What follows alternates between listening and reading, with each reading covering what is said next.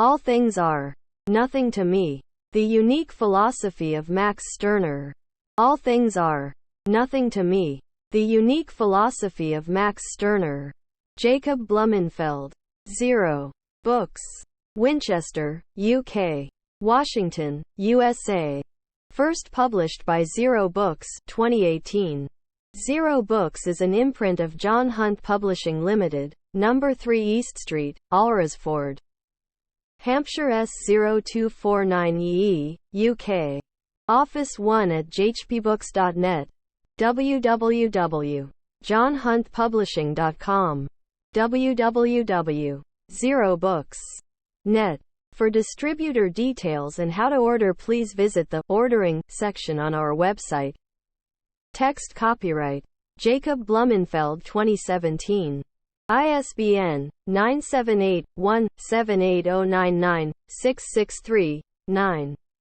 978-1-78535-895-1. Ebook. Library of Congress Control Number 2,017,958,217. All rights reserved, except for brief quotations in critical articles or reviews. No part of this book may be reproduced in any manner without prior written permission from the publishers. The rights of Jacob Blumenfeld as author have been asserted in accordance with the Copyright Designs and Patents Act 1988. ACIP catalog record for this book is available from the British Library. Design Stuart Davies. Printed and bound by CPI Group, UK, Limited. Croydon, Crow 4YY, UK. We operate a distinctive and ethical publishing philosophy in all areas of our business, from our global network of authors to production and worldwide distribution. Contents. Introduction. Part 1. Stirner's Revenge. Reading Max Stirner. Stirner. Practical Philosophy. Ich habe mein Sack, auf Stirner Gestalt. Part 2. Stirner's World. Stirner's Logic. Stirner's Allegories. Part Il. My Stirner. I. Individuals. Spinoza. Owners. Property. Nietzsche. Expropriation. Consumption. Onus. Heidegger. Foucault. Freedom. Self-consumption. Nothing. Levinas. Unique. State. Landauer. Union. Insurrection. All things are nothing to me. Stirner, Marx, and Communism. Bibliography. 101. 103. 105. 112. 119. 132. 149. Introduction. Max Stirner's Der Einzig und sein Eigentum, 1844, is the first ruthless critique of modern society. Misunderstood, dismissed, and defamed, it is now time to unearth this savage book once more. My aim is to reconstruct the unique philosophy of Max Stirner, 1806 to 1856, a figure that strongly influenced, for better or worse, Karl Marx, Friedrich Nietzsche, Emma Goldman, as well as numerous anarchists, feminists, surrealists, illegalists, existentialists, fascists, libertarians, Dadaists, situationists, insurrectionists and nihilists of the last 2 centuries.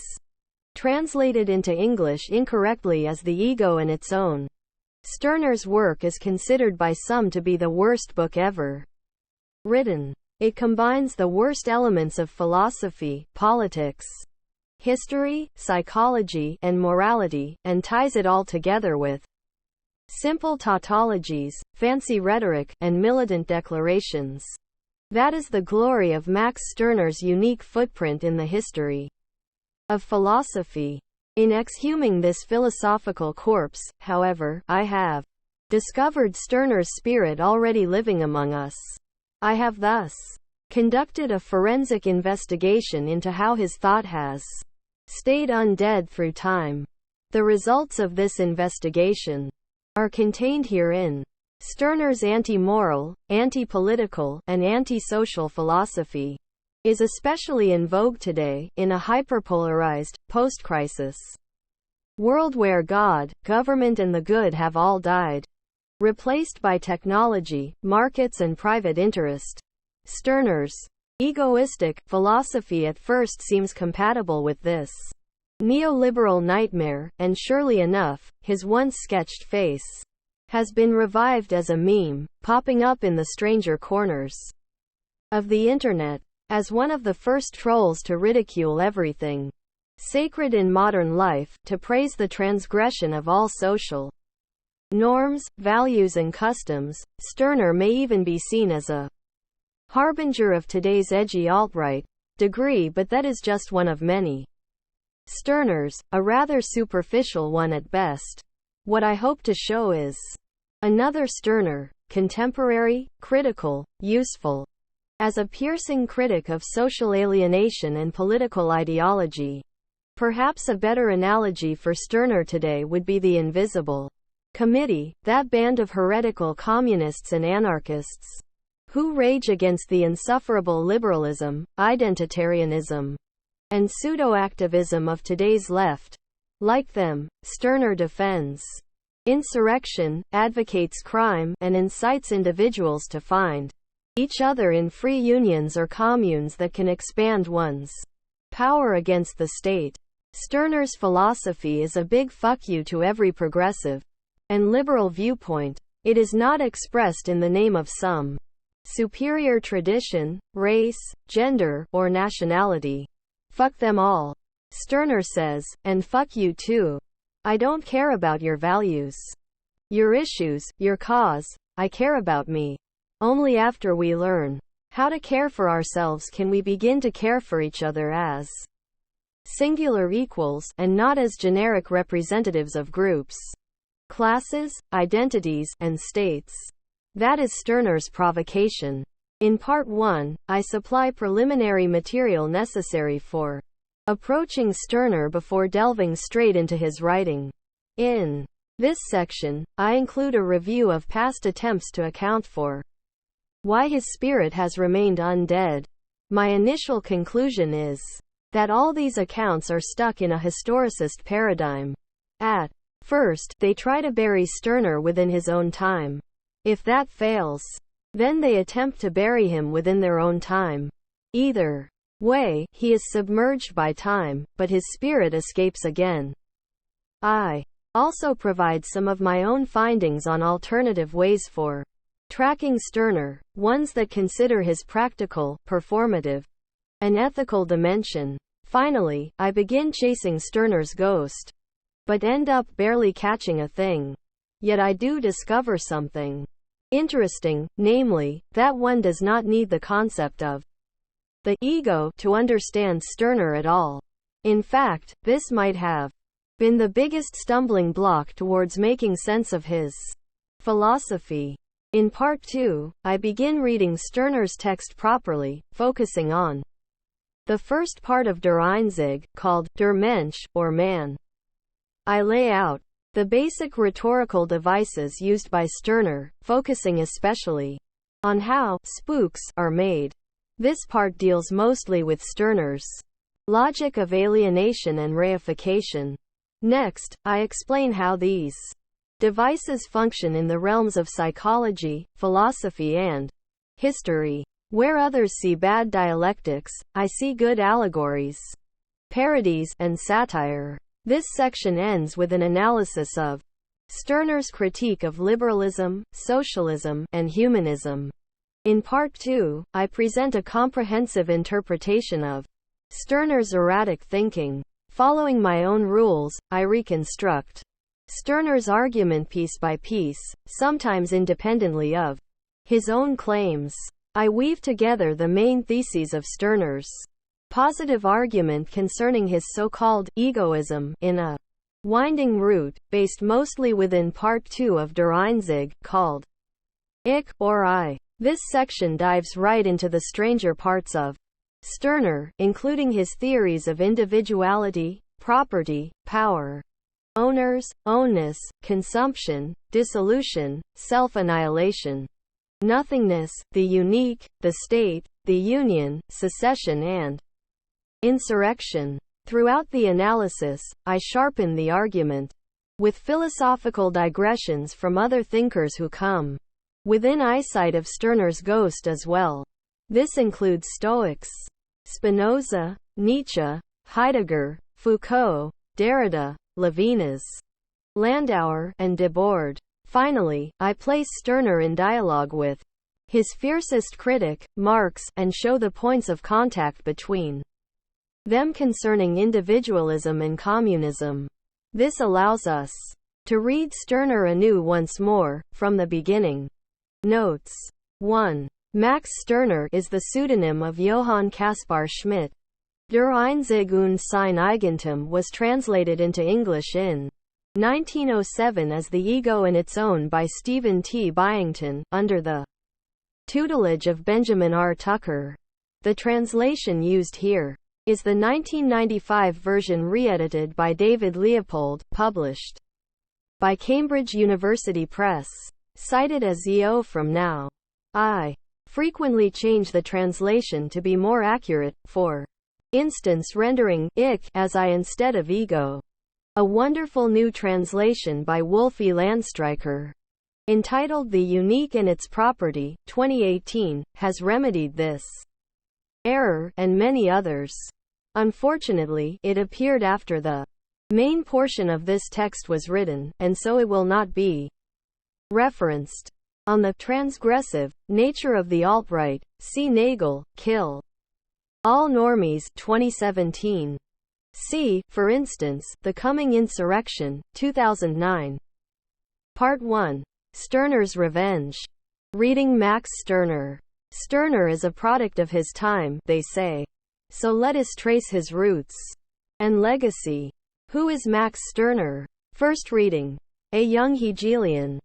The ultimate culmination of Hegel's philosophy, his disciple and destroyer. How is he both disciple and destroyer?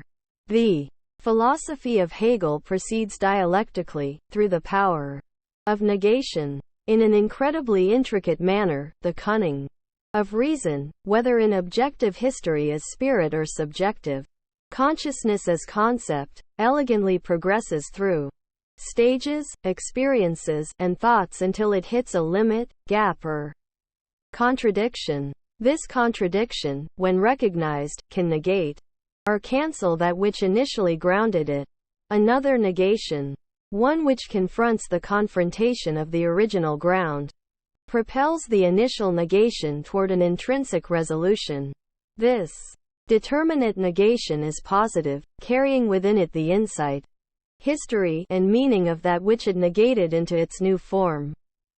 This dialectical logic of movement, propelled by contradiction, is repeatedly expressed in different guises throughout Hegel's analyses.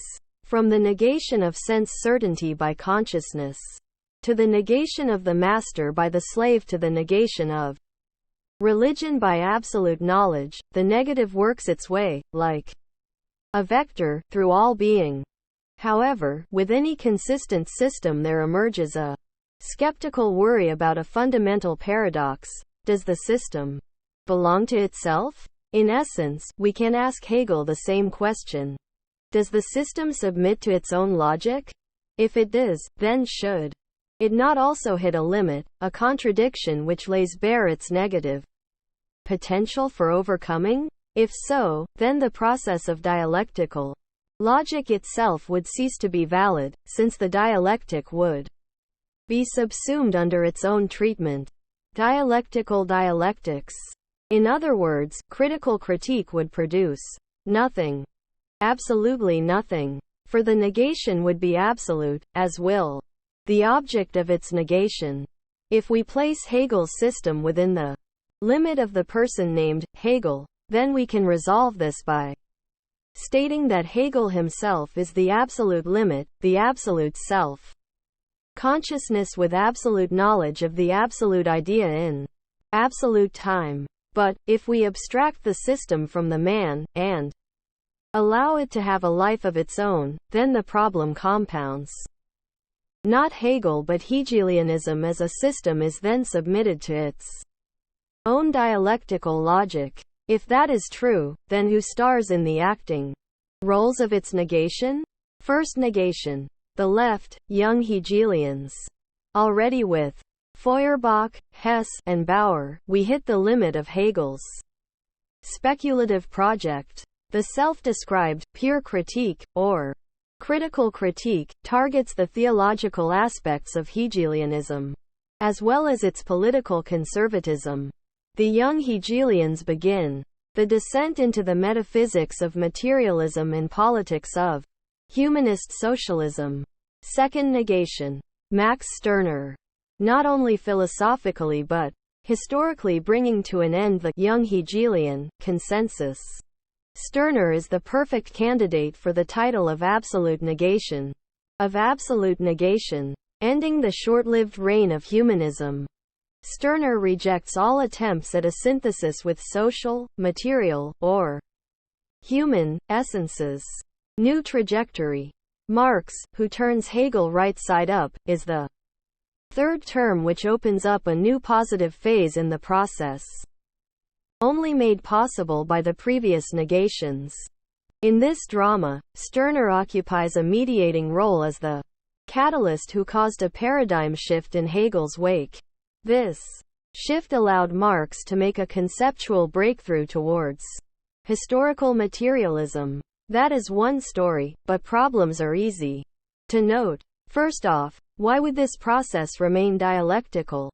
In principle, it should not, for this is supposed to be the story of the overcoming of dialectic. The transition from Hegel to Feuerbach, Feuerbach to Stirner, and Stirner to Marx should then not be seen as dialectical, for then the dialectic was not truly relinquished. Any trace of determinate negation would signal life to that which must have died. Second, even if we accept this account, can one really claim that Marx initiated a completely new sequence of thought? Marx surely transformed the content of dialectic in his analysis of political economy, yet he nonetheless retained the form of the dialectical method itself. Dialectic then did not die, only changed focus. Second try. Who is Max Stirner? Nothing more than an expression of the petty bourgeoisie. A failed student, failed teacher, failed journalist, failed translator, failed husband, and a failed businessman. Stirner was even jailed in a debtor's prison, twice. His attempted milk delivery business, funded by his wife's inheritance, collapsed because he forgot to advertise it to potential customers. Stirner's philosophy of egoism can thus be seen as an ideological reflection of his economic struggle to join the bourgeoisie. This is the classic communist reading of Stirner and, for that matter, of all the anarchists of the 19 inches and 20th century by Marx, Engels and their followers. Proudhon, Bakunin, Stirner. Who are they but mouthpieces of the petty shopkeepers that want to retain their individual capital? The bold pronouncements about the uniqueness and individuality of the ego are nothing but cries of fear and shouts of reaction against the rising swell of communism. Incapable of thinking beyond the bourgeois category of the idealized individual, Stirner should therefore be excluded from revolutionary discussion and activity. And so, Marx produced a 400-page ruthless criticism of Stirner in the Notebooks. That became the German ideology, similar in that sense, but not nearly in scope, to what was done to Proudhon in The Poverty of Philosophy, to what Marx was planning with Bakunin's statism and anarchy, and to what Engels did to the anarchists in his socialism. Utopian and scientific. Does this perspective hold any water? If class background determined the validity of one's ideas, then Marx and Engels themselves would have no credibility either. Or does this critique mean something different, namely that no matter the background of the person, the ideas themselves are petty? Bourgeois? This is surely possible with Stirner, since his ideas have been historically appropriated by self-described anarcho-capitalists, right-wing libertarians and _fascists. However, his work has also been appropriated by left-wing socialists, bohemians, and feminists. This is the fate of all great works, and to condemn a text for opening the door to many uses precludes the potential for conflicting interpretations. Is not even Marx's Capital read today on Wall Street? This ad hominem refrain, which reduces one's ideas to the ideological expressions of one's material conditions, has been repeated throughout history against the anarchists. It does not really amount to anything more than the fear of losing one's political hegemony to other radical positions. It was Engels who first boxed Stirner in with the anarchists in his Ludwig Feuerbach and the outcome of classical German philosophy, by stating, questionably, that he was a major influence on Bakunin. This was meant to discredit Bakunin, of course, for who would want to share company with the lunatic Max Stirner? A century and a half after the German ideology was penned, Derrida attempted to unravel the tangled web of ghosts that haunted both Stirner and Marx. Yet even there Derrida only reads Stirner with and against Marx in that great phantomachia. Perhaps, as he urges, it is time to take seriously the originality, audacity, and precisely, the philosophico-political seriousness of Stirner, who also should be read without Marx or against him. Try again. Who is Max Stirner?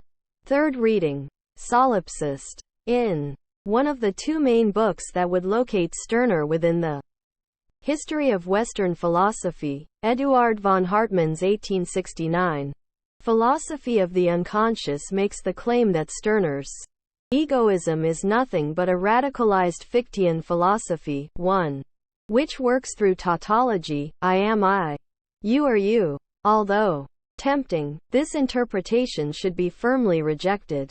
According to Hartmann, this solipsistic philosophy inevitably leads to a morality based on the libertinage of the sovereign caprice of the individual, libertinage der souveränen Laune des Individuums, degree. This view is shared by Martin Buber who, in Between Man and Man, contrasts Kierkegaard with Stirner. In the chapter, Question 2, the single one, Einzig, Buber concludes that, although Stirner and Kierkegaard share many affinities, both are radical critics of Hegel who emphasize singular existence over abstract essence. Stirner's egoism gets us nowhere. Once more, who is Max Stirner? Fourth reading. Nihilist. The only monograph in the English language to deal with Max Stirner up until 1976 was R.W.K. Paterson's The Nihilistic Egoist Max Stirner. Reading Stirner as the first full philosophical expression of nihilism in its own terms, Paterson takes Stirner's position to be one of pure negation, impressive for its audacity but dangerous in its implications. Nihilism in this sense is moral nihilism. Yet there is another reading of Stirner qua nihilist that is perhaps more productive here. In his Nietzsche and Philosophy, 1969, Deleuze bestows high praise on Stirner for being the dialectician who reveals nihilism as the truth of the dialectic, registered. By taking the dialectic to the extreme, Stirner pushed it until the essence of dialectic was revealed, a pure I which, in the end, is nothingness itself. How is this so? Although the speculative logic of the dialectic is contradiction and resolution, its practical motor is alienation and reappropriation. In order to put the dialectic to a stop, an absolute appropriation is needed, one which allows for nothing to escape, for relative appropriations are still absolute alienations. By becoming proprietor, I the owner consume the dialectic into my own being, dissolving all ideas and objects into myself before they can escape again. This Dissolution occurs in the I, as the I, even I must relate to myself as pure nothing so that I do not escape into something alienable. As Deleuze puts it, history in general and Hegelianism in particular found their outcome, but also their most complete dissolution, in a triumphant nihilism. Dialectic loves and controls history, but it has a history itself which it suffers from and which it does not control. The meaning of history and the dialectic together is not the realization of reason, freedom, or man as species, but nihilism, nothing but nihilism. This then is the meaning of Stirner's unique one. For Deleuze, this was a powerful move, but one which Nietzsche ultimately surpassed with his quest for affirmation outside of any discussion of property. Stirner was all too reactive, not light enough for a truly gay spirit. Who is Max Stirner? Fifth reading. Not the last Hegelian but the first post-structuralist. Degree reading Stirner's philosophy as an epistemological critique of essences instead of a metaphysical exposition of reality. Some recent philosophers have situated Stirner's project within and beyond a post-structuralist framework. Assimilated into French philosophy, Stirner can now be read alongside Lacan, Derrida, Foucault, and Deleuze in their unified assault on the traditional Western metaphysical concepts of truth, history, and subjectivity. Although this reading is interesting for its contemporary relevance, it levels the nuances of Stirner's argument, as well as the differences between all those other subsumed philosophers. More. 6th, existentialist. 7th, individualist anarchist. 8th, proto-right-wing libertarian. 9th, fascist. Degree 10th, insane. 11th, 12th, man, our head is spooked. How many more can we fit in here? Our earthly apartments are becoming padly overcrowded. Which spooks then should we evict? How about all of them? Fine, no more wheels in the head. What dogma unites all these? Stirner studies. Simply put, historicism. By historicism I mean the tendency to reduce one's work, or thought, to a necessary result of a socio-economic, political, and philosophical aggregate which one can call historical context, or age. Stirner is a product of his age. His times, 1840s, Berlin, Germany, which were, of course, dominated by Hegelianism and its followers, the critique of theology, France's revolutionary legacy, burgeoning industrial capitalism, the dominance of liberalism and the opening breaths of socialism, and so on. Stirner himself exposed the fallacy of historicism. In relation to Feuerbach's doctrine of sensualism, he asked, what makes someone uniquely who they are? What makes a person singular, this one, and not another? Sensuousness can be a condition of my identity, but not a determinate factor of who I am. Ventriloquizing Hegel, he asks, if I were not this one, for instance, Hegel, I should not look at the world as I do look at it. I should not pick out of it that philosophical system which just as Hegel do. Can we perhaps extend this to materialism, empiricism, and historicism? To Stirner, any theory which only considers the aggregate of conditions, e.g. senses, matter, facts, from which something emerges will never be able to fully show how that emergent something became itself in its singularity. An analysis of historical, empirical conditions will only tell us the clothing that such a singularity wears. Stirner rejects philosophical determinism, including the claim that every action must have some identifiable cause which can be reconstructed in principle. But Stirner does not retreat into religion, declaring that something can come from nothing, ex nihilo, since that is how God works, for instance. But is there a third option? a rigorously atheistic rejection of determinism, which does not lapse into mysticism or the absurd. It is here, on the edge of an abyss, where Stirner proclaims the idea of the creative nothing, für nichts, the nothing out of which I, myself as creator, create everything. For Stirner, there is always an excess of being that outstrips the possibility for conceptual capture in a regime of representation. Excess is a misleading word, since Stirner's Eigenheit also refers to that which is below or underneath, that which lacks the full presence of a mediating concept. The idea of the unman, Unmensch, animates this point.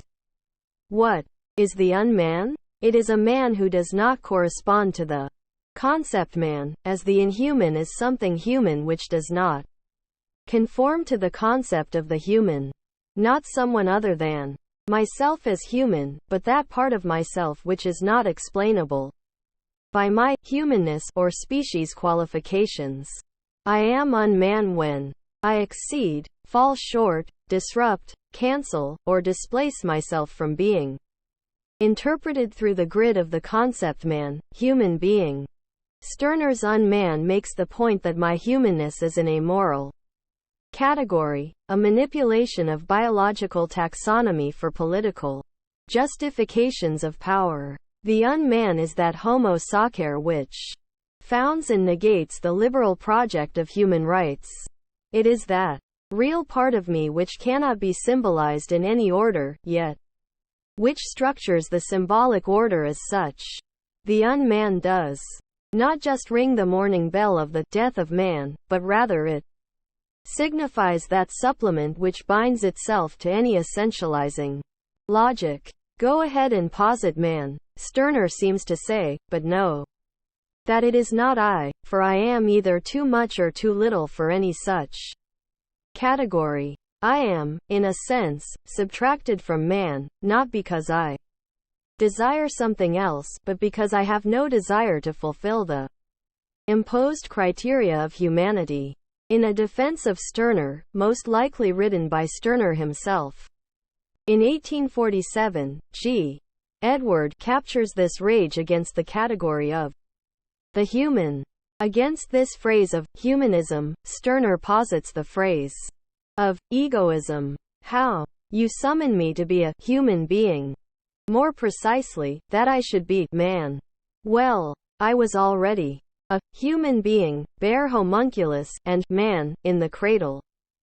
That is what I am for sure. But I am more than that. I am what I have become through myself, my own development, by the appropriation of the outside world, of history, etc. L'âme unique.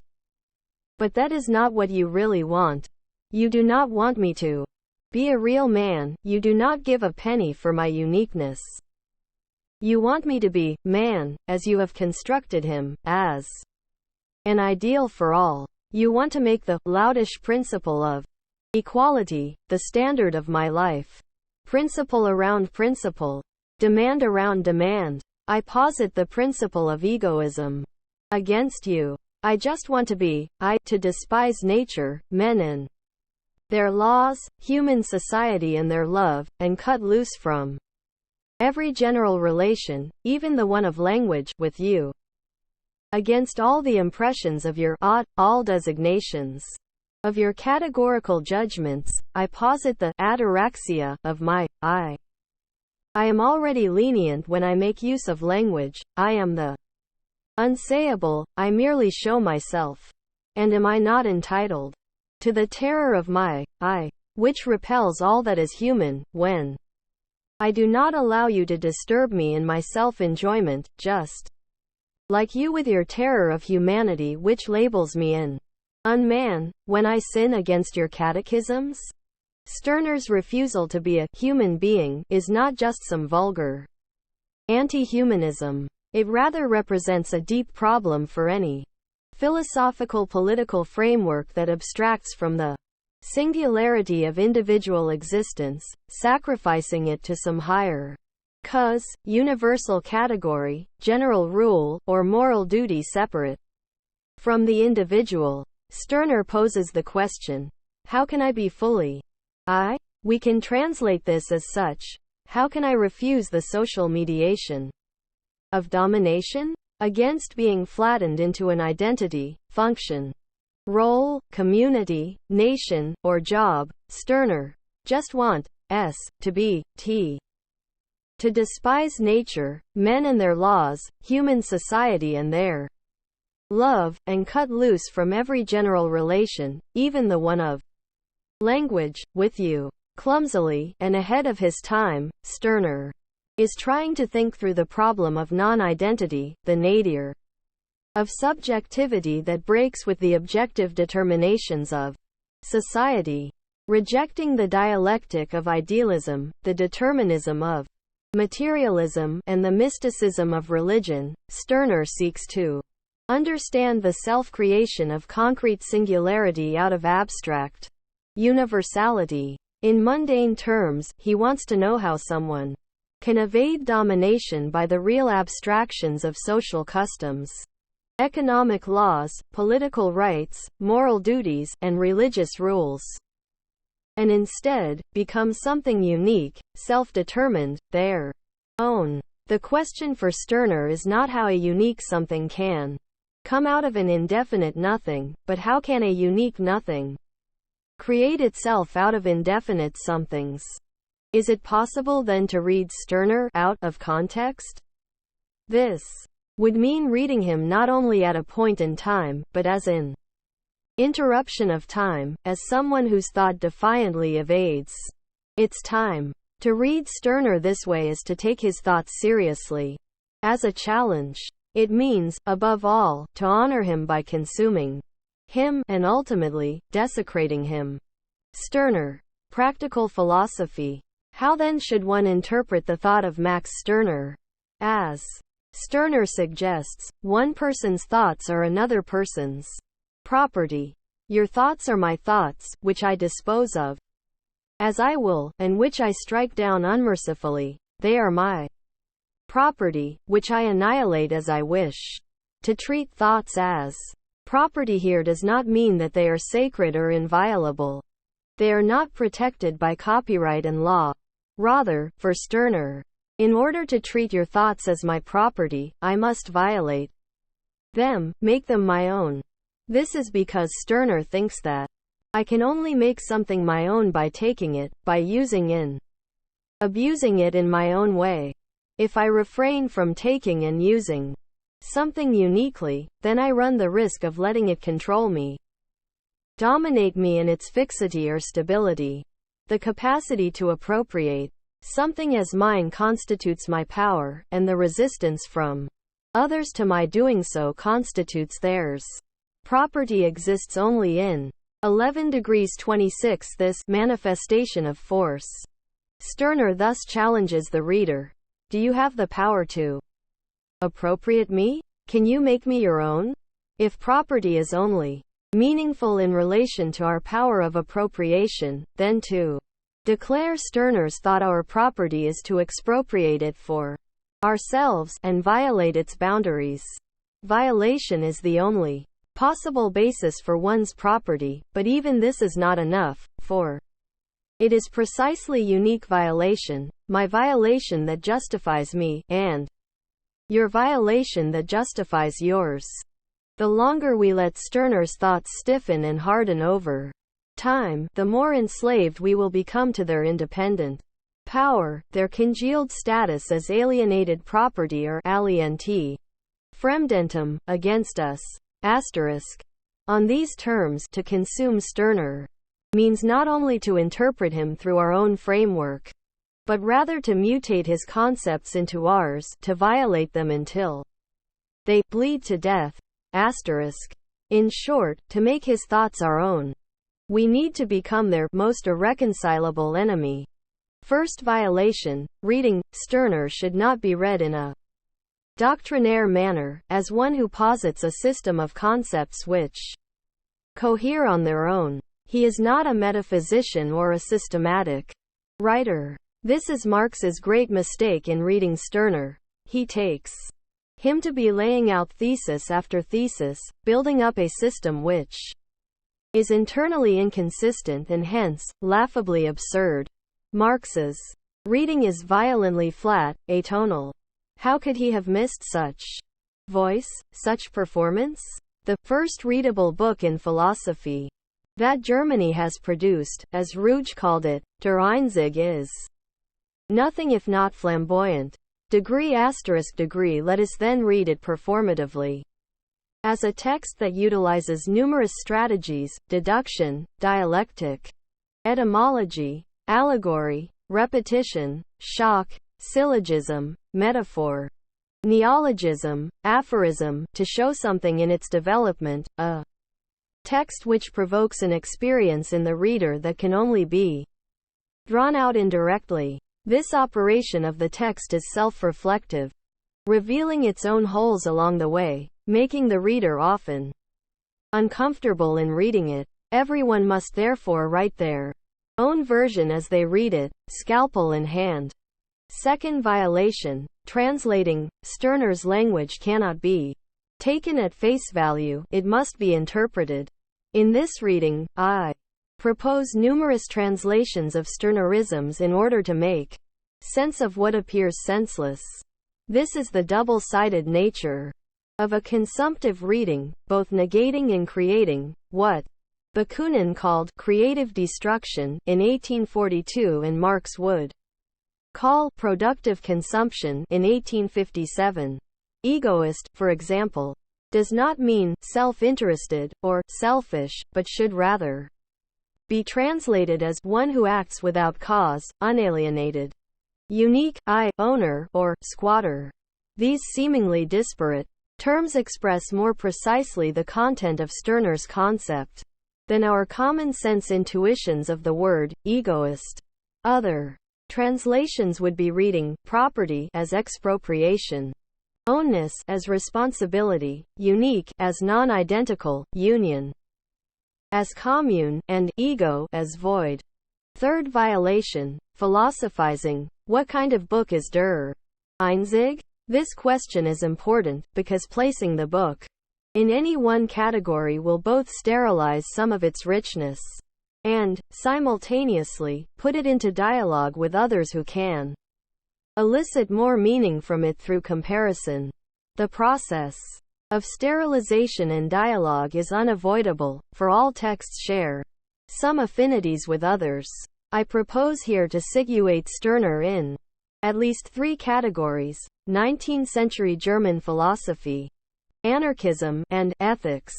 The first is obvious, the second is controversial, the third seems completely absurd. Is Stirner not the most anti-ethical thinker, the destroyer of all ethical systems, the egoist, the nihilist? Ethics, however, as I use the term here, has nothing to do with moral rules but everything to do with one's orientation to life. As Deleuze reads Spinoza, we can read Stirner, a practical philosopher, one who develops a whole grammar for living, which fears no death. Stirner's practical philosophy asks how one can become a unique subject, and answers it in terms of power and enjoyment, a language not at all far from Spinoza. In fact, the history of philosophy needs to be redrawn so that Stirner's text finds its proper place, side by side with Spinoza's ethics, Nietzsche's genealogy, and Levinas's totality and infinity. If there was not already such a crowd, Bakunin's God and the state would join the fray as well. Each of these texts, operating in different registers for different purposes, develop a non-moralistic ethics comprising an atheistic philosophical project that confronts the deep political and historical situation of their day. Whether through geometry, genealogy, phenomenology, dialectic, or political intervention, each text works on the subject who reads it in a similar way.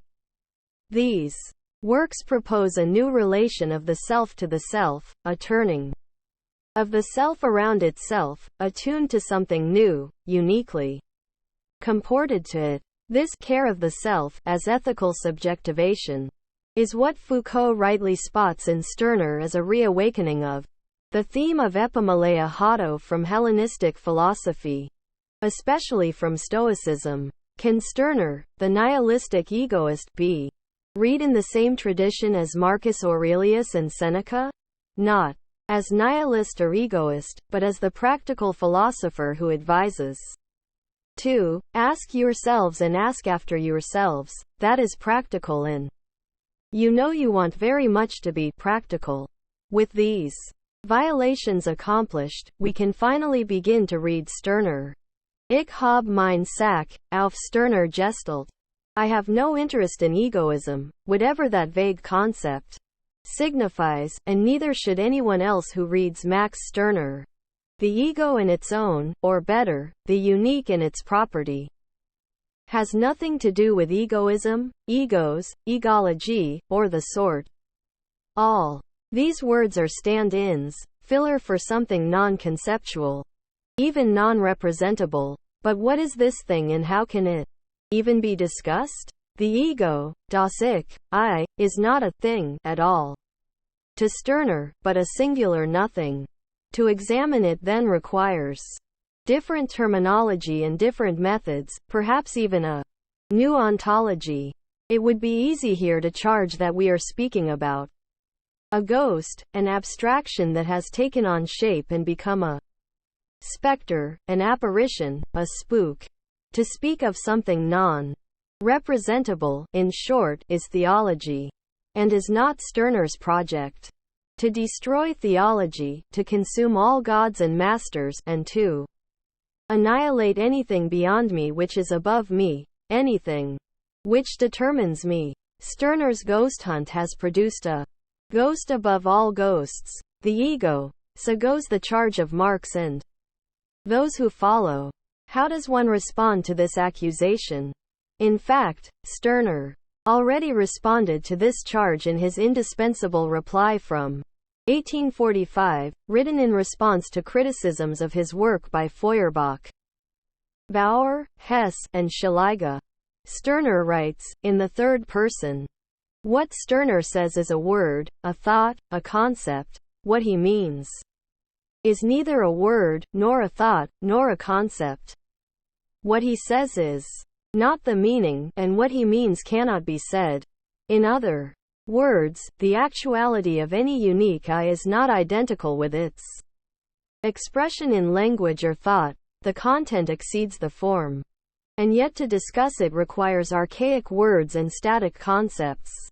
The objectification of the J into a thing, into an ego, is thus bound to the form of presentation, to language, and not to the content at hand. It is only by running against the boundaries of language, as Wittgenstein once said, that Stirner approaches the unthinkable, and wrests some truth from the limits of sense. Truth, according to Stirner, is that which I can maintain against contradiction, and untruth is that which I let slip into contradiction through my own weakness. In holding Stirner close to us, how much truth are we willing to let go? This movement against our own desires to let contradiction seep in at every chance we get is the opposite of criticism.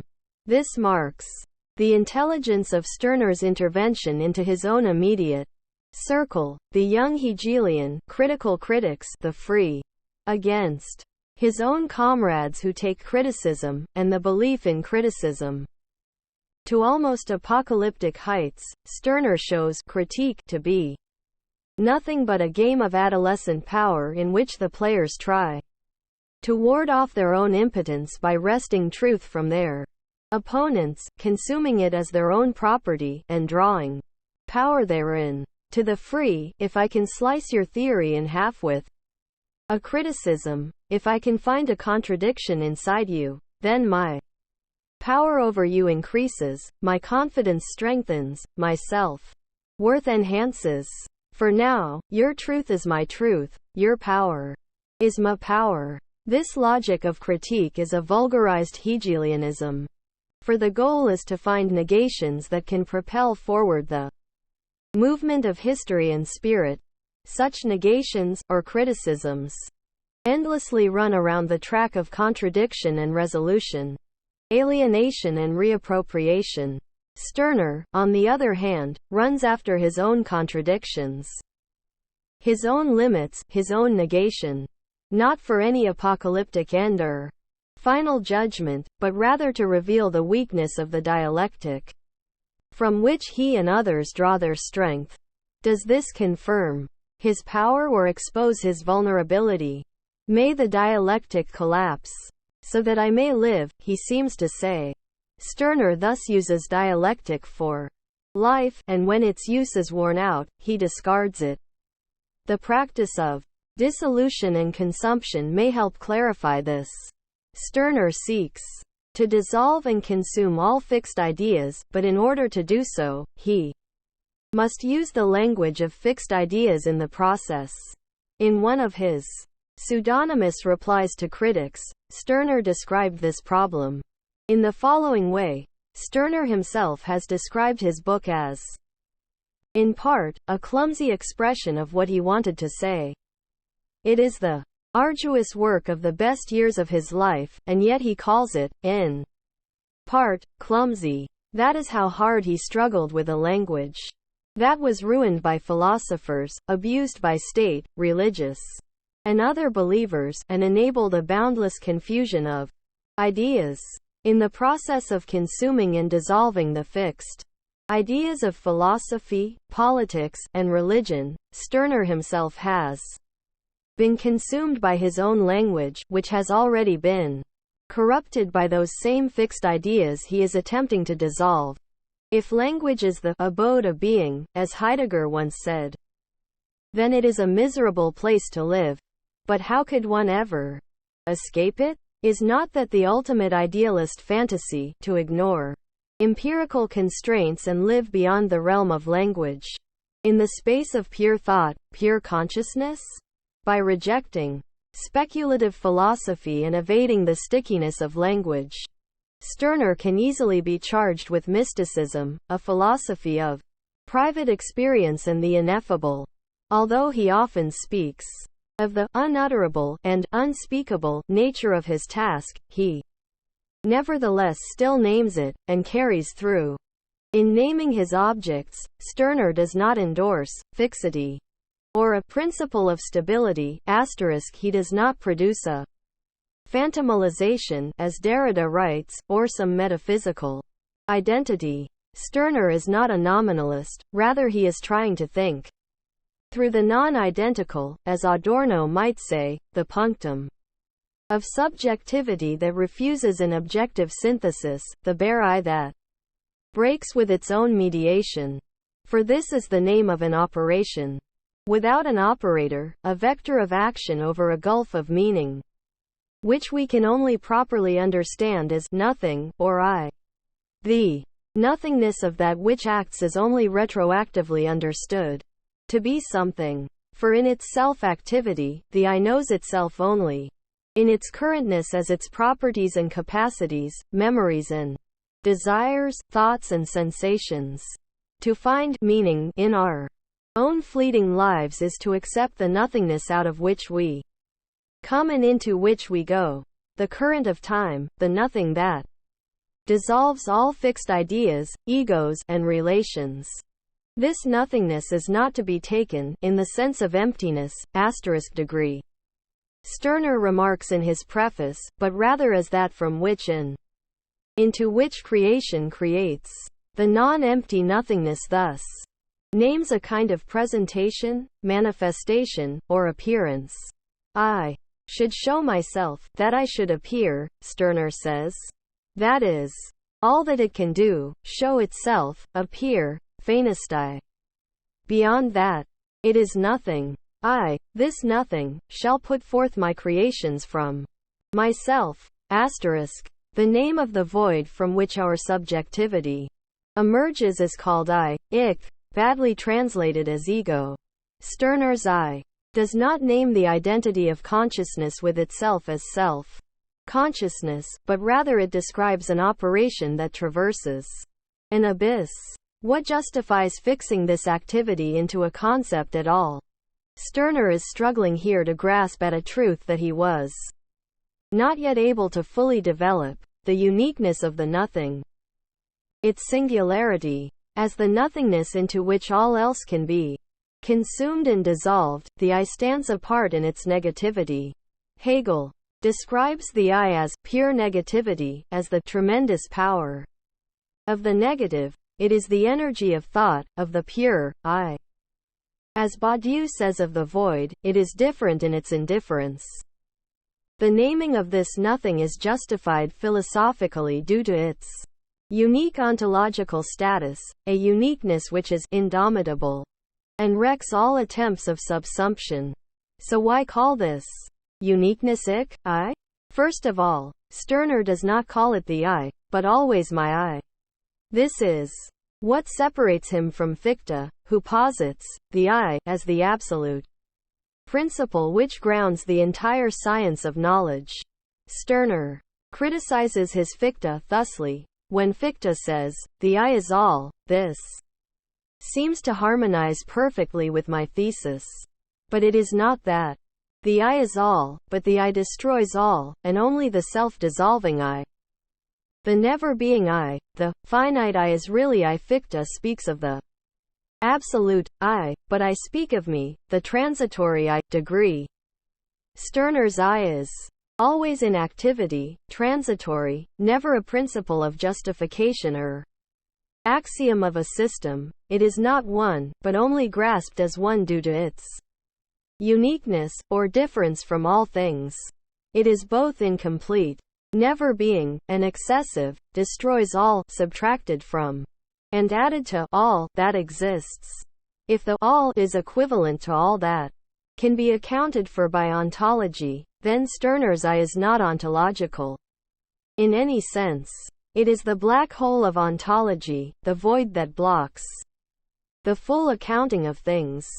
Second, I functions as a name for this nothing, since it is as I that one experiences the world, not as some generic or absolute I, not as a principle like humanity or spirit, but as this I which incessantly consumes, takes in, ingests, swallows, experiences, dissolving their multiplicity into the singularity which only I can hold together. Stirner's I somewhat resembles Kant's transcendental unity of apperception, the I think, attached to all my experiences as the condition of possibility for their coherence and unity. Yet, whereas Kant's I unifies experience, Stirner's I dissolves it. This I weaves through the manifold of experiences as the process of their dissolution.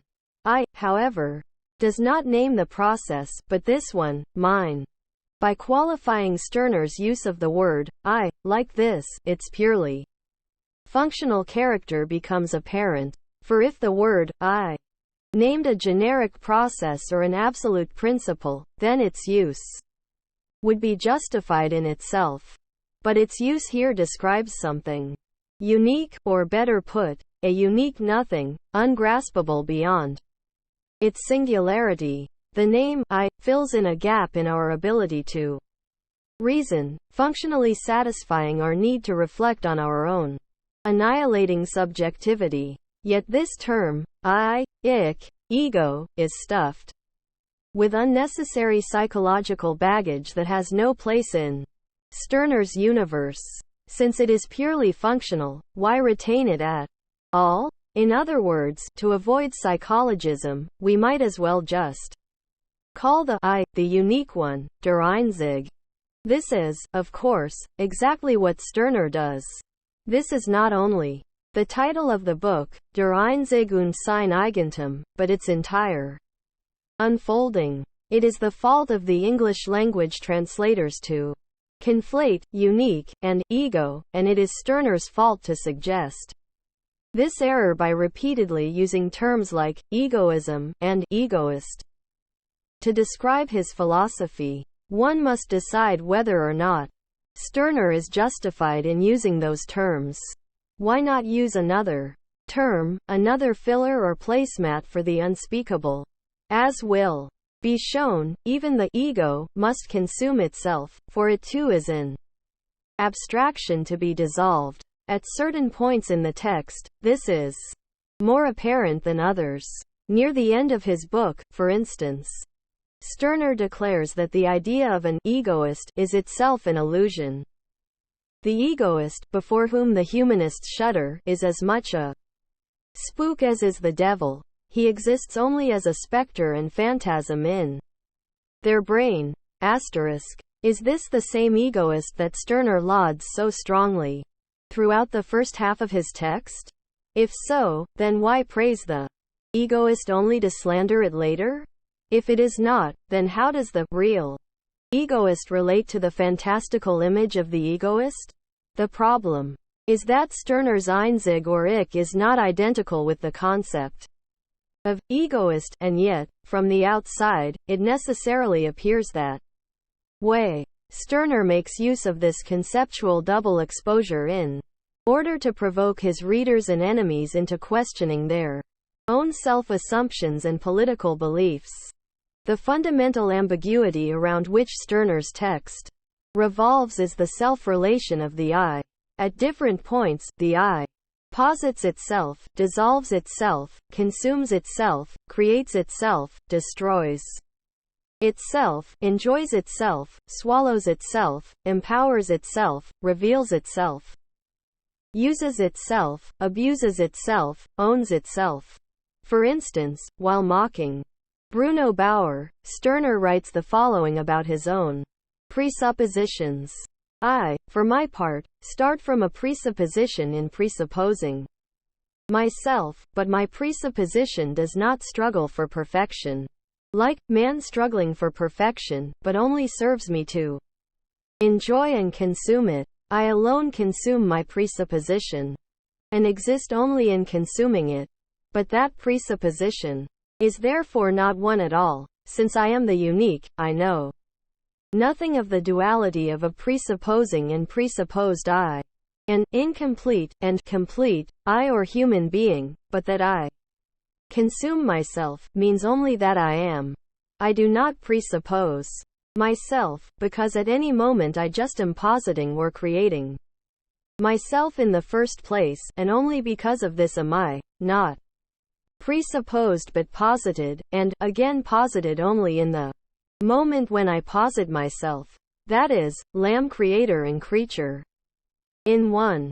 Stirner's non-dualist account of the self as a practical force of negation shines through here. But what does it mean to consume my presupposition? How can I consume or own myself? To grasp the concept of consumption in Stirner, one must go beyond its economic meaning as the use of a resource. Consumption rather names the process by which I dissolve the separation between myself and my expressions. To consume is to annihilate the fixity and externality of ideas and things that are products of myself yet stand above me. To consume myself is thus to continually negate and recycle my own self-expressions of who I take myself to be. In consuming myself, I change who I am and who others take me to be. I block myself from becoming fixed in an identity. By dissolving the independence of my thoughts and relations, I return them back to my power for free play. This cycle of consumption and production of oneself expresses the logic of use and abuse that Stirner calls property, Eigentum. Is there any reason to name this activity egoist? In fact, this is Stirner's most fundamental mistake or ambivalence, the identification of das Ich and der Einzig with der Egoist. He might as well have said anarchist, for that would at least correspond to the anarchic groundlessness of the I. Anarchist describes a kind of activity without archy or principle, irreducible to a higher concept or generality. Furthermore, it lacks the philosophical confusion of the word egoist. The problem with the term anarchist, however, comes from its political vagueness, its self-sacrificing idealism to another cause. Perhaps it is better That Stirner stayed away from this disreputable word after all, along with all other labels. For who needs an identity when one has nothing left to identify? Notes 1. This view is best articulated by Lawrence Stepalovich. See his Max Stirner as Hegelian, 1985. Along with Stepalevich's essential articles on Stirner, see also McClellan, 1969, Mogich, 2006, and Tomba, 2013. For German research on Stirner, see Asbach, 1982, Laska, 2000, Cast, 2016, and the Journal of the Max Stirner Gesellschaft in Leipzig, archived at http://www.max-stirner-archive Leipzig. For a recent, sympathetic interpretation of Max Stirner as a dialectical egoist, see Welsh, 2010. For more on Stirner's life and background, see the classic Biography of Stirner by John Mackay, 2005, and the chapter by Leopold and Newman, 2011. Derrida, Spectres of Marx, 1994. Derrida, 121. The other main text being Friedrich Leng's incredibly famous The History of Materialism, 1865, from which John Henry Mackay learned of Stirner. It was Mackay who rediscovered Stirner in the late 19th century, republishing all his work, writing the only existing biography, and tying him to the anarchist tradition. It was possibly Leng's book, or Hartmann's, from which Nietzsche learned of Stirner as well. See Stepalevich's The Revival of Max Stirner, 1974. For more details. Jensen, 2006, 52. C. Buber, 2002. Deleuze, 161. Deleuze, 160. Deleuze, 160. Deleuze, 161. Andrew Koch made this claim in his article, Max Stirner, the Last Hegelian or the First Poststructuralist, 1997. In the UK journal Anarchist Studies, and Saul Newman developed it greatly in From Bakunin to Lacan, 2001. These theorists see Stirner in the same philosophical family as Derrida, Foucault, Lacan, and Deleuze, a family which nonetheless has more differences between them than similarities. Saul Newman above all has developed this interpretation of Max Stirner into a sophisticated political theory of post-anarchism, for instance, in The Politics of Post-Anarchism, 2010, and Post-Anarchism, 2016. Newman.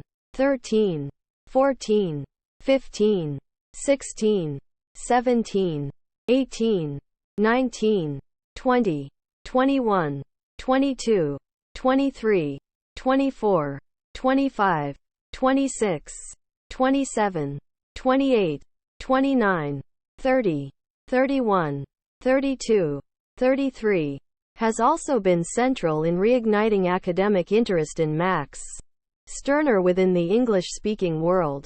See his fantastic edited collection Max Stirner, 2011, published by Palgrave Macmillan. Arvin, 1954. Mackay, 2005. Tucker, 2005. Clark, 1976. Hyder, 1994. Helms, 1966. Carroll, 1974. EO, 35. EO, 301. EO, 7. EO, 159. See also 112, 121, 124, 125, 130-1, 159, 161, 219, 239, 256, 296, 309, 318. G. Edward, Max Stirner, The Philosophical Reactionaries. 1847, translated by W. de Ridder in Max Stirner, ed. Newman, 2011, 103. Ibid.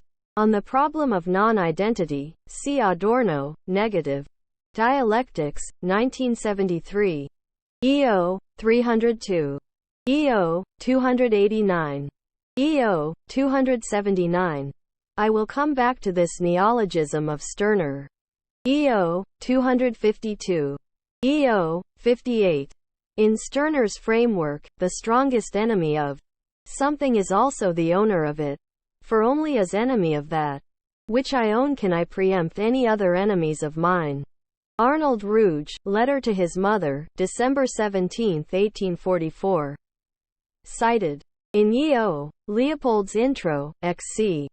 C. Deleuze, Spinoza. Practical Philosophy, 1988.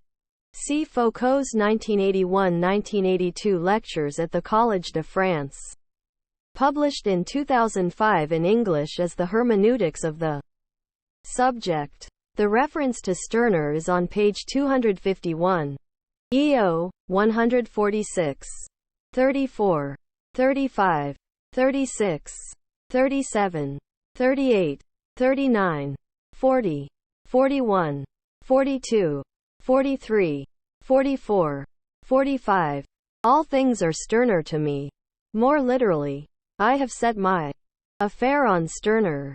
The standard French and Spanish translations, for instance, are much closer to the German original. The choice to translate einzig, unique one, as ego was made by Benjamin R. Tucker, the American individualist anarchist, who funded and published the English translation of Stirner by Stephen T. Byington. Stirner's Critics, 2012, 55, translated by Wolfie Landstreicher. See also the fantastically partisan introduction by Jason McQuinn. For the German, see Parerga, Kritiken, Repliken. 1986, edited by Laska. Stirner's replies to his critics are essential reading for anyone interested in Stirner.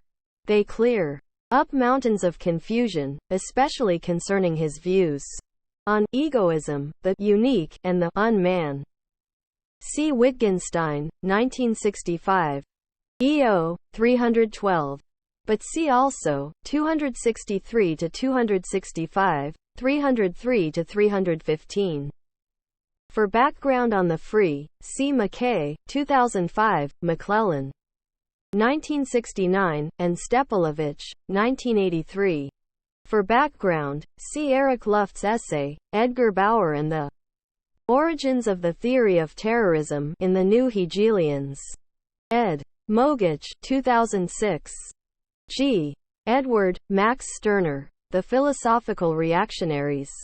In Max Stirner, ed. Newman, 2011, 114. Only thoughtlessness really saves me from thoughts. It is not thinking, but my thoughtlessness, or I the unthinkable, incomprehensible, that frees me from possession. EO, 133. EO 271 on fixity, EO 298 on principle of stability. The Hegelian influence on this critique of fixity will be explored later. The history of the ghost remains a history of phantomalization. Derrida, 123. It is different if you do not chase after an ideal as your destiny, but dissolve yourself as time dissolves everything. 46. 47.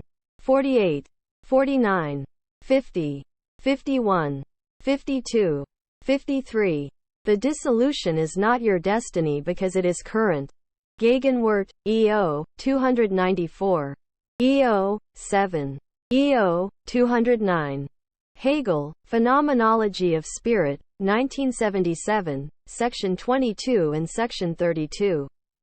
See also Section 37. That is why some of the ancients conceived the void as the principle of motion, for they rightly saw the moving principle as the negative, though they did not as yet grasp that the negative is the self. See Badiou, Being an Event, 2006, Meditations 4 and 5, where this point is developed. exertions to form all men into moral, rational, pious human beings, that is, training, have been in vogue from time immemorial. They are wrecked against the indomitable quality of I, against own nature, against egoism. EO 294. EO 163. EO 317. EO 135. Part 2. Stirner's World. The structure of Der Einzig und sein Eigentum looks like this. All things are nothing to me. Ich hab mien Sack, auf nichts. Gestalt. First part. Man, der Mensch. I. A human life, ein Menschenleben. 2. Men of ancient and modern times, Menschen der alten und neuen Zeit. 1. The ancients, die Alten. 2. The moderns, die Neuen. Section 1. The spirit, der Geist. Section 2. The possessed, die Besessenen. Section 3. The hierarchy, die Hierarchie. 3. The free, die Freien. Section 1. Political liberalism, der politische Liberalismus. Section 2. Social liberalism, der soziale Liberalismus. Section 3. Humane liberalism, der humane Liberalismus. Second part. Ich. I. Ownness, die Eigenheit. It. The owner, der Eigner. 1. My power, meine Macht. 2. My intercourse, mein Verkehr. 3. My self-enjoyment, mein Selbstgenuss. The unique one, der Einzig. Stirner is clearly targeting Feuerbach in the very division of Parts 1 and 2, whereas Feuerbach's 1841 bombshell, The Essence of Christianity, splits into God and man. Stirner's work divides into man and I. Feuerbach's secularization of Hegel ends up elevating the category of man.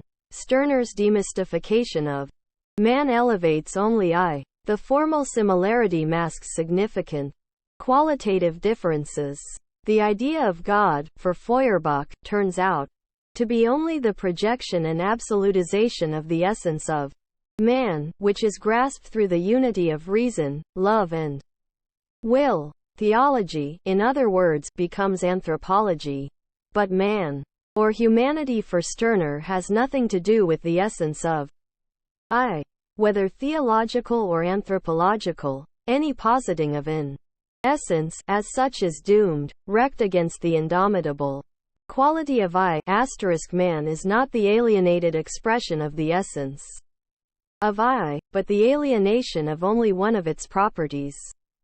Such properties can never exhaust me, their owner, and no matter how necessary, contingent, broad or narrow they may be, they are all qualitatively the same in relation to my I. They are my property, and hence, disposable. The first half of Der Einzig exhibits many failed attempts at positing an essence of the I. Stirner's position is that no matter how far, God, or close, man, how honorable, freedom, or righteous, justice, how abstract, truth, or material, labor, any separation of myself from myself which would determine me as such is categorically equivalent. It is absolutely other, alien. For Stirner, the category of man or human being, Mensch, is not sublated by I. It is not resolved, understood, fixed, or reformed. The humanity of man is annihilated by the I which annihilates itself along with it. Even the category of the world is not safe. For as Stirner remarks, I annihilate it as I annihilate myself. I dissolve it. Degree. Stirner was no philosophical dilettante. He was indeed quite familiar with Hegel's philosophy, having been the only young Hegelian, besides Feuerbach, to have seen him lecture in Berlin. Hegel's influence over Stirner is strong and present. This can be seen by merely looking at the triplets and sub-triplets that make up the structure of his book, similar to Hegel's triplet and sub-triplet, and sub-sub-triplet structure in the science of logic. The syllogistic structure of Hegel's dialectical method, i.e., the self-negating movement of universal, particular, and individual, grounds this practice, and we see it all over Stirner. The beginning and ending of Stirner's book are both unique, not only in their brevity but in their comprehensive aim. Both are sealed with the declaration of nothing, and both aim at justifying the Einzig as the only one capable of grasping this. All things are nothing to me. The unique one, it is between these 2 points that the drama unfolds. Stirner's logic. The first half of Der Einzig tells the same story in different guises. Different triplets, different allegories. No matter the setting or characters, what is repeatedly iterated across psychological, sociological, historical, and philosophical planes is the story of how an idea or relation becomes a thing, and either a how that thing becomes more real than the thinker who thought it in the first place, or b. how the relations between individuals become separate from the individuals themselves. Once this thing is fixed, it almost gravitationally pulls individuals into a more general subjection, one which empties their uniqueness and individuality out of them, replacing it with the staleness of a generalized equivalent, a generality, Allgemeinheit, degree. The general equivalent is the ideological chain that binds the individual to the coherence of the social whole. It is the cement of society and the state, degree.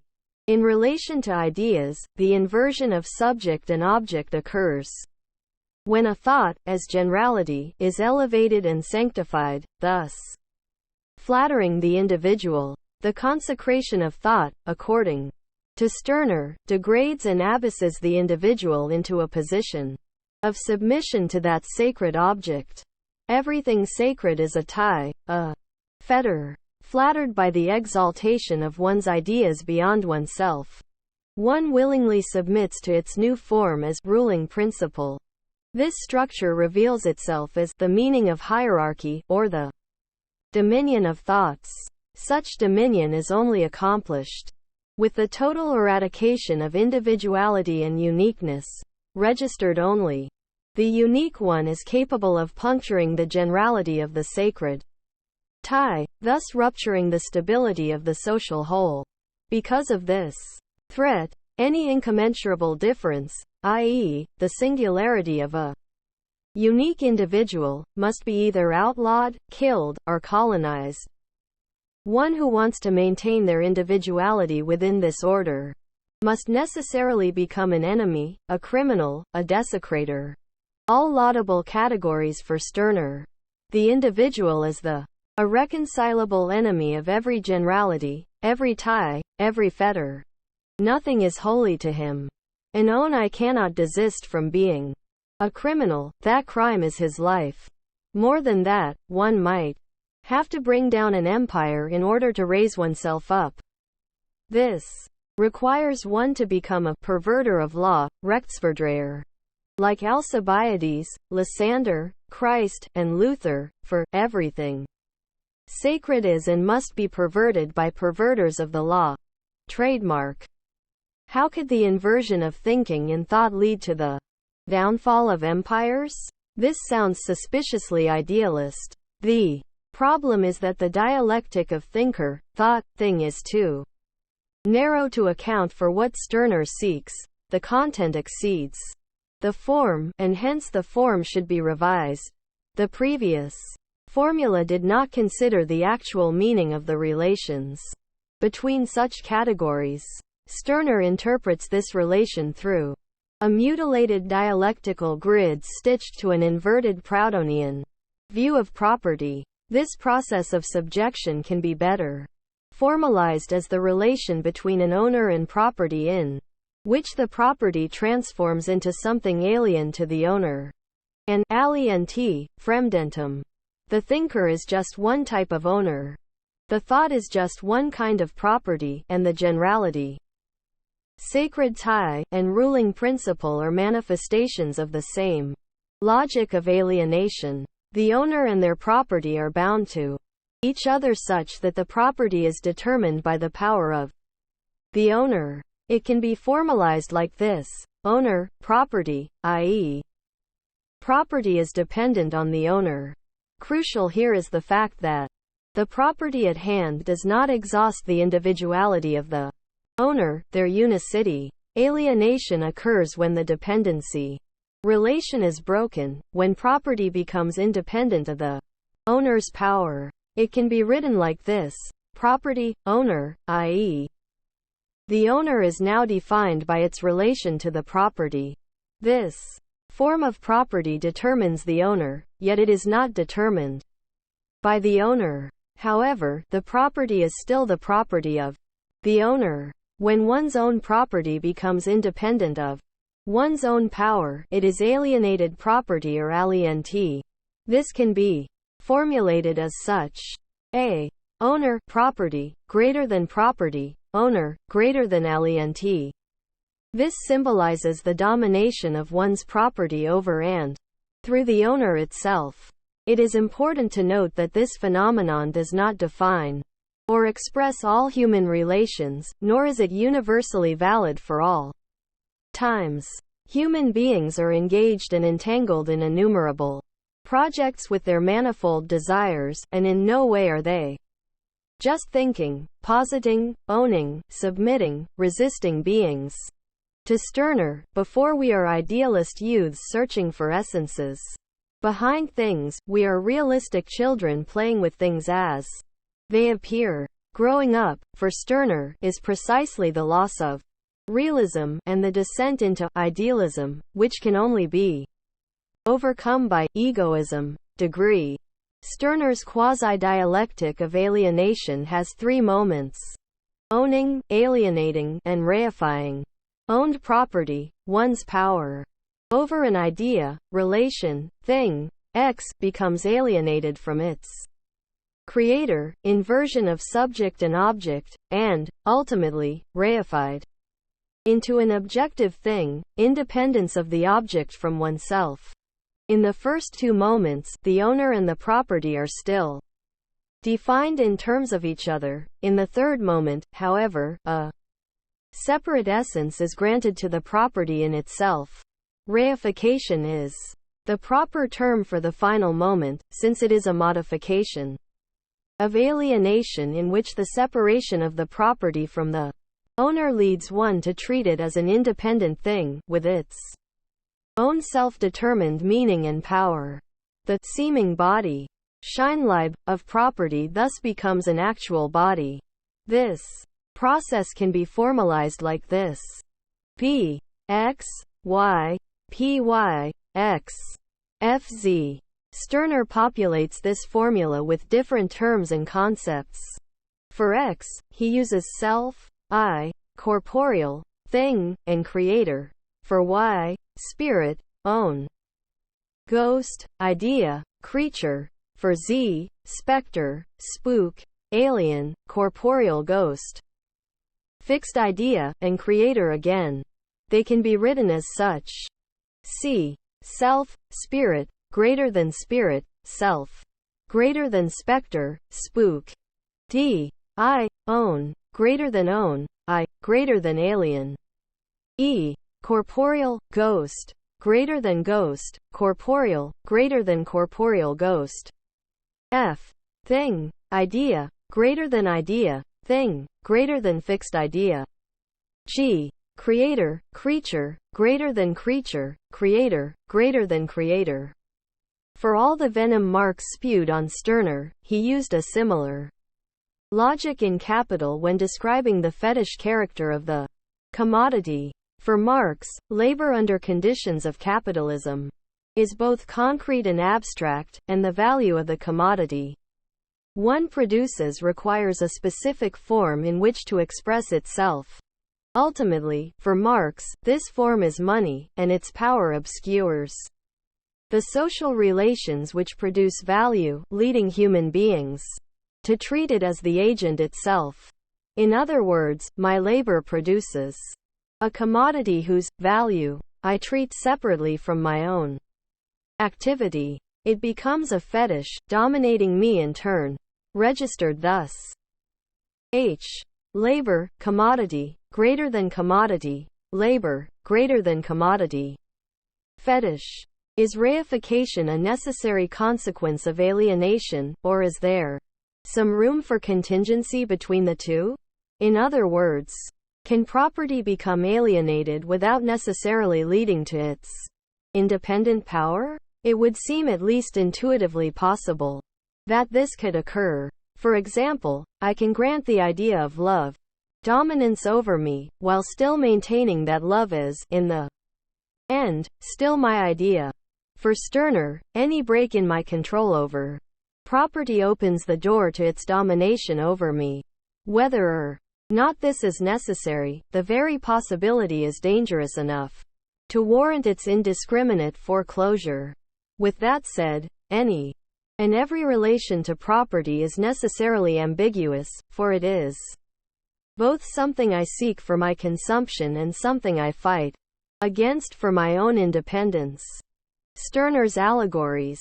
Given this background, where does Stirner begin his analysis? From this subject, that which I call my own, the living, actual individual being that I am. What exactly constitutes the actuality of this corporeal being is purposely left undetermined, for to fix it in any way would open up the door to the problem that Stirner is explicitly trying to avoid, the problem of essence. But by leaving it so vague, he allows Marx and others to charge that it is not actuality that characterizes this being but ideal actuality seen from the standpoint of thought. In the German ideology, Marx makes this accusation. This T of Stirner's, which is the final outcome of the hitherto existing world, is, therefore, not a corporeal individual, but a category constructed on the Hegelian method. The true standpoint, according to Marx, is to see the I from the perspective of living, material labor. And since living, material labor is more actual than this individual, creative nothing, that Stirner describes, we must reject Stirner as all too metaphysical. The accusation of being too metaphysical, which plagued much of 20th century philosophy, can be seen in Noose right there in Marx's early polemic with Stirner. What, then, is this I? As individual and corporeal, finite and intentional, it thinks, desires, and acts. Most importantly, it has the capacity to be self-determining, as well as to be determined by others. One property of this I is its ability to think and create thought entities, immaterial realities, spirits. Let's call these objects X. Now some of these thought things can become separated from this I, and hold power over it, such as God, the good, truth, humanity, justice, nation, and freedom. Let's call these special thought things XX names a spiritual idea that becomes so exalted as to determine the nature of the I. The basic structure for this process was laid out in formulas A and B2. Restated here with these new terms. I, X, greater than X, I, greater than X. How does this work in reality? In Part 1 of The Ego and Its Own, Stirner gives 4 different accounts of how this logic of separation unfolds. They are outlined in terms of developmental psychology, philosophy, history, and politics. Now these accounts are provocative at best, racist and specious at worst. All these sequences, except the political one, are appropriated from Hegel's lectures on history and philosophy, which Stirner knew quite well. Stirner organized them in a tripartite sequence instead of a quadratic scheme, probably because he thought it was more dialectical. Asterisk. The first 3, psychology, philosophy, and history, place, are time within the center term, on the cusp between it and the next term, the future to come. In Stirner's framework, we are currently youthful, idealist, mongoloid Christians in the process of becoming adult, egoist, Caucasian atheists. The first category represents our dependence on the things of material world, the middle moment expresses the dominance of mind, ideas and spirit, whereas the third is the future of the self-owning I. What is Stirner doing here exactly? At face value, these stories are laughable and offensive. And not only that, but copied from Hegel, as Marx repeatedly complains. They do not quite match the earlier logic outlined, although there is similarity in the number of terms used. More properly dialectical, each moment here is a negation of the previous one. Given these facts, what should we do with them? As empirical proofs of his theory, we should obviously reject them, not only because they are wrong, but also because they are idiotic and racist. But are they meant to be empirically accurate? One should rather ask another question. What is Stirner's relation to the material he is presenting? Is it serious or parody? The material is obviously not his own, but who owns history, anyway? Who has the right to use and abuse a theory? They are not his property per se, but they are the material from which his thinking occurs. Here one needs to look at how Stirner thinks one should relate to other people's property. In one of his critiques of the liberal theory of property as a sacred, inviolable right, he asserts his position on the page, loud and clear. I do not shyly step back from your property, but look upon it always as my property, in which I need to respect nothing. Pray do the same with what you call my property. If we read Stirner as he asks to be read, as someone making his own property out of whatever material is in his power to consume, then we should read the aforementioned cases as nothing but allegories for his underlying purpose.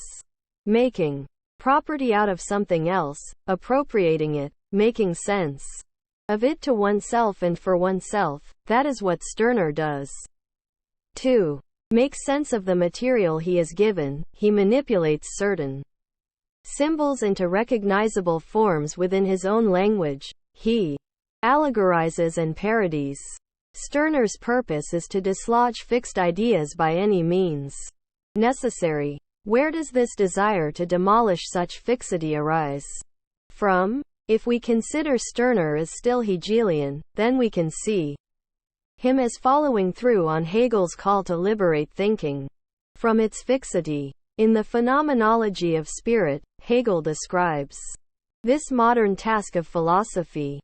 Hence the task nowadays consists not so much in purging the individual of an immediate, sensuous mode of apprehension, and making him into a substance that is an object of thought, and that thinks, but rather in just the opposite, in freeing determinate thoughts from their fixity so as to give actuality to the universal, and impart to it a spiritual life. Stirner recognizes this, and has his work cut out for him, since the fixity of thought does not simply go away. Fixed ideas are deceptive because their presence is itself denied by those who possess them. One could say that such people are in bad faith, self-deceived, possessed. And we all know that, possessed, Bessicine people are set, versen, in their opinions. If that is the case, then a simple injunction to abolish them is not enough. One has to first bring them to the surface, to make them present, and not merely spectral, like the analyst does for the analysand. One must conjure them, make them conscious to the bearer, so that they can be recognized in thought and reabsorbed in practice. Conjuring tricks. The materialist philosopher cries, where is the history, empiricity? This question, however, misses the motivation and goal for the conjuring. It ignores the ethical drive. People must first realize the ghosts are fixed ideas at work. In order to expose the wheels in the head, *2, if the goal is to exorcise ghosts, to abolish them, reappropriate, consume, and dissolve them, then who cares how we get there? By facts or effects, nothing should be precluded. To break through the veil of bad faith and expose the spooks for what they are. Stirner tells a story about how they appeared in the first place. The story of subjection. He gives an account of how and why it is that subjects vegetate in subjection. This is the reason for his reappropriation of Hegel's historical schemas. They are not dialectical per se, but rather allegories of dialectical transitions. Parodies of historical thinking in which the present is always the best outcome of the past. This seems to be the only way to justify their presence. The only real creativity that Stirner shows in terms of the allegories is the last one, still relevant today, the so-called dialectic of liberalism. It can be formulated as such: political liberalism, social liberalism, communism, greater than humane liberalism, humanism, criticism. This section, following the ancients and the moderns, is called the Free, named after the group of Stirner's proto-Bohemian, intellectual, revolutionary, young Hegelian comrades in Berlin, of whom Marx, Engels, Ruge, and Bruno Bauer were fellow travelers at one point or another. Stirner's attack was directed towards them, a gift they must have truly enjoyed. The free are not distinct from the moderns, but are rather only the more modern and most modern among the moderns, and are put in a separate division merely because they belong to the present. And what is present, above all, claims our attention here. This theoretical move is similar to what a century and a half later would happen with the term postmodern, that which is not beyond the modern, but only the most contemporary form of modernity, the present. Another difference with this sequence is that all the terms of the triad already exist. In fact, they coexist in the present. There is no resolution in the final term, no future reconciliation to come. Political, social and humane liberalism are all plagued by the same error, and only their entire dissolution will get us beyond them. Political liberalism is tied to the republicanism of the French Revolution, e.g., Rousseau, Kant, Robespierre. Social liberalism is Stirner's phrase for the new ideologies of socialism and communism, that is, before Marx, more related to Proudhon and the utopian socialism of Weitling. Finally, humane liberalism is the name Stirner gives to the critical criticism of the young Hegelians, especially their form of secular critique which elevates man while lowering God and state, e.g., Feuerbach, Bauer. Remarkable about this political topography is that all three views are not only present, but still influential today. Political liberalism has been renamed democracy, and is the key banner around which most political claims are justified. Social liberalism, or socialism, still animates the desire for alternatives to capitalism, and humane liberalism, or humanism, is the basic framework for international human rights law and discourse. Political liberalism seeks a free state where citizens unite together as a nation under the ideal of political freedom, the overthrow of absolute monarchy, the installing of a sovereign republic, the granting of inalienable rights. These are its tropes. Freedom from arbitrary masters, that is its cry. This theory posits a social contract in which individuals agree to give up their power to an authoritative body that governs through representation and is bound by law. Although a republic can be brought about by revolution, the end result is by no means revolutionary. As Stirner argues, the revolution was not directed against the established, but against the establishment in question, against a particular establishment. It did away with this ruler, not with the ruler. This new ruler or mundane God, the state, bestows political liberty on its subjects. But as Stirner will later claim, freedom can never be given, only taken. Political liberalism fools us into thinking that freedom is a gift. With spite and flair, Stirner indicts this fantasy. Political freedom. What are we to understand by this? Perhaps the individual's freedom from the state and its laws? No, on the contrary, the individual's bondage in the state and to the state's laws. But why freedom? Because one is no longer separated from the state by intermediaries, but stands in direct and immediate relation to it, because one is a citizen, not the subject of another. Political freedom, this fundamental doctrine of liberalism, is nothing but a second phase of Protestantism. Political freedom means that the polis, the state, is free. Freedom of religion, that religion is free, as freedom of conscience signifies that conscience is free. Not, therefore, that I am free from the state, from religion, from conscience, or that I am rid of them.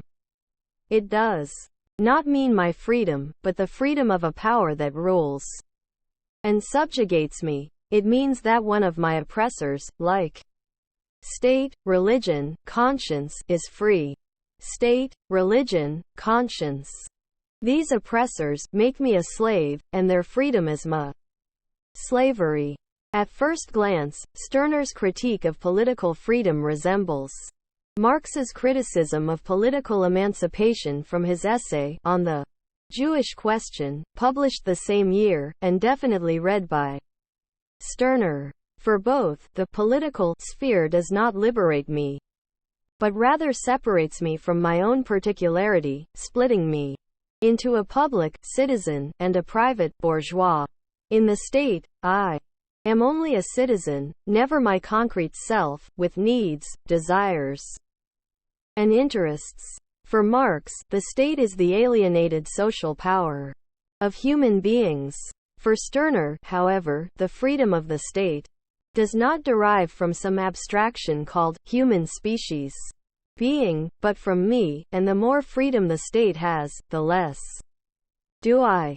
Social liberalism pierces through this veneer of freedom, but goes no farther in rectifying it. In the state of political liberalism, people are all equally free in relation to the law, i.e., free from arbitrary masters, but they are not equally free in terms of other aspects of their life, like property or wealth. Although persons have become equal, their possessions have not. This disparity of possessions creates a new kind of subjection, class domination. For Stirner, such material inequality creates a system of mutual dependency. The poor need the rich the poor, the former the rich man's money, the latter the poor man's labor.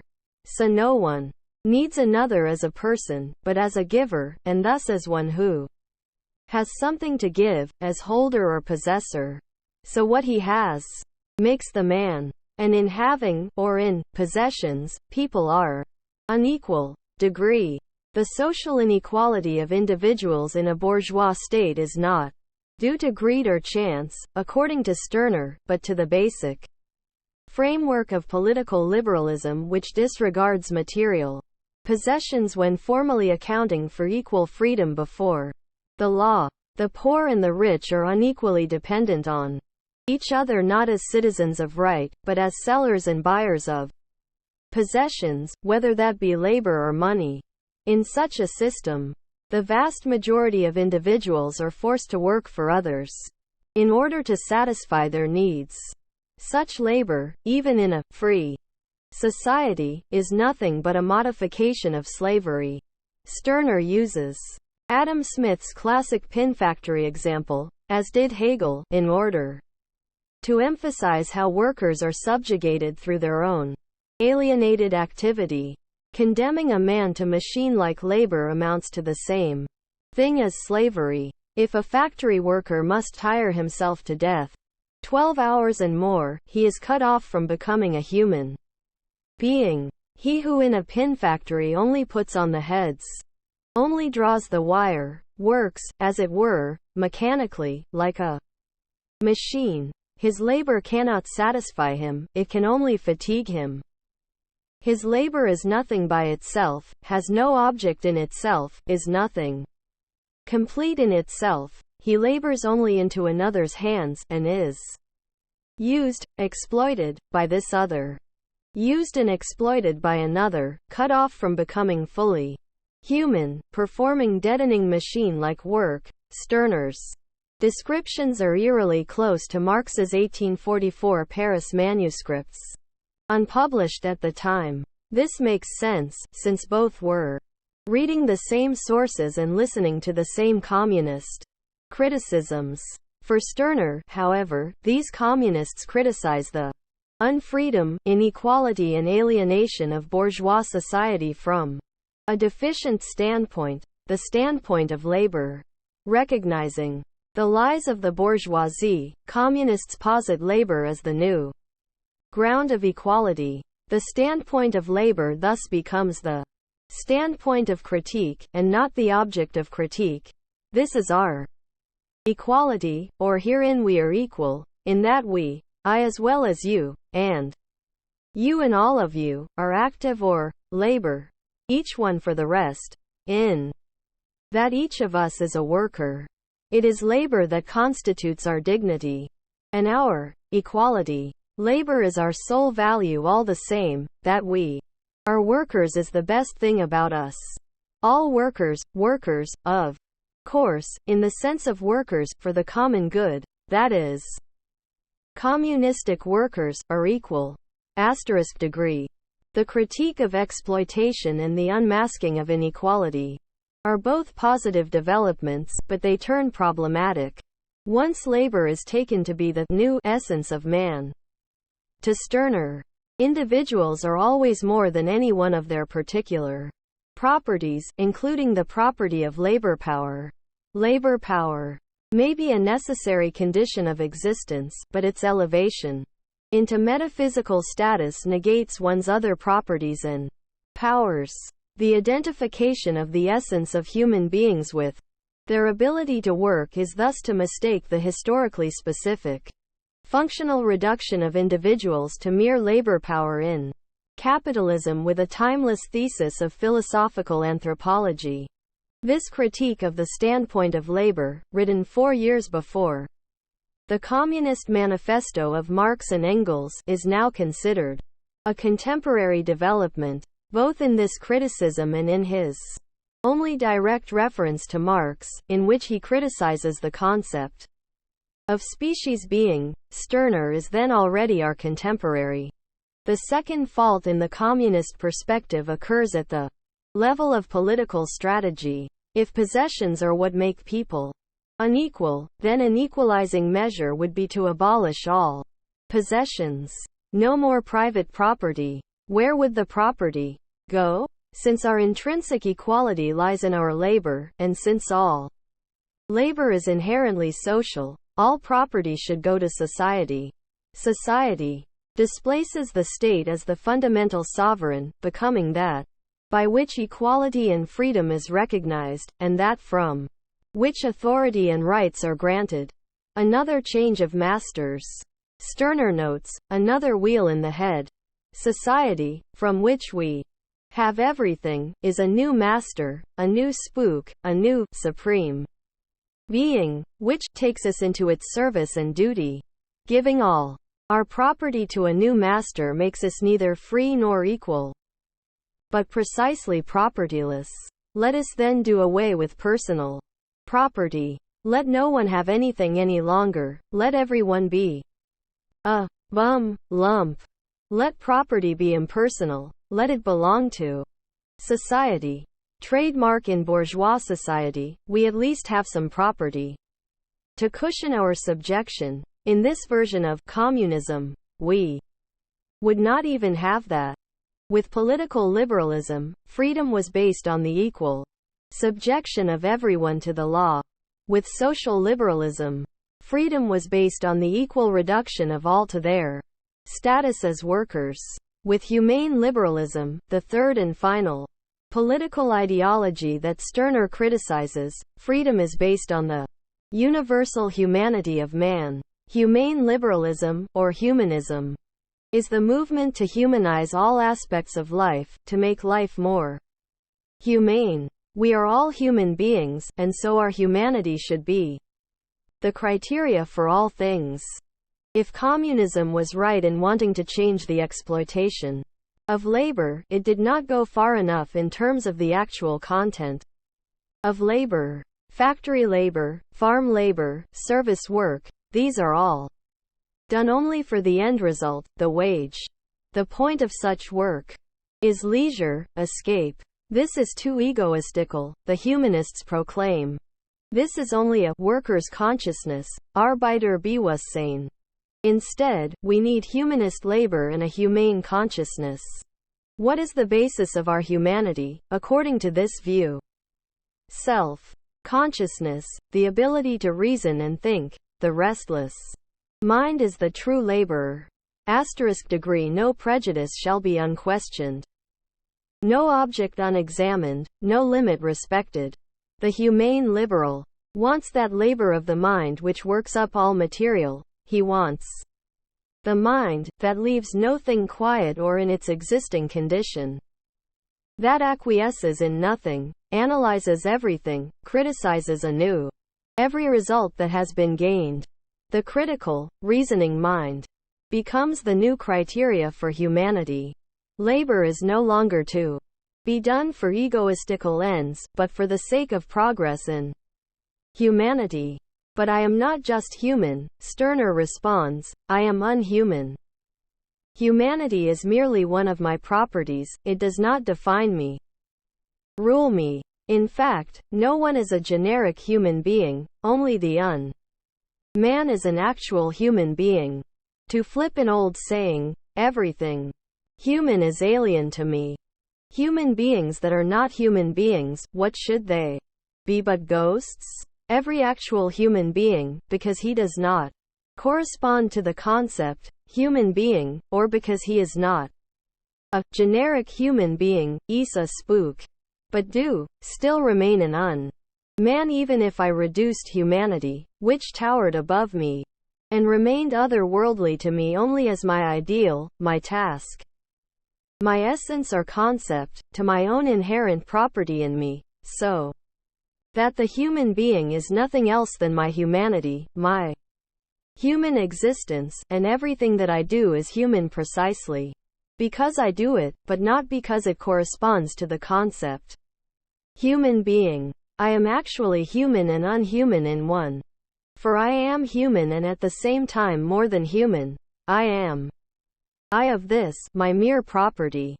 Humane liberalism accomplishes what political and social liberalism began: the eradication of individuality. First, individual authority was displaced onto the state as law. Then, individual property was given to society through labor. Now, individual self-determination is given to humanity through reason. The end result is a generic working, thinking, human citizen. That is what I must be in order to count in society, to be a part of the whole. Without these basic conditions met, I do not even exist. Together, they let me appear and grant me freedom. This freedom, however, is not mine, since it is based on renouncing myself. For Stirner, anything which fixes me in a single identity, property, or essence can never make me free. Political liberalism, rooted in political liberty, made the state free. Social liberalism, grounded in the desire for social equality, made society free. Humane liberalism, seeking a world of human equality, made humanity free. State, society, humanity, a change of masters. What we give up in all cases is our ownness, the power to uniquely determine our own non-identity. egoists, the liberals shout, but that too is their spook. A. Freeway. N. 10. Notes. A more literal translation of this central phrase would be, I have set my affair on nothing, or, I have based my cause I on nothing. However, the more lyrical, all things are nothing to me, better expresses Stirner's meaning, which is that nothing alien should rule me, whether that be a cause, concern, affair, object, relation, idea, or anything at all. EO, 294. EO, 262. C. Stepalovich, Max Stirner as Hegelian, 1985. EO, 192. Allgemeinheit can also be translated as universality, which would fit better with Hegel. However, I stick to the standard translation here to emphasize Stirner's unique use of the term. EO, 212. By this cement, law, the total of the state is held together. Without it, anarchy and lawlessness. EO, 192. EO, 59. A fixed idea may also be perceived as maxim, principle, standpoint, and the like. See also EO, 200. The state is the ruling principle. EO, 68. This statement sounds extreme, but only if one reads it as implying that such dominion has been completely accomplished. For Stirner, that is impossible. 11, 12, 13, 14, 15, 16, 17, 18, 19. Alles Heilige ist ein Band, eine Fessel. EO, 192. EO, 165. EO, 181. For Alcibiades, Lysander, Luther, CEO, 190-192. For Christ, the insurgent, CEO, 280-281. For perverters of the law, CEO, 192. Stirner criticizes Proudhon's theory of property for being too compassionate, since he blames others for robbing us, instead of faulting us for not robbing the rich. Stirner concludes that the real problem is not property as such, but propertylessness, or its alienation. In general, no one grows indignant at his, but at alien property. They do not in truth attack property, but the alienation of property. They want to be able to call more, not less, theirs. They want to call everything theirs. They are fighting, therefore, against alienness, Fremdheit, or, to form a word similar to property, Eigentum, against alienity, Fremdentum. EO, 279. CEO, Part 1, A Human Life, 13-18, where Stirner outlines the psychological development of human beings in 3 stages: the realist child, the idealist youth, and the egoist adult. This life sequence was appropriated from Hegel, e.g. Section 396 of Hegel's Philosophy of Mind, 1971. On the similarities and differences between Hegel and Stirner's developmental schemas, see Stepalovich, Ein Menschenleben. Hegel and Stirner in Mogich, The New Hegelians, 2006, 166-175. EO, 36. Yes, the whole world is haunted. Only is haunted? Indeed, it itself haunts, it is uncanny through and through. It is the wandering seeming body, Scheinleib, of a spirit, it is a spook. What else is a ghost other than an apparent body? But a real spirit? Well, the world is vain, is nothing, is only dazzling semblance, shine. Its truth is only the spirit, it is the seeming body of a spirit. See Marx, Capital, Volume 1, Chapter 1, Section 4, MECW 35. Marx and Engels, The German Ideology, MECW 5-192. 20. 21, 22, 23, 24. See the opening to Der Einzig. What is not supposed to be my concern? First and foremost the good cause, then God's cause, the cause of mankind, of truth, of freedom, of humanity, of justice. Further, the cause of my people, my prince, my fatherland. Finally, even the cause of mind and 1,000 other causes. Only my cause is never to be my concern. EO. 5. August von Czeskowski, an even earlier young Hegelian critic, already did this in his Prolegomena zur Historiosophie, 1838, partially translated in the Young Hegelians, an anthology, ed. Stepalovich. On psychology, EO 13-18. On philosophy, EO 19-62. On history, EO 62-89. On politics, EO 89-135. EO 220. Hegel, 1977. Phenomenology of Spirit, paragraph 33, page 19-20, italics mine. Here is the full quote. In modern times, however, the individual finds the abstract form ready-made. The effort to grasp and appropriate it is more the direct driving forth of what is within and the truncated generation of the universal than it is the emergence of the latter from the concrete variety of existence.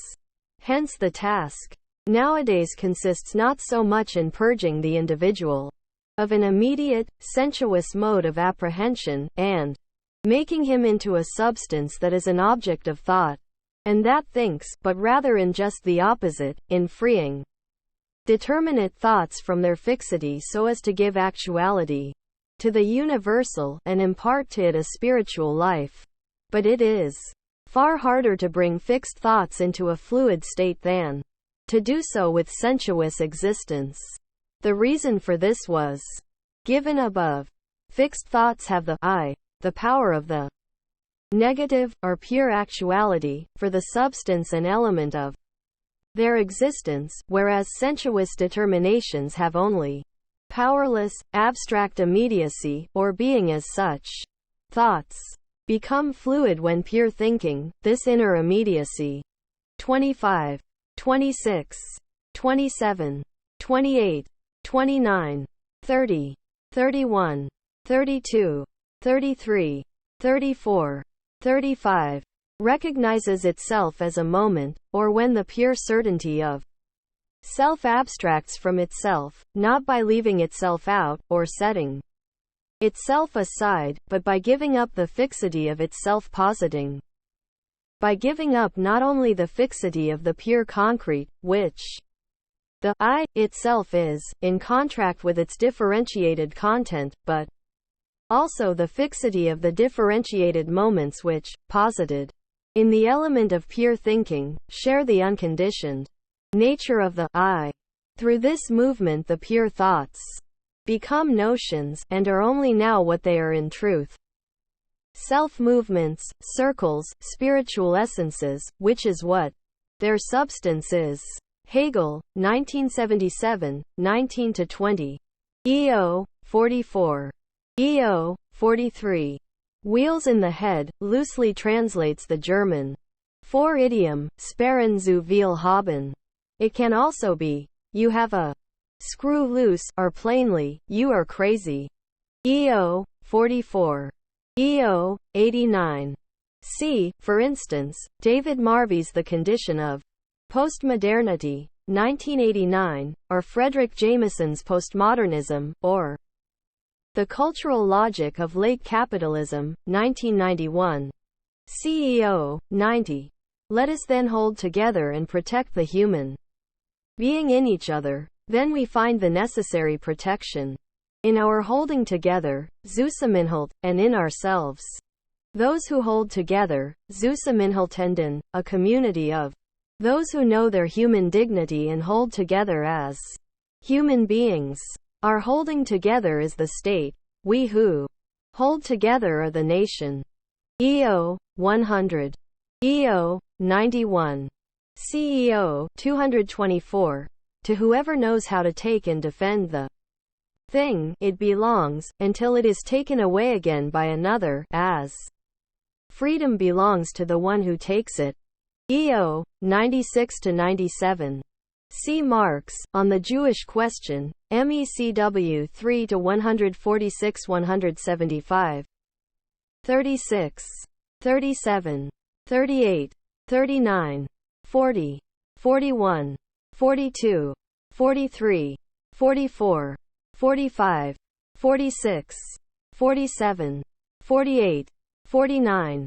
We know Stirner read this because he cites it at EO 158. Criticizing Marx's use of the concept of species being Gattungswesen. See Note 42. EO 105. Ibid. EO 108. Moishe Postone makes a similar criticism of traditional Marxism, insofar as it takes labor to be the standpoint of critique and not the object of the critique of capitalism. See Postone, Time, Labor, and Social Domination, 1993. EO 107-8. See, for instance, Jean Baudrillard's The Mirror of Production, 1973, Laclau and Mauff's Hegemony and Socialist Strategy, 1985, or, again, Postone, 1993. EO 158. To identify me now entirely with the human being, the demand has been invented, and stated, that I must become a real species being, wirkliches Gattungswesen. Marx most likely took this concept from Feuerbach, who most likely adapted it from Hegel. Stirner's criticism again emphasizes the non-identity of the I. EO 111. EO 106. Lump is translated as ragamuffin by Byington and Leopold. Pauper or bum makes more sense though. EO 112. EO 118. Ibid. EO 159. Ibid. Stirner never denies that individuals are human, animal, alive, etc. Rather he rejects the claim that such qualities exhaust me, or fully identify me. For instance, you are more than a living essence or animal. This would mean you are still an animal, but animality does not exhaust what you are. Stirner's Critics, 2012, 89. Part 2. My Stirner. On the Rubble of Smashed Idols, including God, Humanity, Liberalism, Work, the State, and Freedom, Stirner begins to lay out his own theory of ownness, the I, and the unique one. But since any positive theory has the potential of becoming a new ruling principle, he repeatedly undoes his project by relating it back to his own nothingness. As owner, I relate to the world through property, power, and ownness. I interact with others and use everything for my own self-enjoyment, as I expect others to do with me. The escape of property from my power into alienity parallels the escape of Stirner's own philosophy from fluidity into dogmas. To Stirner, I should not let my property slip into fixity, just as I should not let myself slip into an identity. Everything is my own. Stirner declares, therefore I bring back to myself what wants to escape me. But above all I always bring myself back when I have slipped away from myself into any servitude. This incessant self-persecution, this holding itself hostage of the I, exposes the delicate balance between the ego and its own, the unique and its property. But not only that, it also reveals the gap between Stirner and his philosophy, between us and the text as well. Acknowledging this fragile composition, I will now reconstruct the strange logic of Stirner's argument, step by step. My aim is to give a consistent reading of the text, articulated not in the order Stirner himself laid out, but as I reconstruct it through the text, perhaps even despite it.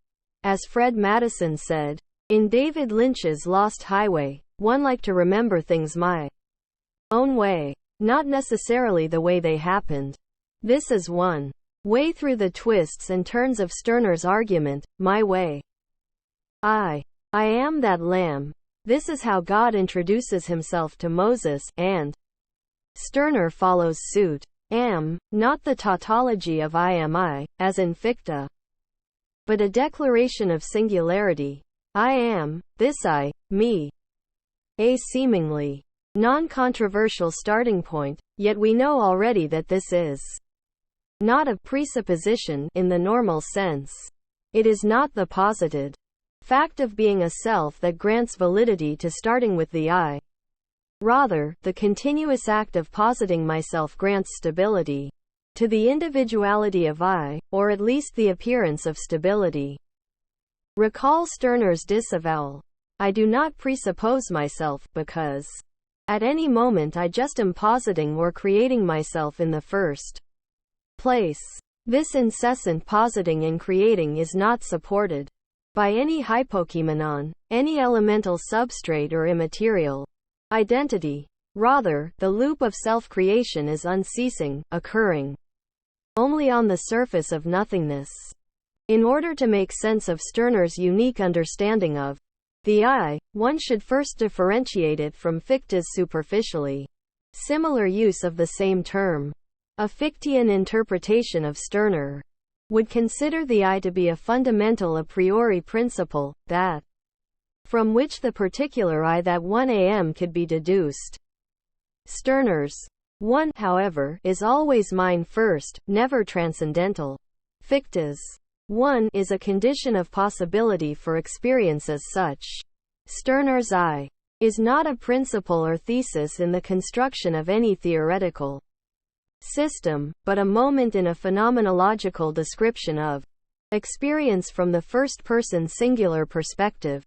Although both depart from the I, Stirner and Fichte's conceptions are distinct in terms of form and function, content and method. Fichte's transcendental I, according to Stirner, makes the same error as Feuerbach does with humanity, and Marx does with species being. It imposes an ahistorical and external form on the dynamic content of my existence. It attempts to determine the essence and limits of my experience according to an identity or principle alien to me. It is, in short, an identification of the non-identical. The reasons for this are not just philosophical, but social and political, since each fundamental categorization of the finite I according to some anthropological principle brings along with it social-political consequences for the organization of the state, economy, and society. Stirner wants to stop the machinery of alienation by blocking the initial categorization of the self as something external to its own self-determination. In one of the clearest statements of Stirner's rejection of the unmediated identity of universality and particularity in the coerced fusion of species and I, he writes, "The species is nothing, and, if the individual lifts himself above the limits of his individuality, this is rather his very self as individual. He exists only in raising himself, he exists only in not remaining what he is, otherwise, he would be done, dead. The human being is only an ideal, the species only something thought. To be a human is not to realize the ideal of the human being, but to present oneself, the individual. It is not how I realize the universal human that needs to be my task, but how I satisfy myself. I am my species, am without norm, without law, without model, etc. It is possible that I can make very little out of myself, but this little is everything, and is better than what I allow to be made out of me by the might of others, by the training of custom, religion, the laws, the state, degree. Without norm, without law, without model, I am nothing. But what I make of myself, against my constraints, even if this turns out to be very little indeed. Stirner's radical break with a priorism and all kinds of determinism, biological, metaphysical, material, strongly suggests an absolute freedom of the contingent I to determine its own conditions of possibility. Fichte's transcendental I, and other similar forms of self-identification, must therefore be rejected. A different, more adequate interpretation of Stirner's I is that it begins where Hegel's phenomenology of spirit ends. The dialectic of spirit ends in absolute knowledge, the moment when I truly know myself as I, this I which experiences itself as the movement and result of self-consciousness, as the mediated unity of subjective and objective consciousness, the self-aware, self-differentiating subject of absolute knowing does not rest in its final status. Rather, satisfied with the relation between its universal form and particular content, the I can finally begin to consume everything as its own. Registered in the final chapter of the Phenomenology of Spirit on Absolute Knowing, Hegel makes this clear. The nature, moments and movement of this absolute knowing have thus turned out to be such that this knowing is the pure being for itself of self-consciousness. It is I, which is this I and no other, and is just as much the immediately mediated or sublated, aufgehobens, universal, L. It has a content that it differentiates from itself, for it is pure negativity, or the dividing of itself, it is consciousness. This content is, in its differences, itself the I, for it is the movement of sublating itself, or the same pure negativity that is the T. Usually glossed over in Hegel's concept of absolute knowing, is its radical negativity, its power as a force of dissolution of everything separate from the I, everything alien to it. Stirner's I begins from this radically negative standpoint of absolute knowledge, which now has no need to reflect backwards on its dialectical progression. On the contrary, the task is to move radically forward, consuming every obstacle in its path. This negativity of the I, its restless labor of dissolving externality into itself, propels Stirner's negations of all fixed ideas. As Lawrence Stepalovich correctly notes, his particular complimenting of Hegel consisted in taking the we of Hegel's phenomenology, that constant observer, and sometimes director of the course of knowledge from its beginning in apparent sense certainty to its conclusion in absolute knowledge, as himself. Stirner, however, does not give himself either the name, I, or Stirner, but rather introduces into philosophical literature a new term intended to convey the note of radical exclusiveness, a term that would lie outside of all classifications, der Einzig, whereas Hegel's task is to raise thought to the level of spirit. Stirner's goal is to bring spirit back down to me. Only I, he says, as the unique one, Einzig, can do this. Stirner asks, who, then, will dissolve the spirit into its nothing? He who by means of spirit presented nature as nothing, finite, transitory. He alone can bring down spirit too to the same nothingness. I can do it. Each one of you can who rules and creates as an unlimited I. In a word, the egoist can.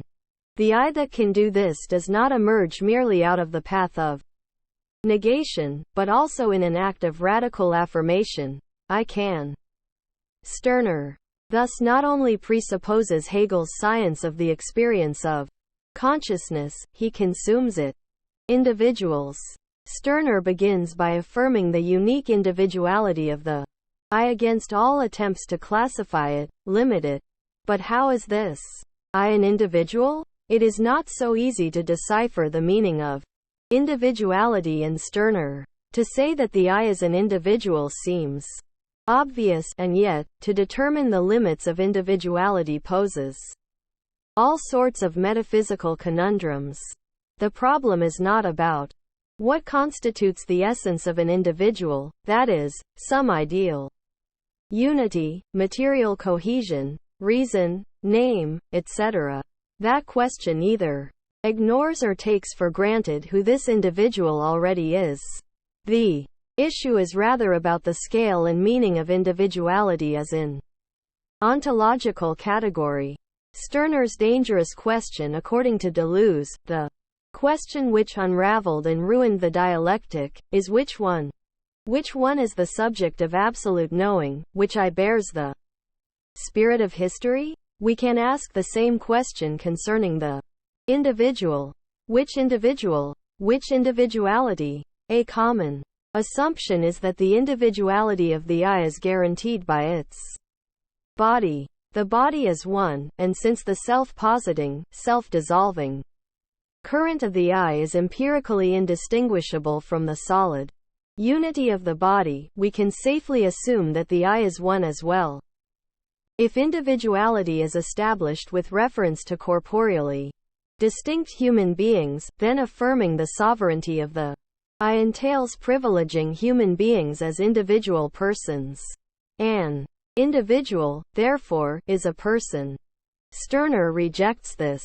His argument is not anthropological, in fact cares little for anthropology, man, or the human species. He derides the political viewpoint that privileges human beings above all as anthropocracy, the rule of man. The point is rather ontological. The individuals that Stirner describes are entities, individuated bodies that reject formalization. We can see this most clearly in his persistent attack on generalities, which he calls spooks or specters. A generality is always deceptive. To Stirner, perhaps necessary, but deceptive nonetheless. To unquestionably believe in generalities is to theologize, to import essences behind things, to act like the adolescent Christian who trusts in spirits, the citizen who believes in the state, or the bourgeois who has faith in the market. Although this may seem like a kind of nominalism, it is not. For Stirner does not deny the existence of universals, he only denies their absoluteness, their unconditionality. To Stirner, universals are one-sided, incomplete expressions of truth. They thus must be domesticated, qualified, and mediated through the singularity of individuals. Stirner makes this clear when he criticizes humane liberalism for trying to fix a ground for equality between individuals in some common identity or trait. I do not count myself as anything special, but as unique. Without a doubt, I am similar to others. However, this holds good only for comparison or reflection. In fact, I am incomparable, unique. My flesh is not their flesh, my mind is not their mind. If you bring them under the generalities, flesh, mind, those are your thoughts, which have nothing to do with my flesh, my mind. Stirner does not disclaim the existence of general comparisons between individuals, but mediates them as partial representations of singularities. Even my flesh and mind, metonyms for the material and immaterial sides of my I, are also individual, uniquely incomparable parts of myself. Parts of myself, that is, qualities, characteristics, and properties, can also be conceived as individual. Their generality is only warranted by an epistemological or linguistic necessity. Deepening this reflection on the problem of universals, Stirner writes, "We are equal only in thoughts, only when we are thought, not as we really and bodily are. I am I, and you are I, but I am not. This thought of I, this I in which we are all equal, is only my thought. I am human, you are human, but human is only a thought, a generality. Neither you and I are speakable, we are unutterable, because only thoughts are speakable and consist in speaking. The generic equality between you and I as we does exist in thought. Thoughts, universals, generalities are not unreal. But they are not all reality. The singularity of the individual can never be fully expressed in thought or speech, for both are partial expressions of the infinite negativity of Ida Stirner. Speech is not a screen of transparent communication from one individual to the next, but a generalization of one's individuality, thrown against the generalization of another. The individual does not coincide with the speaking subject, but rather defies it. In this sense, individuality can only be thought as the movement of resistance within and against the logic of generalization. Otherwise, it is not thought at all, but enacted. In another example, Stirner claims that the shift from Christian identity to the newly discovered human identity is only a step forward within religion, not out of religion. 4. The subject is again subjected to the predicate, the individual, to something general. The political form of humanism is the state, that structure which has the sole purpose to limit, tame, subordinate, the individual, to make him subject to some generality or other. The individual is therefore the irreconcilable enemy of every generality. However, subjection and predication occur not only with individual persons, but with any individual case of which we can speak and think. The individual subjected to a predicate, tamed by a generality, can be this paper, that shadow, his smile, her kiss. Any of these things can be generalized away from the singularity of their existence into something other. In this sense, individuality does not entail the specific negation of generality, but rather a condition of it.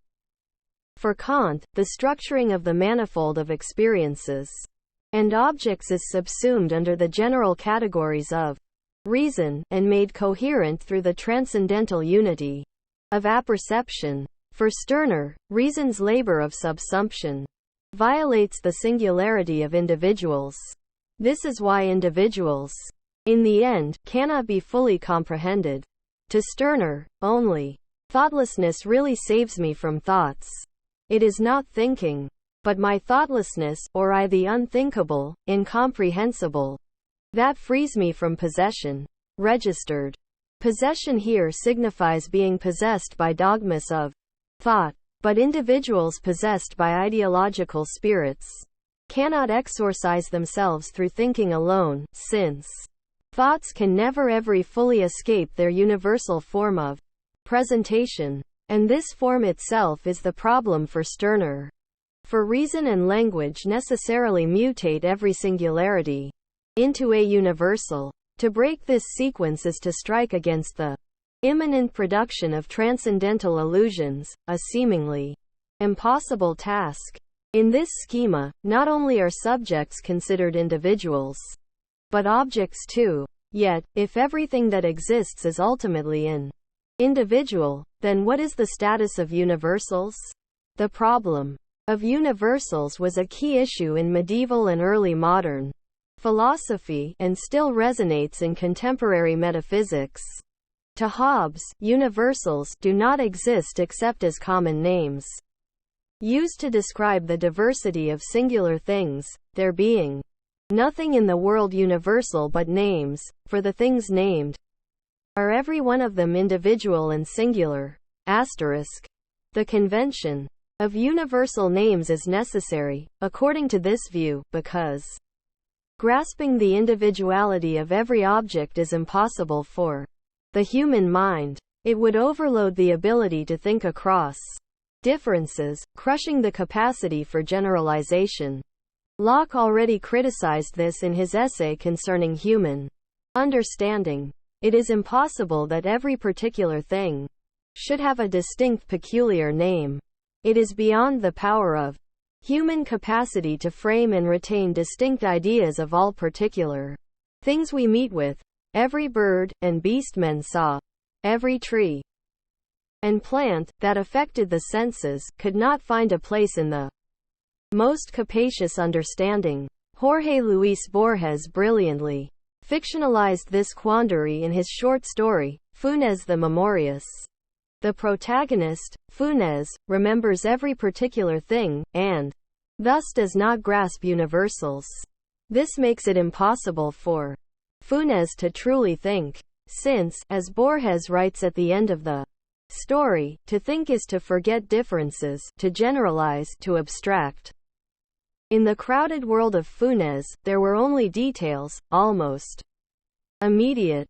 Stirner does not advocate this supernominalism, as Leibniz once called the philosophy of Hobbes. He recognizes the problem, and seeks another strategy, to stop trying to think one's way out of universals altogether. One cannot simply think or speak their way out of generalization, and thus, out of ideology. The solution can only be practical, as a particular orientation towards everything external to oneself. Such a practice will eventually be called consumption by Stirner. I will come back to this later. Stirner's text does not decide on what can and cannot be an individual. However, my aim is to extrapolate a consistent reading of Stirner's argument, and the only way to do this is to take Stirner's individuals as global phenomena, not limited to human egos. If this is wrong, then the rest of the text falls into the anthropocentrism that it so clearly derides. Furthermore, this interpretation opens up a pathway between the dead ends of a debilitating overthinking and a mindless nonthought. To follow through on this reading, one would have to construct an ontology that extends the existence of singular individuals to all things. This is exactly what Spinoza does in his Ethics. It is my contention that Stirner's individualism should be read in the same way we read Spinoza's individualism.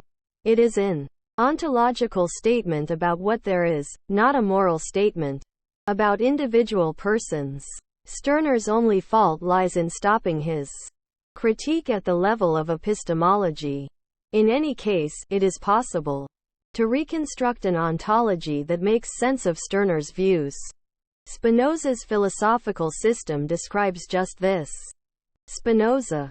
What do we experience in Spinoza's universe? Only singular things.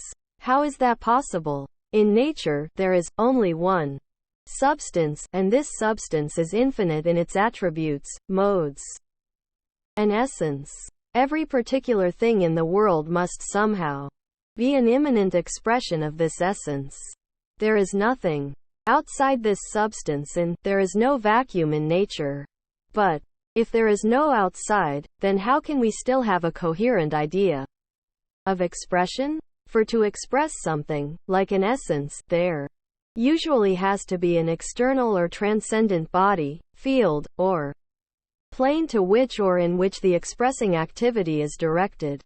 Any activity occurring in a closed system is contained absolutely within that system. Thus, expression in one substance would be a contradiction of terms. To express an essence, however, is not to exhibit something in a directional or vectorial manner, but rather to manifest a certain logic in the internal organization of that object. A better word would be composition, not expression. For the idea of composition need not assume an outside, nor barely even an inside. All composition assumes is a pure relation between elements or variables which, when organized in a certain manner, retain a unique identity. To retain a unique identity is the defining property of a singularity. What is a singularity? In Book 2 of the Ethics, Spinoza makes the following definition: by singular thing, I understand things that are finite and have a determinate existence. And if a number of individuals so concur in one action, that together they are all the cause of one effect, I consider them all, to that extent, as one singular thing. Degree. There are two main points here which should be dealt with separately.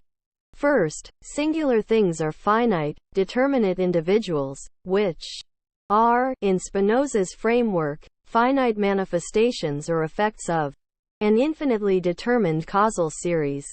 A body, a thought, an object, or anything meeting these two conditions qualifies as a singular thing. We experience the smell of a flower, the touch of another human being, the taste of an apple, the sound of a voice. In each case, we experience singular entities under different attributes. But these examples are too simple, for we assume that the singularity of an object is identical to its appearance as an individual body under different sensory impressions.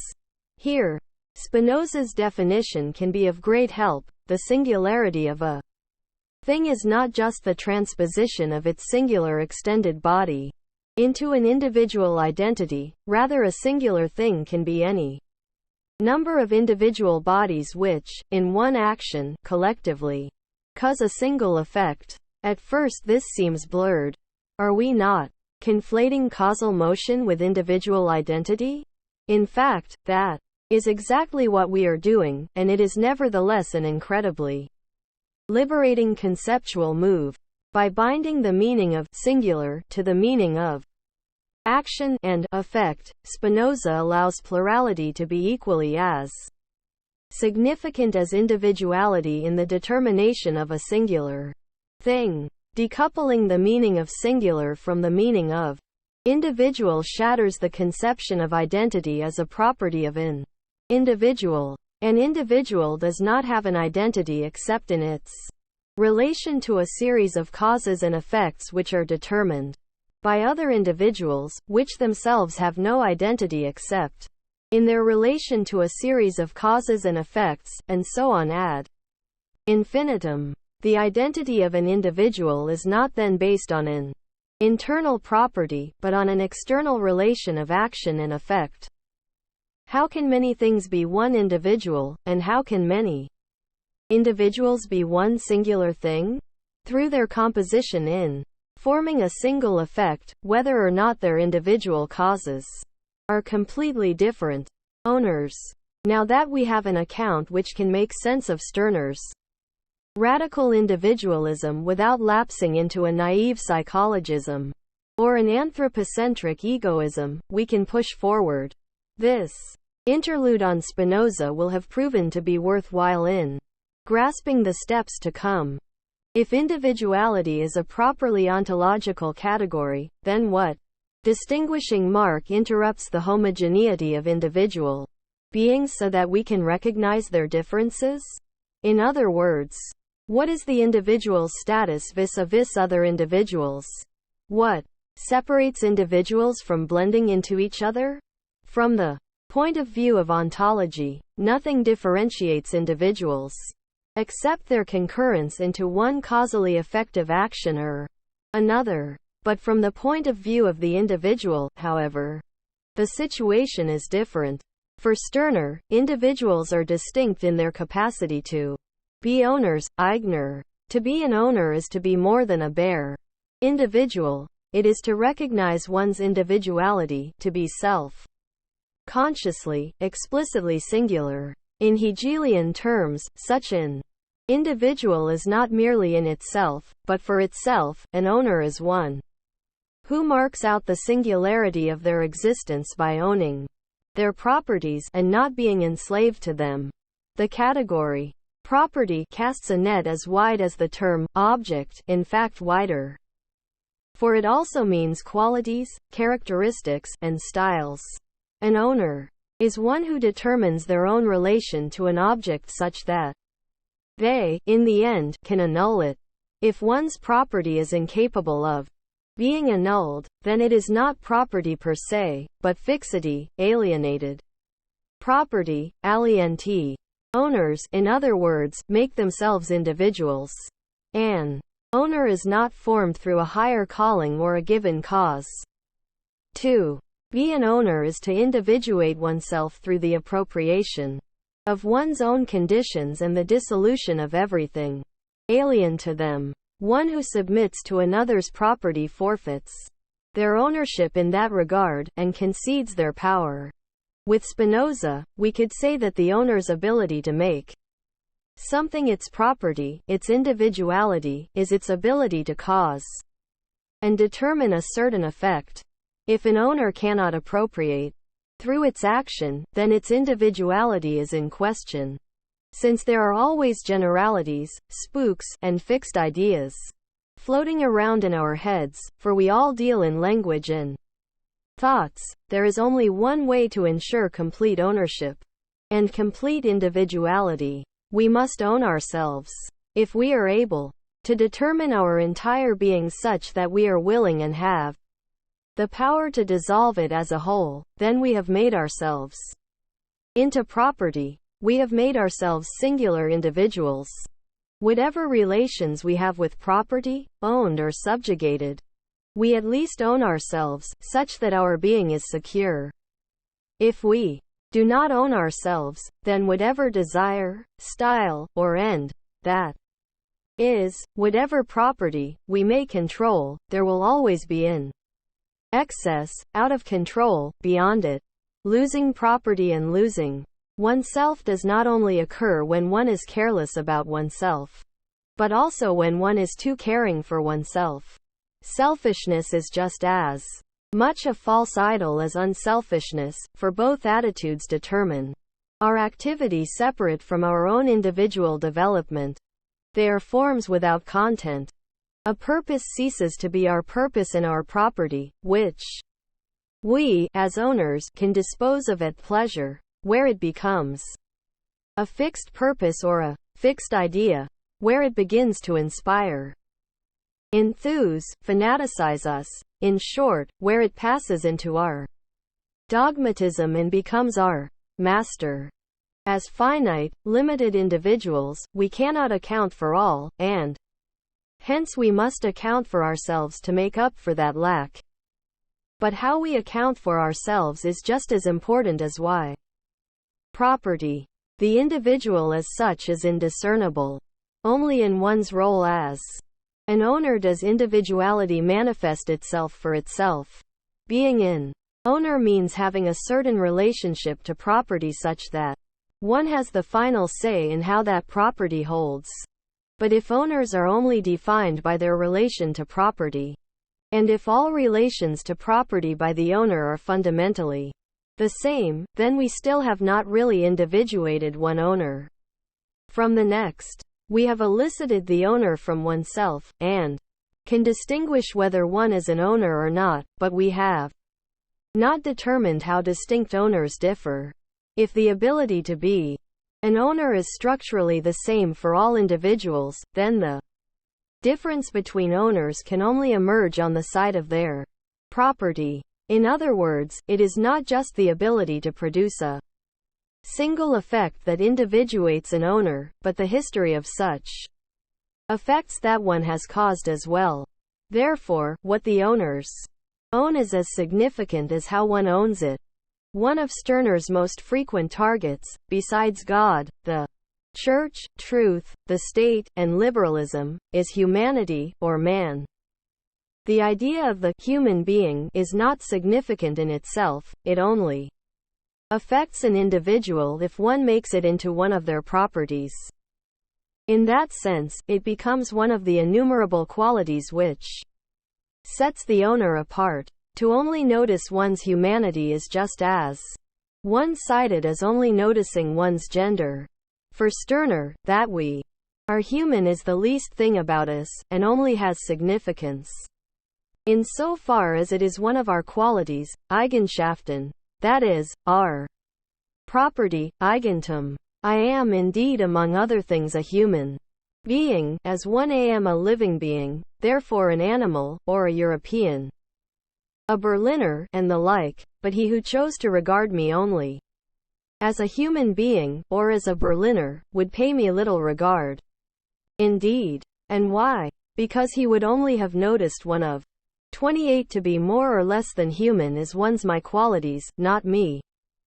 Own prerogative. An owner, then, is dependent on its properties for its singular differentiation, not only for its singular identification. The collection of unique properties, or the series of unique effects, marks the history of an individual as an owner. apart from others. What then is my property? Stirner asks. Nothing but what is in my power. To which property am I entitled? To everything which I empower myself. I give myself the right to property in taking property for myself, or giving myself the property owner's power, full power, empowerment. Property does not itself name the object which I own, but rather the relation of power between the object and myself mediated by others. Property is mine insofar as the power to appropriate it, or better put, expropriate it, is mine. For property only becomes one's own through taking. Whether the object expropriated is a material thing or spiritual idea, anything can become my property. I have the power to make it so, and power, as a relation, is ontologically indiscriminate. Let me claim as property everything that I feel myself strong enough to attain, Stirner announces, and let me extend my actual property as far as I entitle, that is, empower. F 730 myself to take. To own property is thus not a right to Stirner, but an act of self-empowerment. Property is always self-empowering because the power to expropriate is in me, not something granted by others. Neither law nor family nor religion grants rights to property. What backs up the claim to ownership is the power to defend what's mine, alone or with others. Everything over which I have power that cannot be torn from me remains my property. Asterisk. But my power can be yours as well. When we join together to expropriate the property of another, by expropriating external things and making them mine, I expand my capacities for action, and thus expand myself. I gain no legal right to exclude others from my use of things. All I acquire is the objective confirmation of my capacity to act in the world, to have an effect on my surroundings, to consume, dissolve, and negate the solidity of my given conditions, and put them to new uses. I acquire, in short, control over my own alienation. Stirner's materialist view of property as a relation of power is much closer to the realist theories of Machiavelli, Hobbes, and Rousseau than it is to the rights-based theories of Locke, Kant or Hegel. Yet, whereas all the above political philosophers seek to tame the violence of property through a coercive state apparatus with authority, Stirner recognizes that such an authority only displaces the power of expropriation to a more abstract, alienated level. Thus, he urges individuals to take for themselves whatever they can, to empower themselves through the expropriation of property instead of limiting themselves through the renunciation of power. Stirner's concept of power, however, remains ambiguous. Pipe. Have power, I take power, I am power, in acknowledging my power over myself, own myself. In owning myself, I become my own property, capable of being disposed, and thus powerless. My power is my property. My power gives me property. My power am I myself, and through it am I my property. I am all and nothing, creator and created, owner and owned, possessor and possessed, split between my power to determine myself and my capacity to be determined. There is no simple unity that transcends this division of the I. It is reproduced through the continual process of expropriating and being expropriated. The task of Stirner's unique one is to own and develop the means of expropriation, and thus, the means of individuation. This does not take place by means of rights but through my power. Right is a wheel in the head, put there by a spook. Power. That am I myself. I am the powerful one and owner of power. Asterisk. To sacrifice power for right is to voluntarily submit to rule by alienation. The point, however, is to make right into one's property and consume it. Nietzsche. Nietzsche has a theory of power as strange and central as Stirner's. The cryptic idea of the will to power names the elemental force chaotically weaving together Nietzsche's universe. Above all, this is the power to interpret, to act, create, and become something individual, unique. The proximity of thought between Stirner and Nietzsche has been a topic of debate since the 1890s. Eduard von Hartmann, who Nietzsche read and criticized in his On the Use and Abuse of History for Life, publicly accused Nietzsche of plagiarizing Stirner, as Marx accused Stirner of plagiarizing Hegel. The answer to that question is still up in the air. Nietzsche's early essay on history is significant here for a number of reasons. First, the title itself mimics Stirner's understanding of what defines property, namely, use and abuse. Nietzsche's analysis is a story of the consumption of history as property, its use and abuse by different owners. Second, Nietzsche's criticisms of Hartmann's book, Philosophy of the Unconscious, deal exactly with those sections where Hartmann mentions and criticizes Stirner. In contrast to Hartmann, Nietzsche advises that each person should seek out the individual that they are, and not relegate oneself to a herd mentality. More than that, the individual should create their own goals and meaning. Nietzsche writes, "But do ask what you, the individual, are there for, and if no one else can tell you, then just try sometime to justify the meaning of your existence a posteriori, as it were, by setting yourself a purpose, a goal, for this, a lofty and noble, for this, and perish in the attempt. I know of no better life's purpose than to perish, anime magnae prodigus, in attempting the great and impossible." In one of Stirner's similar moments of ethical clarity, he describes how one should use up life, like the candle, which one uses in burning up. Later in the same essay, Nietzsche praises the Greeks for owning themselves, for taking possession of themselves, controlling their needs, their properties. Nietzsche. The Greeks learned gradually to organize chaos by reflecting on themselves in accordance with the Delphic teaching, that is, by reflecting on their genuine needs, and letting their sham needs die out. Thus they took possession of themselves. Again, this is a parable for each one of us. He must organize the chaos within himself by reflecting on his genuine needs. Nietzsche's thinking on individuality, power, and self-possession did not end there. In his final notebooks, spuriously gathered together as one single work under the title The Will to Power, the question of the individual occupies him even more. For Stirner, every individual as an owner is also the result of the series of properties it has consumed. For Nietzsche, every individual consists of the whole course of evolution. Degree. If we allow a wide interpretation of consumption and property, then Stirner's statement is already evolutionary. To Nietzsche, the individual is something quite new which creates new things, something absolute. All his acts are entirely his own. Ultimately, the individual derives the values of his acts from himself, because he has to interpret in a quite individual way even the words he has inherited. His interpretation of a formula at least is personal, even if he does not create a formula. As an interpreter he is still creative.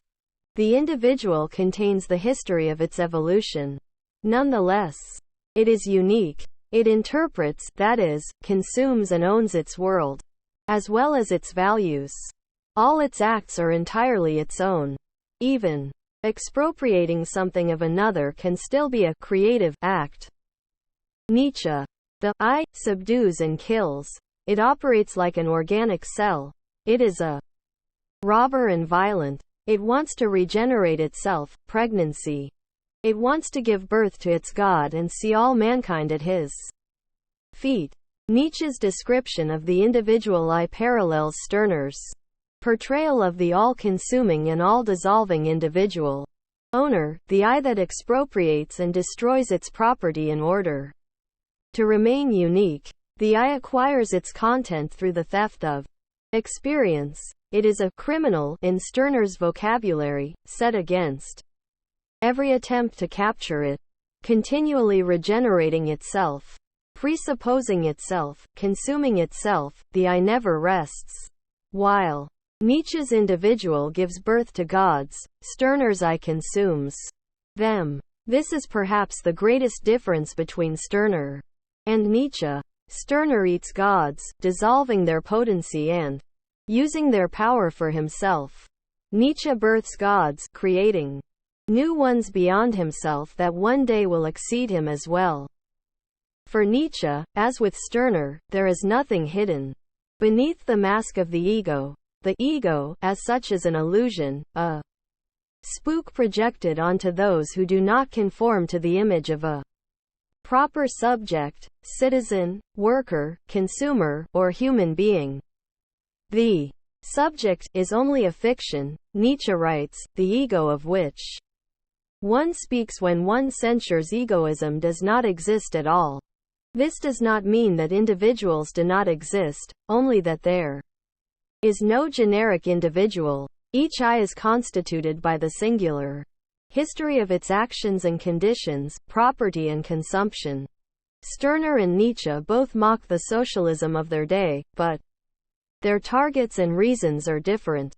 Stirner's derision towards social liberalism, and what he calls communism, is a critique of utopian socialist ideology of the 1840s, not a denunciation of actual workers' struggles or revolts of the poor and oppressed. For Nietzsche, the actual socialist movements are nothing more than expressions of slave morality, decrepit egalitarianism, and bad health. Also, their collectivism betrays a weak kind of individualism, one which reflects a modest, unconscious stage of the will to power.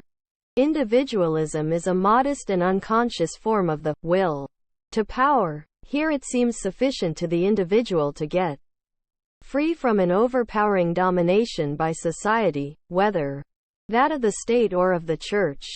He does not oppose them as a person, but only as an individual. He represents all individuals against the totality. Socialism is merely a means of agitation employed by individualism. It grasps that, to attain anything, one must organize to a collective action, to a power. Anarchism, too, is merely a means of agitation employed by socialism. By means of it, socialism arouses fear. By means of fear it begins to fascinate and to terrorize.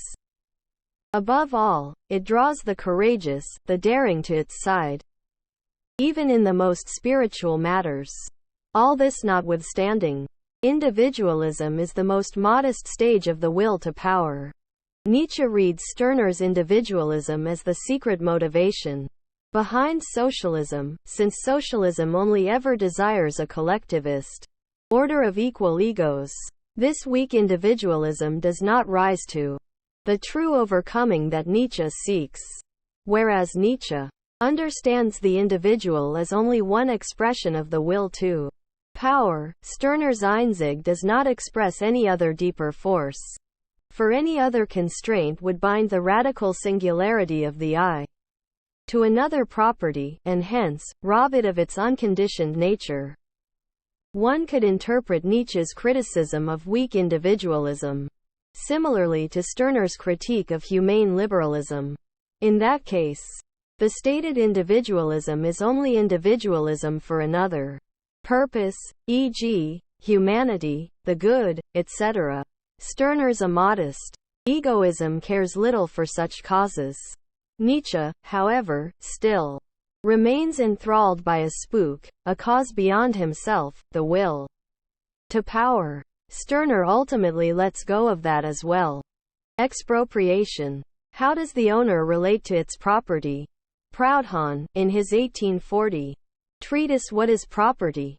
Writes, Roman law defined property as the right to use and abuse one's own within the limits of the law. Jus utendi et abutendi res ua, quatenus juris ratio pater, degree. He then illustrates the continued use of this definition in the Declaration of Rights of Man of 1793 and in the Napoleonic Code of 1804, Article 544. Distinguishing between property and possession, he states that the former concerns absolute domain and sovereignty over the thing, naked property, whereas the latter concerns only a matter of fact. To clarify this distinction, he offers a comparison. If a lover is a possessor, then a husband is a proprietor. Proudhon's aim is to defend possession against property, to prove the injustice behind the so-called natural right of property, and argue for its abolition. What is property? Proudhon wonders. Property is theft, a robbery of our common nature and our common labor. Possession, on the other hand, is a necessary part of social life. It is the temporary use of things for personal purposes. Possession cannot be abolished, since it is intrinsic to all human societies. A fact of life. Stirner clearly lifts his definition of property from Proudhon, but instead of advocating for its abolition, he radicalizes it. Stirner asserts, property is the expression for unlimited dominion over something, thing, animal, human being, which I can dispose of at my will. According to Roman law, indeed, jus utendi et abutendi res ua, quatenus juris ratio pater, an exclusive and unlimited right, but property is conditioned by power. What I have in my power, that is my own. As long as I assert myself as possessor, I am the owner of the thing. If it gets away from me again, no matter by what power, for instance, through my recognition of another's claim to the thing, then the property is lost. Thus, property and possession coincide. No right lying outside my power legitimizes me, but solely my power. If I no longer have it, then the thing slips away from me.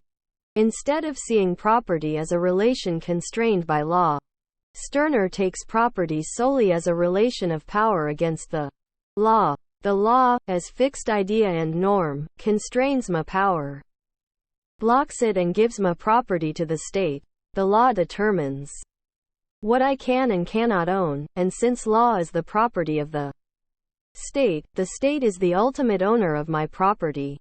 To be an owner in Stirner's sense of the term, that is, an owner against the law and state, does not mean that one should renounce private property in favor of small-scale personal possession. Stirner does not see the benefit in abolishing private property and returning it to the so-called original possessor of society, or some board of equity, as Proudhon proclaims. That would only transfer the power to expropriate to someone else, and thus, grant others the right to steal from me. The goal is rather to empty the idea of property of any sacred right whatsoever, to desecrate it, loot its content. To call property theft is to presuppose the concept of property, and to criticize theft, whereas for Stirner, property should be praised since it first allows the possibility of theft. Property is not theft, but a theft becomes possible only through property. Theft is not intrinsically wrong, to Stirner. Rather, he thinks that theft is just one way of changing ownership. If he believed in rights, which he does not, then he would say that everyone has a right to steal. For Stirner, property has nothing to do with protecting or securing my liberty. It rather forms the basis for mutual violation, a positive social relation. When no one can violate the property of another, when no one can take another's property for themselves, then all remain powerless. Since the true basis of property according to Proudhon lies in labor and society, he proposes to safeguard personal possessions and abolish property. Stirner conversely suggests associating in common for the sake of taking the property of the few. There are some things that belong only to a few, and to which the rest of us will now lay claim or siege. Let us take them. Because one comes to property by taking, and the property we still lack now came to the owners also only by taking. It can be better put to use if it is in all our hands than if the few control it. Let us therefore associate ourselves for the purpose of this robbery. Volume. Yet, Proudhon remains enamored by ghosts. Instead of recognizing the contingency and force at the source of property relations, he considers the spook of society as a moral person, as the original possessor and sole proprietor, as that spirit to whom we should return the stolen goods. Although Proudhon calls himself an anarchist, he makes the same error as the liberals, Christians and communists. In one way or another, according to Stirner, all of them replace the individual and its power with some alien cause and its authority. For Stirner, there is only one law of property. Whoever knows how to take and to claim the thing, to them it belongs until it is again taken from them, as freedom belongs to those who take it. All property follows the logic of occupation. To own is to occupy, to deploy force in relation to things and persons. Property names this activity, not the thing. My property is not a thing, since this has an existence independent of me. Only my power is my own. Not this tree, but my power or disposal over it, is what is mine. Trademark. Stirner thus interprets property as a form of squatting, and justifies it. If property is a relation of power between individuals concerning external things, then the limits of property extend to the limits of one's power to claim and defend something as their own. This understanding of property suggests the same strategy that Marx and Kropotkin all thought were essential if the poorest class was ever to succeed in regaining its power and dignity.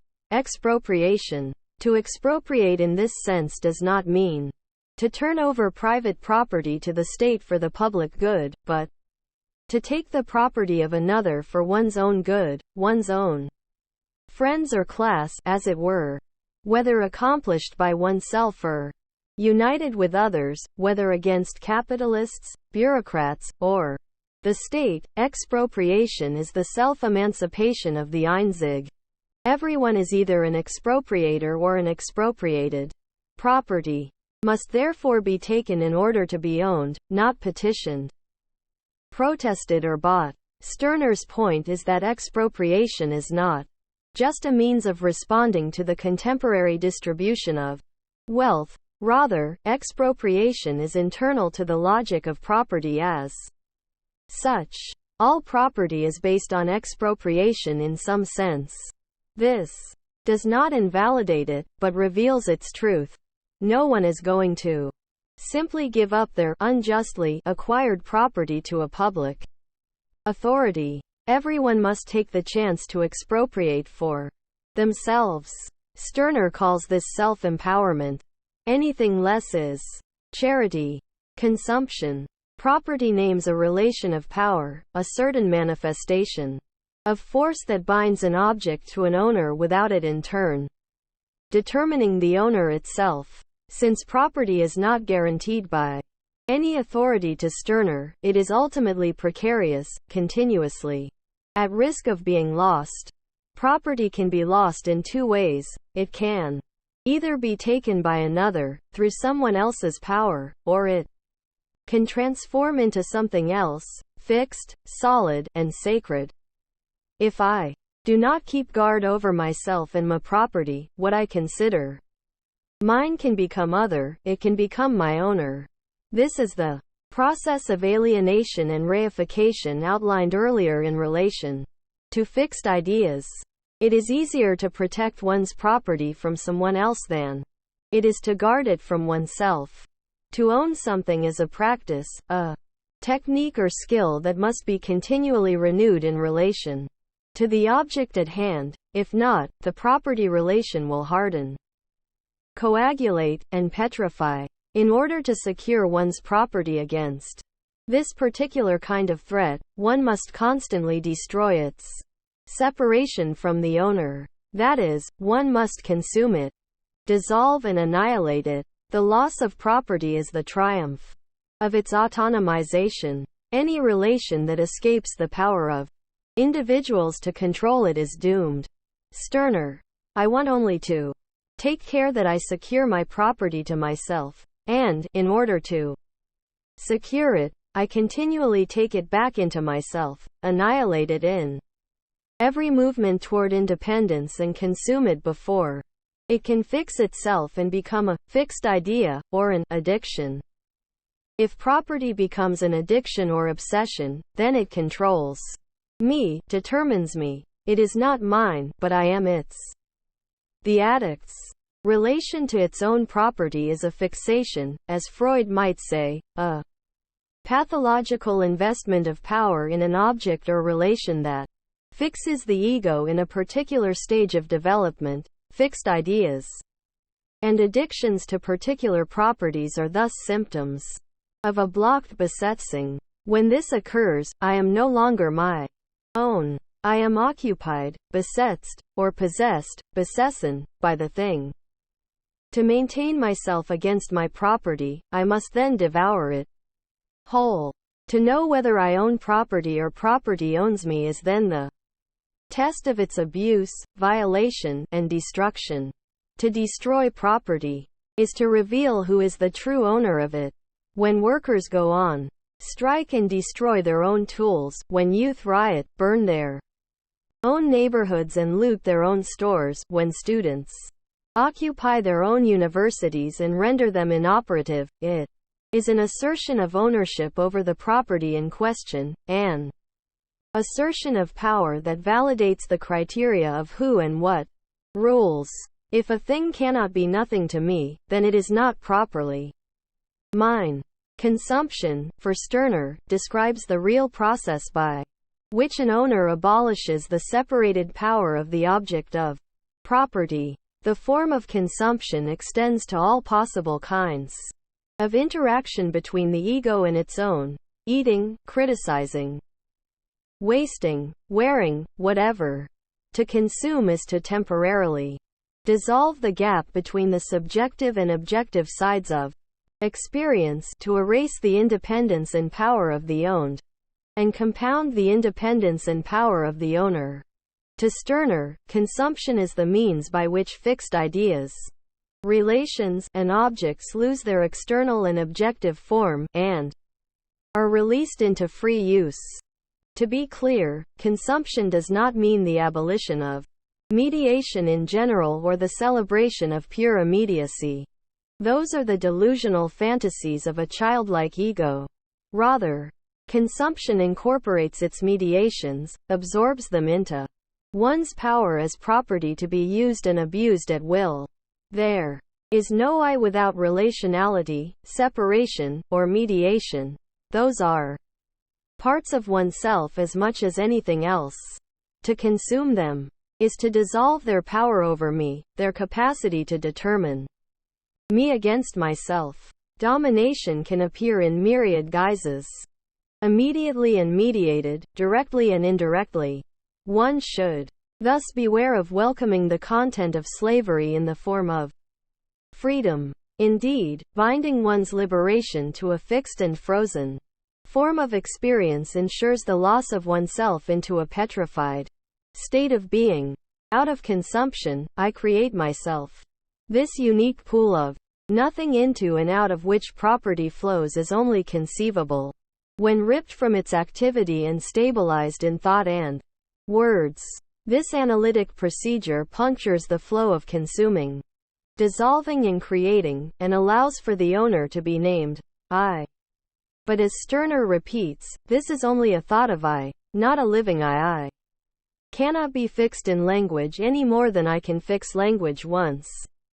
And for all, this problem should not be avoided or mystified, but consumed. That means recognizing the power of language over me, and letting go of trying to conquer it from within.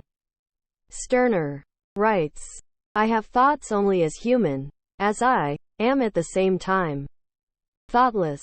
One who cannot get rid of a thought is so far only human, is a slave to language, this human institution, this treasury of human thoughts. Language, or the word, tyrannizes hardest over us, because it brings up against us a whole army of fixed ideas. Just observe yourself in the act of reflection right now, and you will find how you make progress. Only by becoming thoughtless and speechless every moment. You are not thoughtless and speechless merely in, say, sleep, but even in the deepest reflection. Yes, precisely then most so. And only by this thoughtlessness, this unrecognized freedom of thought, or freedom from thought, are you your own. Only from this do you succeed in consuming language as your property. Thinking and speaking are fundamental properties of the human being. Fine, Stirner retorts, but I do not want to be just human. To be merely human is to adapt oneself to a generic category, an empty container in which the dead weight of stale tradition and social convention predetermines the limits of one's thoughts and the meaning of one's words. Stirner rather wants to eat language and chew on history, to masticate and spit out half-baked concepts, to consume and be consumed by others in his own peculiar way. To step off the rails of thinking involves withdrawing from common patterns of thought, dissolving their autonomous power, and letting the unthought come to the fore. Whether this involves releasing the unconscious, confronting the uncanny, or speaking the taboo, Stirner is open to the infinite possibilities that arise when one stops trying to force oneself into processed containers of meaning. Consuming language, or putting it to use as one's property, means freely creating, negating, and developing words and thoughts at will. To balance thinking with thoughtlessness, as Stirner recommends, means circumventing the confines of petrified concepts, freeing oneself from the traditions of past categories, classifications, and identities. Thoughtlessness is not some mystical disengagement from life. On the contrary, it is an acute attentiveness to oneself and to the unconscious presuppositions of one's thinking and speaking. For only through disciplined focus can one avoid becoming ensnared in one's own head. To abstain from the temptation of certain general ideas takes work, perhaps training. In another era, Stirner might have even been called a Stoic. Ownness. The owner differentiates itself from other individuals through its property. However, as an owner, I am not exhausted by my property, since I can still consume it in full, dissolving everything. Town. Because the owner can act upon all its property and yet still maintain itself separate from its property, it necessarily exceeds its property. This excess or surplus of the owner against its property only appears in the process of consumption, in the proof that one is separate from one's properties. For in consumption the owner negates the property that distinguishes itself from others as unique. If one was only my property, Stirner might say, then I too would be lost in consumption. But I am not. I am non-identical with my property, always more or less than it. This surplus of being can also be seen as a lack from another point of view. To be more than one's property means that something is missing in relation to it, something left unexpressed, unrepresented. Stirner's Einzig is never fully present in its property since it resists determination in any single form. Stirner calls this non-identity of the unique in its property, ownness, Eigenheit. Ownness is my whole being and existence, it is I myself. I am free from what I am rid of, owner of what I have in my power or of which I am powerful. 1 a.m. at all times and under all circumstances my own, if I know how to have myself and do not throw myself away on others. To be free is something that I cannot truly will, because I cannot make it, cannot create it. I can only wish it and aspire toward it, for it remains an ideal, a spook. The fetters of reality cut the sharpest welts in my flesh at every moment. But I remain my own. Ownness, first of all, does not mean self-interest or selfishness, since any conception of the self can be as much one's own as it can be a spook, a socially produced image of what one should be in order to be somebody at all. To be selfish is perhaps the most commonplace, banal, and socially acceptable form of behavior there is in capitalist society. The call to find oneself, or follow one's true self fits perfectly well with the neoliberal demands of our era, to cultivate as much human capital as possible for one's prostitution on the market as an extremely precarious, but self-realized, or self-fulfilled, wage slave. To be yourself today almost always means adapting one's soul to the needs of the market, or to find oneself reflected in a menu of tailored commodities particularly suited to one's niche identity. All these market-mediated identities are not my own, Stirner would say. I am rather their product. Ownness is the complete destitution of these identities and pseudo-selves. The concept of ownness is also not identical with freedom. At least, not negative freedom. To Stirner, freedom is always an external ideal outside my control, never an inner reality starting from my experience. To be free is to be from, while to be one's own is to have power to. As Stirner suggests in the above quotation, ownness refers to my persistent power to maintain, create, or dissolve my I despite the immensity of constraints, obligations, rules, norms and images pressed upon me. Freedom is always outside my grasp, since there is always one more constraint from which to be free. Ownness is I myself, no matter how deep the fetters of reality limit me. To remain my own or to be an owner is to live according to one's distinct ownness. Ownness thus signifies an almost ontological power of self-control, self-fashioning, and self-determination, somewhat similar to Sartre's idea of radical freedom. The distinction between freedom and ownness is consequently not absolute. I will come back to it shortly. Often translated, wrongly, as peculiarity, personality, or characteristic, Stirner's concept of Eigenheit is not a trait or property one has, but a form of life one does. That is, ownness designates the mode of individual existence that resists capture in alien forms of thought, reified practices, and generic relations. Ownness, in short, is the opposite of alienation. It describes how an owner relates to itself across the abyss of its properties, on its own terms, with its own power.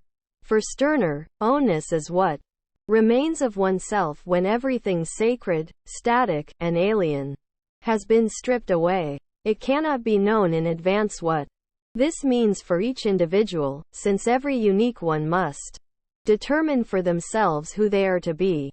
Ownness does not have any alien standard, Stirner writes, as it is not in any sense an idea like freedom, morality, humanity, and the like. It is only a description of the owner registered. If ownness is not a normative idea like freedom, morality, and humanity, but a description of the owner, then what about the owner does ownness describe? Although Stirner is not always so clear, I will attempt a few suggestions. Ownness describes an owner's inner relation to itself. It marks how an owner consumes its own properties without being consumed in turn. It illustrates the singular content of its uniqueness, although there is no essence to it. Ownness names the negativity of the owner, its power to dissolve and withdraw from its property at will. In Hegelian terms, ownness is an infinite relation, since it depends on nothing outside itself to be itself. For Hegel, the most familiar example of the infinite self-relation is the I. When we say I, that is the expression of the infinite self-relation. That is at the same time negative. Trademark to say I is to infinitely relate oneself to oneself as a singular being that knows itself as self-relating, and yet, to know oneself as I is also to posit a negative relation, since it necessarily entails a distinction from others. This infinite, self-relating negativity of the I, seen not from the third-person perspective of observing consciousness, but from the first-person perspective of experience, is what ownness attempts to describe. Ownness, Stirner asserts, is the creator of everything registered. It is the source of self-creation and self-destruction, that which enables one to become unique out of their various properties, and that which allows one to dissolve their properties back into nothing. It is the power to consume that which consumes you, to destroy that which destroys you. An owner can consume its properties, but never its ownness, for the act of self-dissolution is itself a proof of one's own power. Ownness can never be given by another, like a privilege or a right. It can only be expressed in one's actions, like a disposition or power. Stirner's injunction for those who seek to be their own is to give up all sacred property without falling into a new faith, a new submission, to renounce alien principles, reified relations, and fixed ideas, however, does not mean abandoning principles, relations and ideas as such. Rather, it means making them one's own, internalizing them, using and abusing them as one's property, one's enjoyment. Ownness permits everything, even apostasy, defection, registered when individualism and the supremacy of the ego become ruling dogmas. Then the greatest act of ownness is perhaps the apostasy of the I itself. Heidegger. In addition to Hegel and Sartre, Stirner's concept of ownness resonates across the history of philosophy. For instance, in Being and Time, Heidegger describes a phenomenological condition called mindness, Gemeinigkeit, which, at first glance, appears similar to Stirner's ownness. Mindness just means that the being whose analysis our task is always we ourselves. The being of this being is always mine.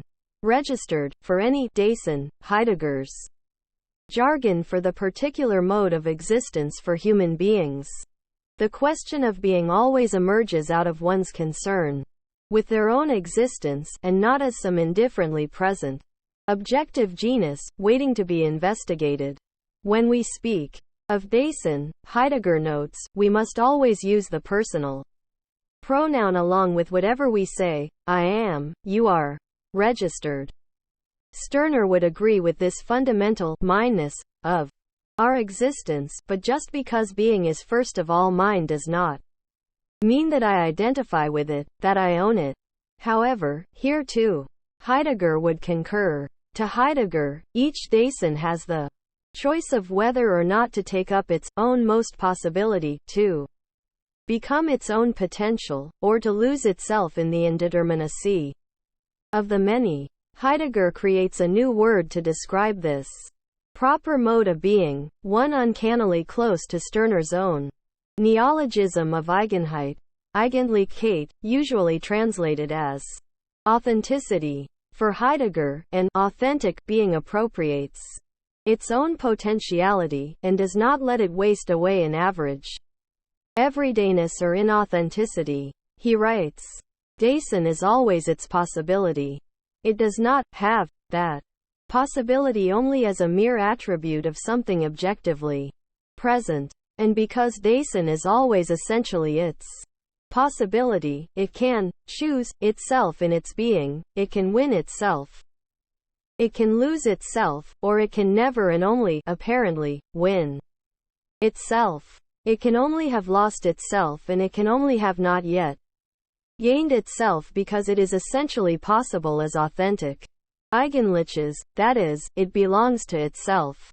The two kinds of being of authenticity and inauthenticity, Eigenlichkeit und Uneigentlichkeit, these expressions are terminologically chosen in the strictest sense of the word, are based on the fact that Dasein is in general determined by always being mine.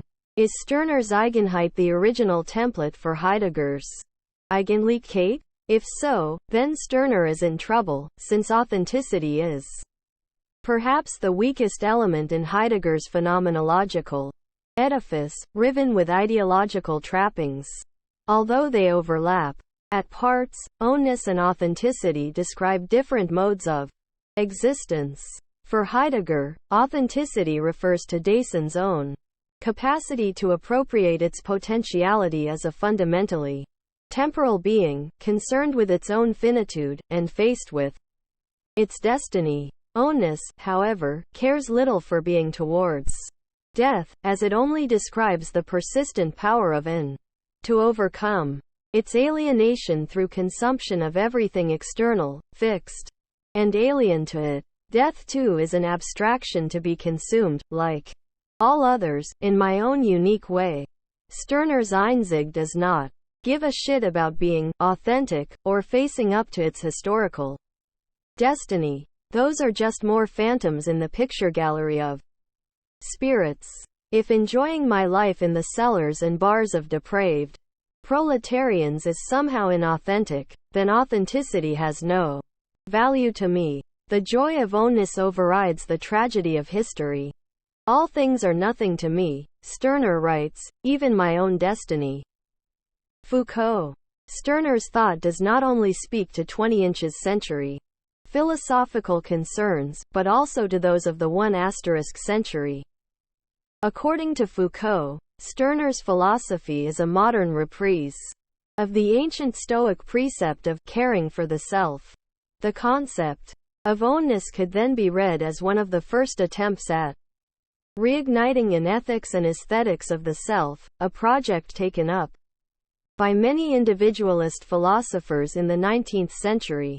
For Foucault, a whole section of 19th century thought can be reread as a difficult attempt, a series of difficult attempts, to reconstitute an ethics and an aesthetics of the self. If you take, for example, Stirner, Schopenhauer, Nietzsche, Dandyism, Baudelaire, anarchy, anarchist thought, etc., then you have a series of attempts that are, of course, very different from each other, but which are all more or less obsessed by the question, is it possible to constitute, or reconstitute, an aesthetics of the self? At what cost and under what conditions? 7. What is an aesthetics of the self, and how does it relate to Stirner's concept of ownness? Stirner's text centers around the question of how one relates to oneself. His diagnosis is that we have not treated ourselves well, that we are sick, alienated from ourselves, stuck in fixed thought patterns and petrified forms of practice. Only a series of consumptive practices of ownness will allow us to come to terms with ourselves again, to liberate ourselves from our self-imposed estrangement. For Stirner, these practices are a kind of ownership of the self. Such ownership requires consuming one's properties so as to bring them back in line with oneself. Stirner's ownness highlights the power to master one's own condition even when one cannot master one's own fate. Epictetus, the Hellenistic Stoic of the 1% century, made a distinction between things that are up to us, and things that are not. The former can be controlled, the latter cannot, and freedom lies in knowing the difference. Similarly, Stirner separates what is are property from what is not. If something is up to me, under my control, then I can consume it as property and enjoy myself. If it is not my property, not up to me, then it should not matter to my development, it is nothing to me. However, for Stirner, the difference between what is mine and what is not mine is not some absolute limit, but rather a historically produced boundary, constantly challenged by my own self-activity. To push that limit is to internalize what appears external, to render artificial what seems natural, to make intelligible the opaque, and reappropriate the product of one's own power. In this sense, Stirner's theory of property is more like a theory of ethical life than a theory of legal rights. It describes the conditions by which one can achieve their own enjoyment. Stirner's formula is not know thyself, but own thyself. This is not meant in a legal or economic sense, as a libertarian might say, but in an ethical sense, as a demand to seize a non-alienated form of life. This requires practice and training, consumption, and dissolution. For Foucault, such practices of the self are not simply a kind of self-styling. The relation to oneself is rather the primary register in which contemporary political power operates. To reclaim that power is both indispensable and near impossible. As Foucault says, I think we may have to suspect that we find it impossible today to constitute an ethic of the self, even though it may be an urgent, fundamental, and politically indispensable task, if it is true after all that there is no first or final point of resistance to political power other than in the relationship one has to oneself. Ownness constitutes the fount of self-formation in Stirner. In order to be a unique I, one must resist the tendency towards generality. To Stirner and Foucault, the main mechanism that distributes and imposes generalities on individuals is the state. Therefore, to resist the state and form oneself into a unique I are one and the same thing. This is the meeting point between Foucault and Stirner. But whereas Foucault understands the practices of the self as an ethic of freedom, Stirner's ethic of ownness displaces freedom from its pedestal and consumes it as one property among others. Freedom. As mentioned before, Stirner differentiates his idea of radical ownness from the liberal concept of freedom. One way he illustrates this difference is in how each relates to the individual and its property. Freedom teaches only, get rid of yourselves, get rid of everything annoying. It does not teach you who you yourselves are. Away, away. Thus sounds its battle cry, and you, eagerly heeding its call, even get rid of yourselves, deny yourselves. But ownness calls you back to yourselves. It says, come to yourself. Under the aegis of freedom you get rid of many kinds of things, but something new oppresses you again. As own you are actually rid of everything, and what clings to you you have accepted. It is your choice and your pleasure. The own one is the free-born, the one free to begin with. The free one, on the contrary, is only the freedom-addicted, the dreamer and enthusiast. For Stirner, freedom is a form of self-denial, a call to get rid of one's attachments and desires, joys and pains, in hope of one day being free from everything, even oneself. Except, there is always more to get rid of. Like Hegel's bad infinity, something can always be added to the sequence of oppression. Each oppression creates a new freedom, and each freedom fixes a new identity. In order to demand it, one is thus never actually free, only potentially so. Ownness, on the contrary, assumes one's radical freedom from the very beginning, and builds upon it. Only by starting from yourself, Stirner suggests, from your needs and powers, your pleasures and suffering, can you confront all the external and internal constraints against you. Whereas freedom demands recognition from others, ownness takes it for oneself and consumes it as nothing. To be one's own is to even have the power to get rid of oneself, if one so chooses.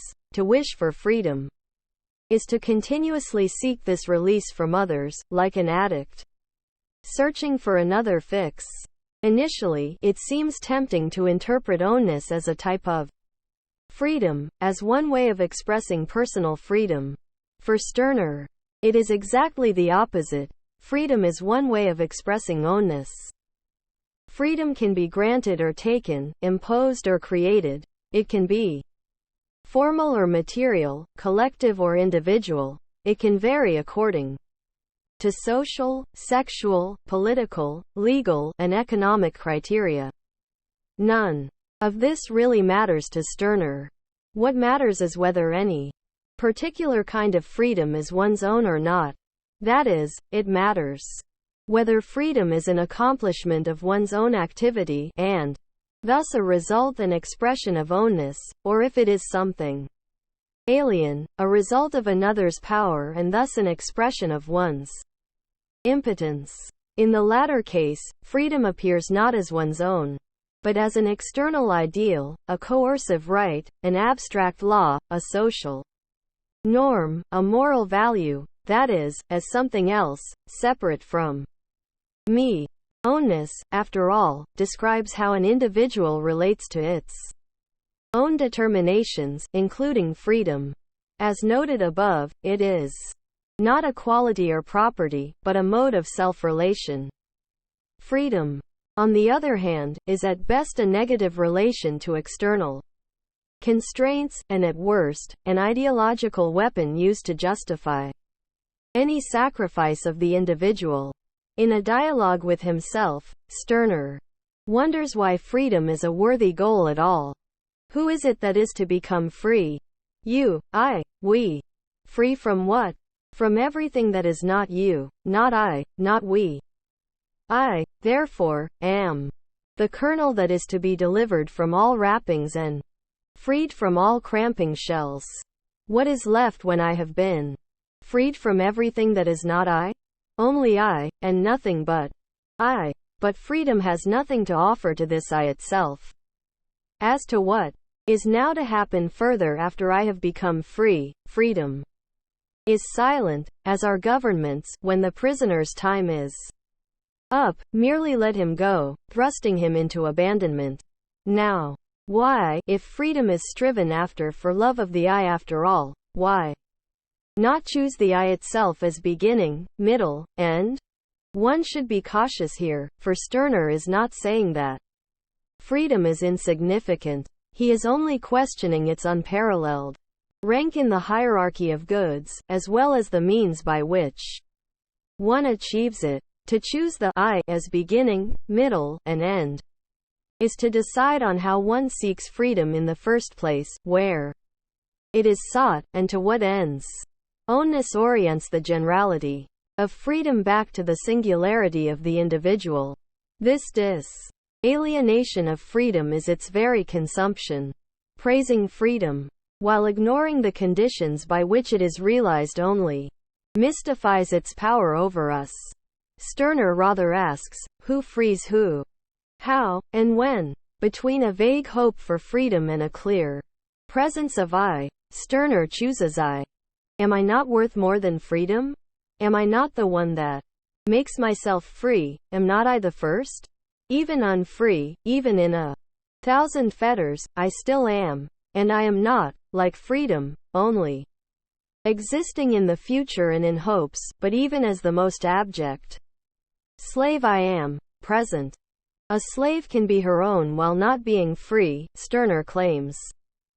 Whereas a slave not her own can never be free. Ownness thus conditions freedom, determining its proper form as self-emancipation. Self-emancipation as the meaning of owned freedom parallels Stirner's earlier discussion of self-empowerment as the meaning of owned property. All freedom is essentially self-emancipation, that I can have only so much freedom as I procure for myself by my ownness. freedom in the form of self-emancipation is absolute. Anything besides self-emancipation is only a particular freedom, and, as Stirner argues, a piece of freedom is not freedom. There are two meanings of freedom here, one conditioned by ownness and accomplished through acts of self-liberation, and one conditioned by others, accomplished through petitioning, and granted by grace. The explicitly political value of Stirner's concepts become clearer here, for not only does he describe different strategies for becoming free, but different meanings underlying them as well. Stirner makes this point through the example of freedom of speech and a free press. This was a crucial political issue for Stirner since his friends, the free, were constantly getting arrested, and their work often censored and banned.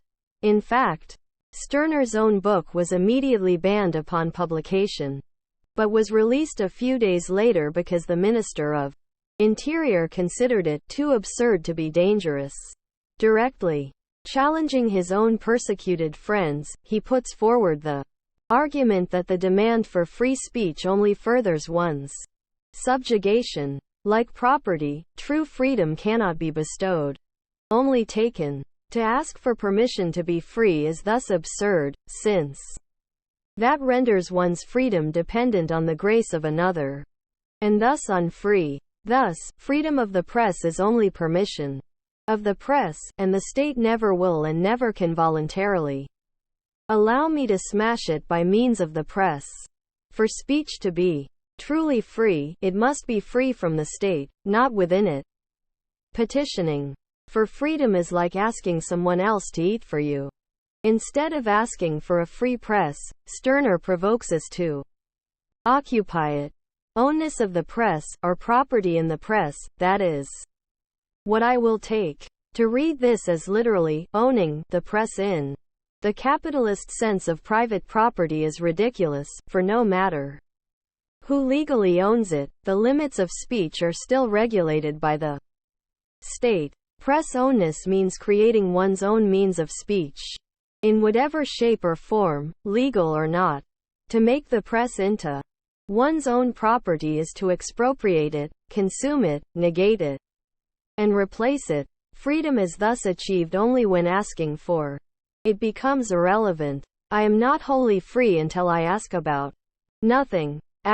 Registered. In another example, Stirner describes how proletarians in the modern bourgeois state are dependent on capitalists for their income. But how is it with one who has nothing to lose? How is it with the proletarian? Since he has nothing to lose, he doesn't need state protection for his nothing. Trademark the capitalist state does nothing for the worker, except suck his blood dry. Wage labor is not recognized as to its value. It is exploited, a spoil. The whole machinery of the state is poised against workers, biased in favor of the private property-owning capitalists. Because of their non-possession, proletarians have nothing to lose when they revolt, asking for higher pay in order to realize the true value of their labor is absurd, since proletarians already have the most enormous power in their hands. Registered, that is, workers have the power to strike, to refuse work. But they must recognize this power first, and claim it as their own. If only the workers became conscious of it and used it, nothing would withstand them. They would only have to stop labor, regard the product of labor as theirs, and enjoy. In other words, class struggle gets the goods. Proletarians do not emancipate themselves by begging, by compromise and petitions. They get free by recognizing their own power and acting upon it. To realize this power is at the same time to abolish their own status as powerless, propertyless subjects. Here once more, Stirner situates power in the hands of those who are subjugated, those who not only have nothing, but need nothing. Their ownness is the source from which they draw power to realize their value and overturn their alien conditions.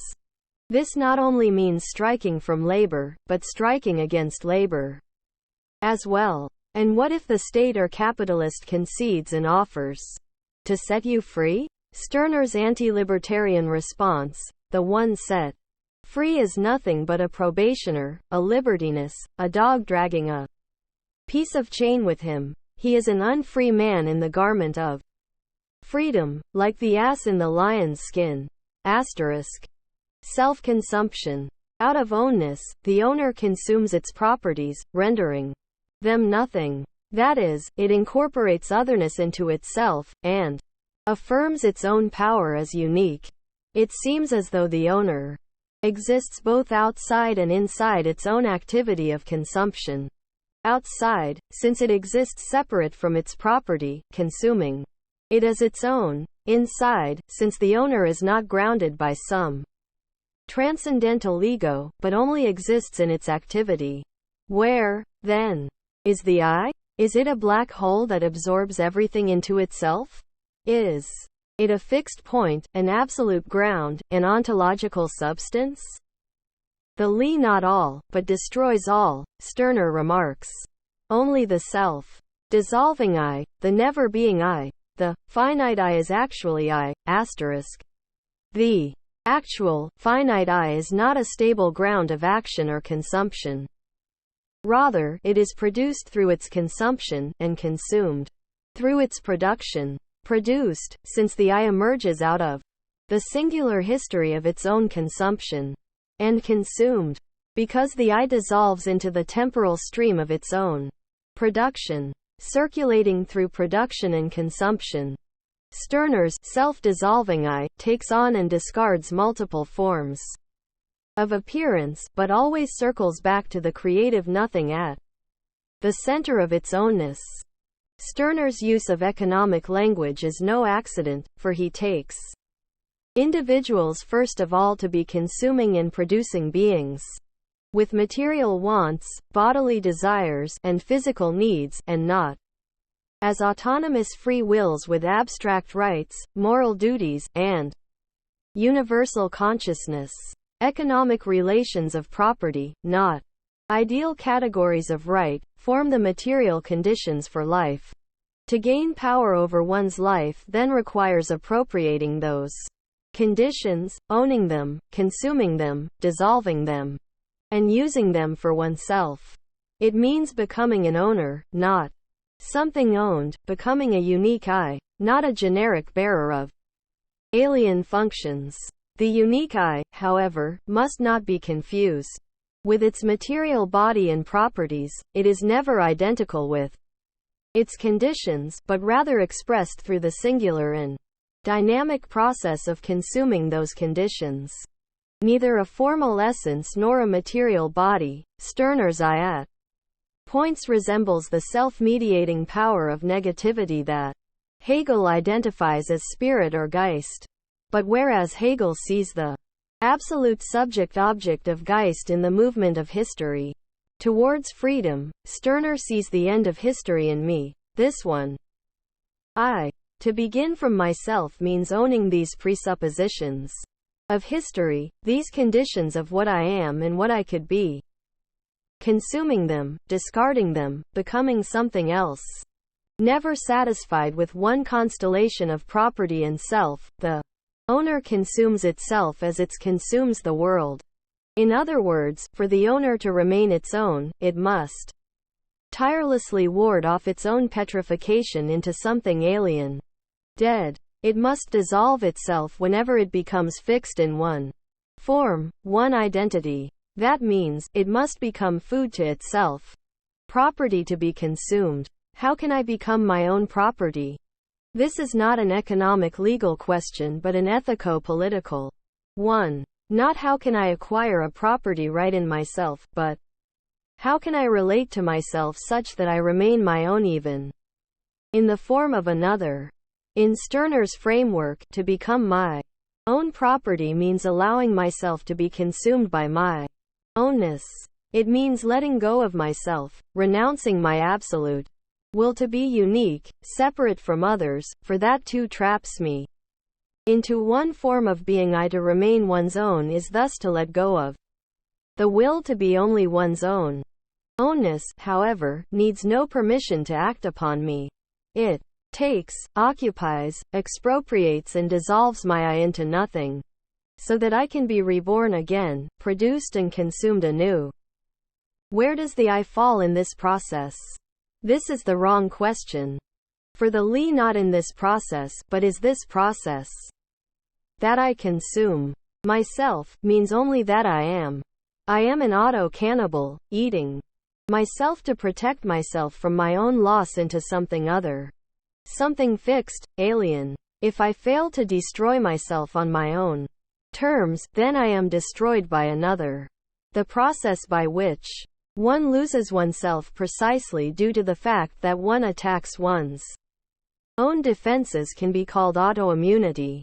Jacques Derrida described an autoimmunitary process as that strange behavior where a living being, in quasi-suicidal fashion, itself, works to destroy its own protection, to immunize. Zero Derrida relates this medical itself against its own immunity. Logic to the political procedure behind the event of September 11, 2001. On a different scale, no less singular, and autoimmunitary.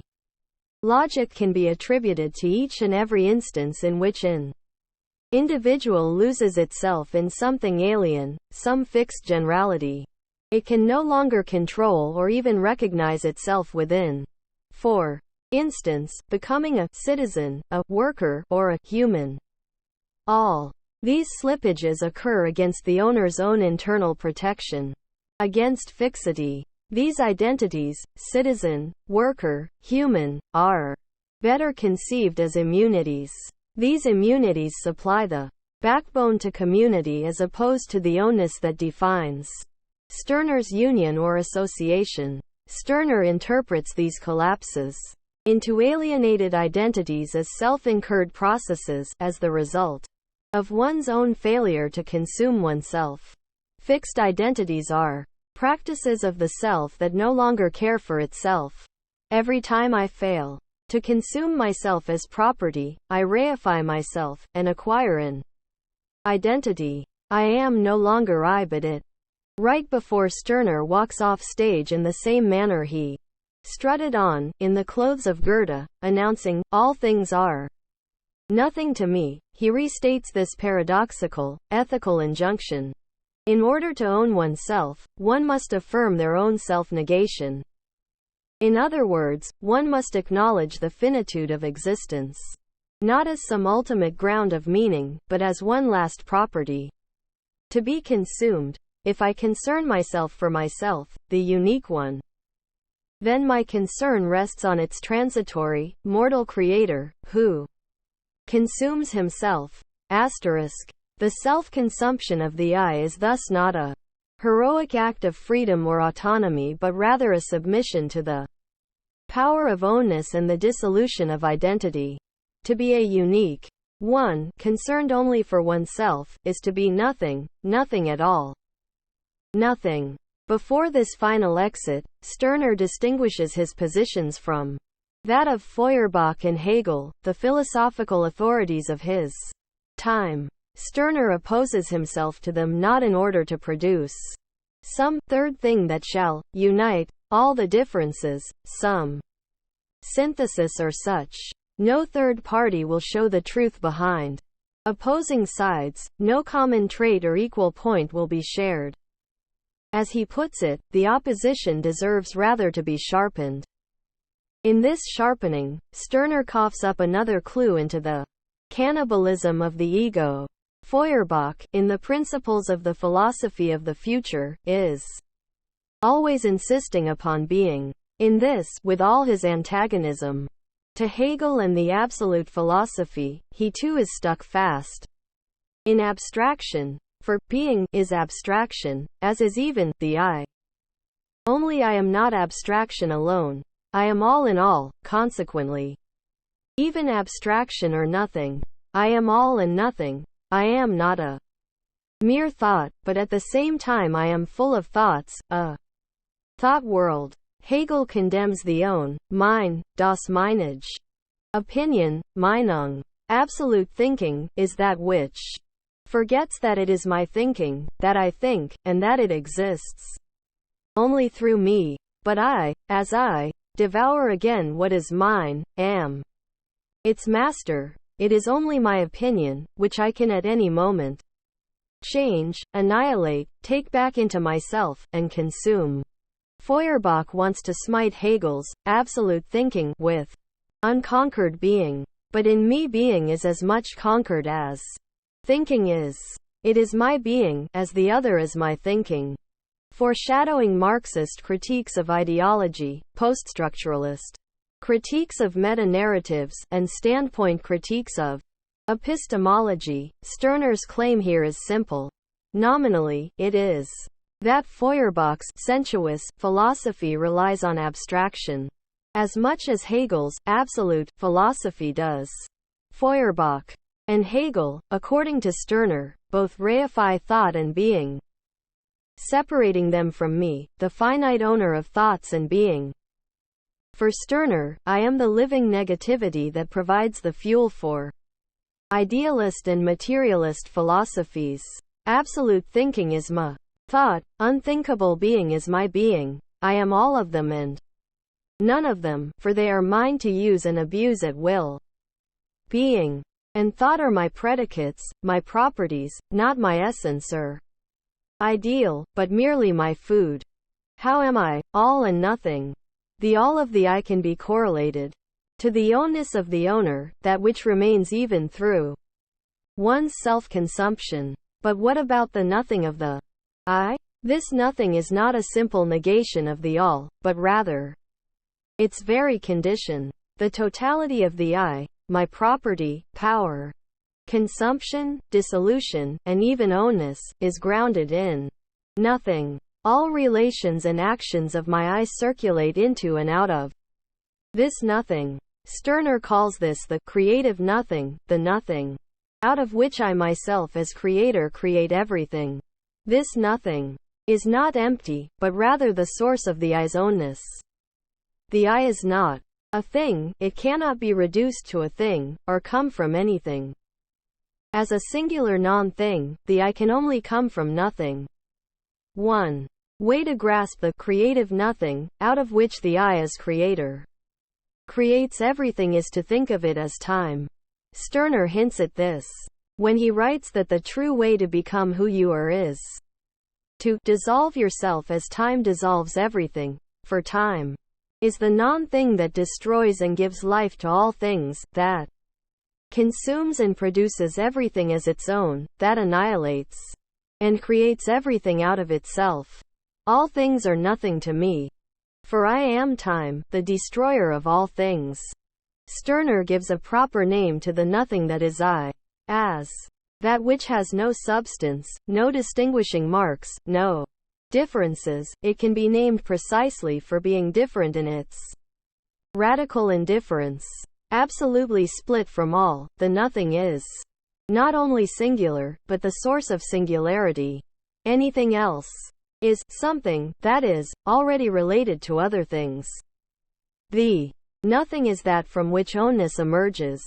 The consumption and dissolution of anything separate from me as my own property confirms my power, my ownness.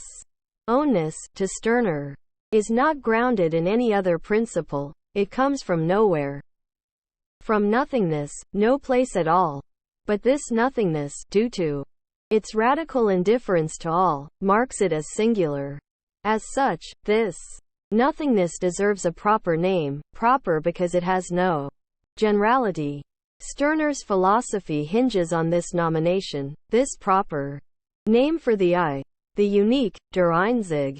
The unique is the proper name for the nothing that conditions our being.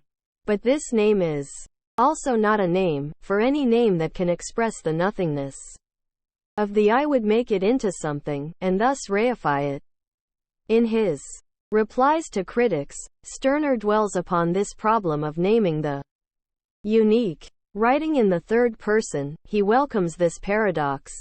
Of the unnameable name, Stirner names the unique and says at the same time that names don't name it. He utters a name when he names the unique, and adds that the unique is only a name. The unique is an expression with which, in all frankness and honesty, one recognizes that he is expressing nothing. Stirner rejects every attempt to fix one's identity through a concept.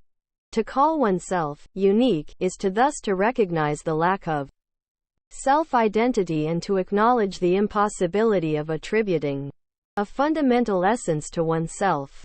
Instead, Stirner highlights the contingency of any and every property of oneself, whether that be reason, language, mind, sociality, humanity or whatever. All things are nothing to me, but yet I am. The proper name for the nothingness of the I is einzig, or unique. This name communicates without communicating anything. It has no conceptual content, except in expressing its emptiness. Stirner wants a concept that communicates non-conceptually, a word that expresses non-linguistically, a name that names non-nominally. The content of the einzig negates the form of its enunciation. And yet this negation is telling of its content. Stirner's dance with nominalism thus comes to a head in proposing a name that names nothing except the unnamability of a singular nothing. The unique is a word, and everyone is always supposed to be able to think something when he uses a word. A word is supposed to have thought content. But the unique is a thoughtless word. It has no thought content. So then what is its content, if it is not thought? It is content that cannot exist a second time and so also cannot be expressed, because if it could be expressed, actually and wholly expressed, it would exist for a second time, it would exist in the expression. Since the content of the unique is not thought content, the unique cannot be thought or said, but since it cannot be said, this perfect phrase, is not even a phrase. Since the unique names nothing, it does not even matter that it is just a word, for it is a word used against the tendency to fix its meaning in language. To be unique is not to be a word or an idea, but to be oneself, this nothing. And I is unique precisely in how it relates to the nothing from which it emerges and towards which it courses. To be a unique one then means attempting to own the nothingness that underlies one's brief existence. In other words, it is to own time. Levinas. In discussing the relation between two uniques, Stirner notes the last and most decided opposition, that of unique against unique, is at bottom beyond what is called opposition, but without having sunk back into unity and unison. The opposition vanishes in complete severance or uniqueness. This might indeed be regarded as the new point in common, or a new parity, but here the parity consists precisely in the disparity, and is itself nothing but disparity, a par of disparity. And that only from him who institutes a comparison degree. This confrontation between unique and unique perfectly captures the relation between Stirner and Levinas, two wildly different philosophers whose thought touches at the extremes. Levinas, the 20th century French phenomenologist, declared that ethics is first philosophy. As the thinker of alterity, he argues for the ontological primacy of the other over oneself. Levinas's phenomenological analysis of human beings results in the thesis that each and every human being has an infinite responsibility to the other. The infinity of the other is not just posited, according to Levinas, but concretely experienced in the relation between another and I, particularly through face-to-face interaction. Between Stirner and Levinas, there appears to be an absolute contradiction of viewpoints. One privileges the ego above all others and one privileges the other above all egos. Yet, it can be shown that Levinas's thought complements Stirner's. Their disparate starting points allow them to meet on their own terms. Their differences only mask their proximity. In the first half of Totality and Infinity, published in 1961, Levinas describes the preconditions for experiencing the infinity of the other person. He calls this phenomenological condition separation, complete atheistic egoism, and it forms the initial break with the concept of totality. With his unique syntax, Levinas writes, to separate oneself, to not remain bound up with a totality, is positively to be somewhere, in the home, to be economically. The somewhere and the home render egoism, the primordial mode of being in which separation is produced, explicit. Egoism is an ontological event, an effective rending, and not a dream running along the surface of being, negligible as a shadow. The rending of a totality can be produced only by the throbbing of an egoism that is neither illusory nor subordinated in any way whatever to the totality it tends. Egoism is life, life from, or enjoyment. The separated ego, according to Levinas, loves life in all its singular pleasures. The enjoyment of the ego is guaranteed by its separation from all generalities, by its absolute uniqueness, or unicity, as Levinas calls it. This logically absurd structure of unicity, this non-participation in genus, Levinas claims, is the very egoism of happiness. The separated ego enjoys not only its life, but its possessions as well, for in its possessions it confirms itself once more. With this brief description, it is easy to see the connection between Stirner and Levinas. In short, Stirner's philosophy articulates the condition of possibility for Levinas's ethics. The Einzig describes a radical separation, the negation of totality, that which refuses to be thematized or subsumed under any fixed concept. The individual, the owner, unique, I, is life, expressed as enjoyment, or as Stirner calls it, self-enjoyment. Levinas's critical modification is to claim that this egoism of the ego, this anarchic I, is still too auteur chic, completely free to be what its ownness desires. Stirner's ego is its own master. This means that the ownness of the I, even when incomprehensible or unintelligible to me, is still mine. The creative negativity that consumes gods, man and worlds as its property, that births the uniqueness of the owner from nothing, is inescapably bound to my will. Ownness, in other words, always refers back to me.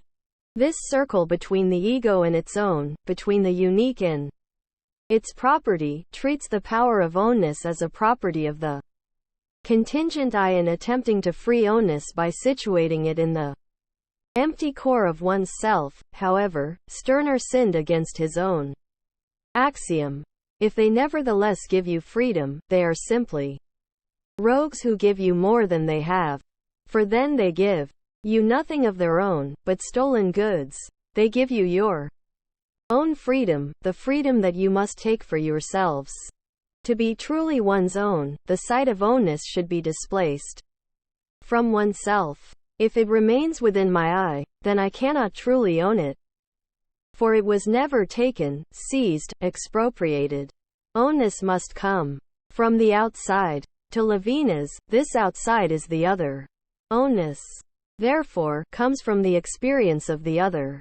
Without Stirner's Einzig, the infinite relation to the other would always be blocked by a given mediation. The total secession from similarity through absolute difference and unicity rightly dissolves both comparison and unity. By shattering every fetter of generality, Stirner's separated I can only be related to another through an absolute relation, an infinite one. For Levinas, the concretely experienced infinite relation is the ethical relation to the other. The location of the origin of oneness is the difference that distinguishes Levinas from Stirner. Levinas shifts the sight across the abyss of two singular individuals. This other unique one, the neighbor, communicates my ownness through the lens of their face. To a Levinas-sized Stirner, the infinite experience of the other counts as an experience of unowned ownness. Perhaps this explains the seeming paradox of why two philosophers whose philosophical projects center around diametrically opposed points, Stirner's I versus Levinas's other, are often described with the same adjective, anarchic. Unique. The unique has the power to consume all and be consumed in the process. This annihilating drive is not just negation or nihilism, but the full consumption of life. Stirner asks, how does one use life? Answering himself, he declares, in using it up, like the candle, which one uses in burning it up. One uses life, and consequently himself the living one, in consuming it and himself. Enjoyment of life is using life up. Registered there is no authentic self to realize, no essence to reveal or identity to defend.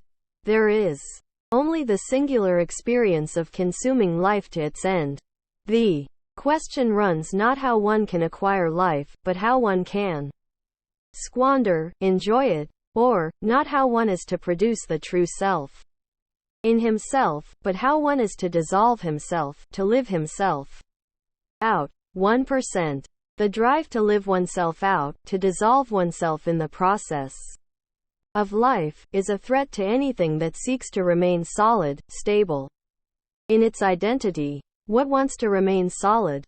Fixed ideas, spooks, gods, states, law, morality, truth, humanity, that whole gambit of alienated powers encountered in the first part of Der Einzig. These alienated properties constantly struggle to solidify the negativity of the owner into an identity, to wrest the uniqueness away from the I, to generalize it, capture it, control it. Stirner labels this process policing, more specifically, the police care of the state.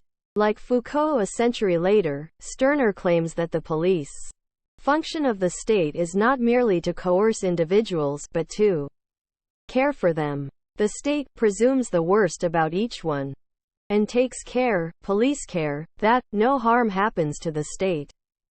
Police care is the taming of one's life through one's own self repression. It is the creation of spies and secret police in all of us. 1% police care of the self can also be expressed through one's political identification with the state. Anyone in whose head or heart both the state is seated, anyone possessed by the state, or the believer in the state, is a politician, and remains such to all eternity. If the state is just a fixed idea, then will its consumption make it disappear? If I do not treat the state as an independent power over me, does it vanish? According to Marx, Stirner believes this to be the case, and thus, he is a fool. In the German ideology, Marx writes, on the contrary, now that he, Stirner, no longer looks at the world through the spectacles of his fantasy, he has to think of the practical interrelations of the world, to get to know them and act in accordance with them. By destroying the fantastic corporeality which the world had for him, he finds its real corporeality outside his fantasy. With the disappearance of the spectral corporeality of the emperor, what disappears for him is not the corporeality, but the spectral character of the emperor, the actual power of whom he can now at least appreciate in all its scope, registered. Derrida punctuates this in Spectres of Marx. When one has destroyed a phantomatic body, the real body remains. But what constitutes this real body? Work, labor, the practical interrelations of the world. One must now begin the work of mourning, the real work, factory work, production. For Derrida, this practical delaying and deferring of the ego's fullness in its consumption constitutes Marx's critical incision into the heart of Stirner's project. For Marx, the consumption and dissolution of abstractions, ideologies and specters forms merely the preconditions for the real labor of materialist critique. Serious critique looks at the social, political, and historical conditions of production, not their reflection in idealist philosophy.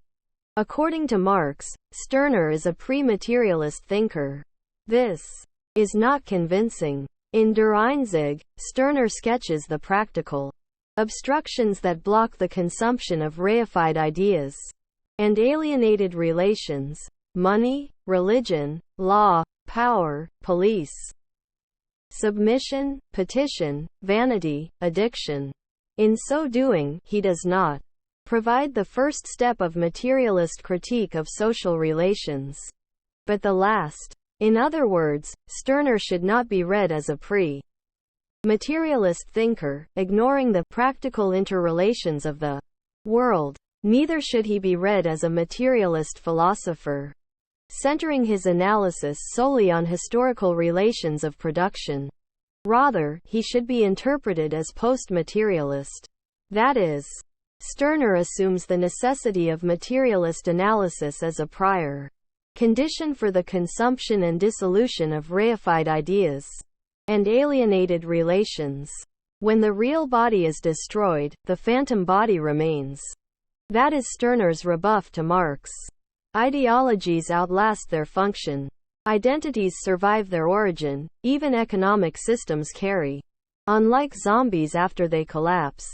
In attacking this particular establishment, that specific state or master, one unwittingly sets up another form of domination in the process.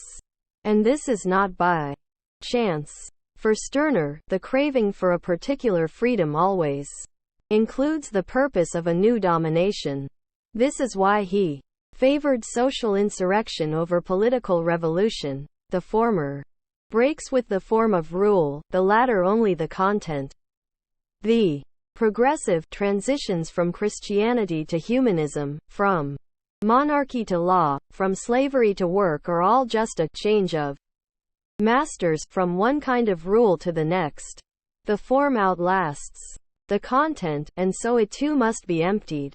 State. If Stirner's work is supplementary to materialist critique, then what is the status of those forms of alienated property which the unique dissolves in the process of its consumption? At their base, Stirner calls them fixed ideas, and one iteration of them is the state. But if the state as idea can only be consumed once we work through the materiality of its domination, then maybe a reversal of privileging needs to occur. The state should not be seen as one of many fixed ideas, but rather fixed ideas should be seen as one form of the state, as one state form. There is a reason why Stirner repeatedly focuses on the relation between the individual and the state, and not between the individual and other forms of alienation. The state's conditioning of the individual as subject, vegetating in subjection, as Stirner puts it, provides the primary education for revolt. The experience of state subjection enables one to confront fixed ideas, moralities, truths, and all other types of alienated property and ruling principles. If the nothing is the source of singularity, then the state is the seed of generality. Every I is from birth already a criminal against the people, the state, the unrestrained I, and this we originally are, and in our secret inward parts we remain so always, is the never-ceasing criminal. In the state formalizes fixed ideas, and dominates through them. Thus, every unique I must come up against the limits of the state. The unique nothing, the Einzig, consumes this power, and annihilates its false pretenses. Stirner defines the state form as a mode of structured dependency. What one calls a state is a tissue and network of dependence and adherence. It is a belonging together, a binding together, in which those who are placed together fit themselves to each other, or in short, mutually depend on each other. It is the order of this dependence. The state is an order of dependence. A tissue, providing both cohesion and stability for the individual. Ideas are spectral not because they have taken on corporeal form, but because their corporeality has doubled, from state form to thought form. Stirner describes this doubling as the state, in the state, or hierarchy. But the unique consumes this as if it was nothing. I am the annihilator of its existence, since in the Creator's realm it no longer forms a realm of its own, not a state in the state, but a creature of my creative, thoughtlessness, degree. Another state in the state is the political party. Stirner criticizes the party form as well as its goals. The party is nothing but a state in the state, and in this smaller B-state, peace will also rule just as in the greater. The B-state is a reference to his earlier metaphor of the bees who, even when they join together, as Kropotkin meticulously describes in Mutual Aid, remain bees. Nonetheless, that is, subjects to a queen. The formation of a free people doubles this, only forming a new state in the state. Liberalism, police care, humanism, Christianity, the party, all these state forms work to generalize the unique and distribute its singularity across a field of abstractions. Their presence suffocates me, steals the unicity of my nothingness, and replaces it with its own. The victor of this struggle is called the truth. Their truth, therefore, is you, or is the nothing which you are for them and in which they dissolve. Their truth is their nothingness. Overcoming their truth means reappropriating truth as one's own, killing it so that it may live again for oneself.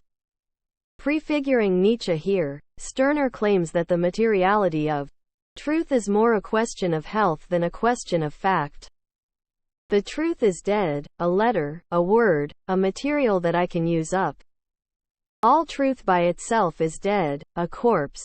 It is alive only in the same way as my lungs are alive, namely, in the measure of my own vitality. Truths are material, like vegetables and weeds.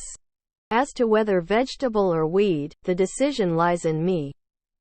Like all properties, truth relates to the health and power of an individual. It is effective, and gives us enjoyment. Spinoza describes this as the third form of knowledge, that knowledge which is indistinguishable from the feeling of joy and the creation of power. Spinoza, Stirner, and Nietzsche form a discrete union in their views on truth, power, joy and individuality. There is already much research on Spinoza and Nietzsche, but perhaps it is now time to splice Stirner in between. Landauer. How do we consume Stirner and not let his thinking become stale? This problem opens up the question of Stirner's influence, of his legacy in philosophy and psychology, his spectral presence in the shadows of existentialism, communism, anarchism, fascism, and capitalism, all of which Stirner has been associated with or accused of at one point or another degree. To take up just one of his many owners, I want to focus on Gustav Landauer, the Jewish, anarchist mystic of fin de siècle, Germany. At one point in his life, Landauer, along with anarchist Erich Matissam and others, took over Munich for 3 weeks. In the infamous Bavarian Soviet Republic, April 6 to May 3, 1919, before it was crushed by 40,000 armed troops of the Weimar Republic. An influence on Buber, Benjamin, and Scholem, Landauer's life and work has been nearly forgotten. Like Emma Goldman and other anarchists of the time, Landauer was fascinated by Max Stirner and saw in him a strange prophet whose ideas helped shape his heretical socialism.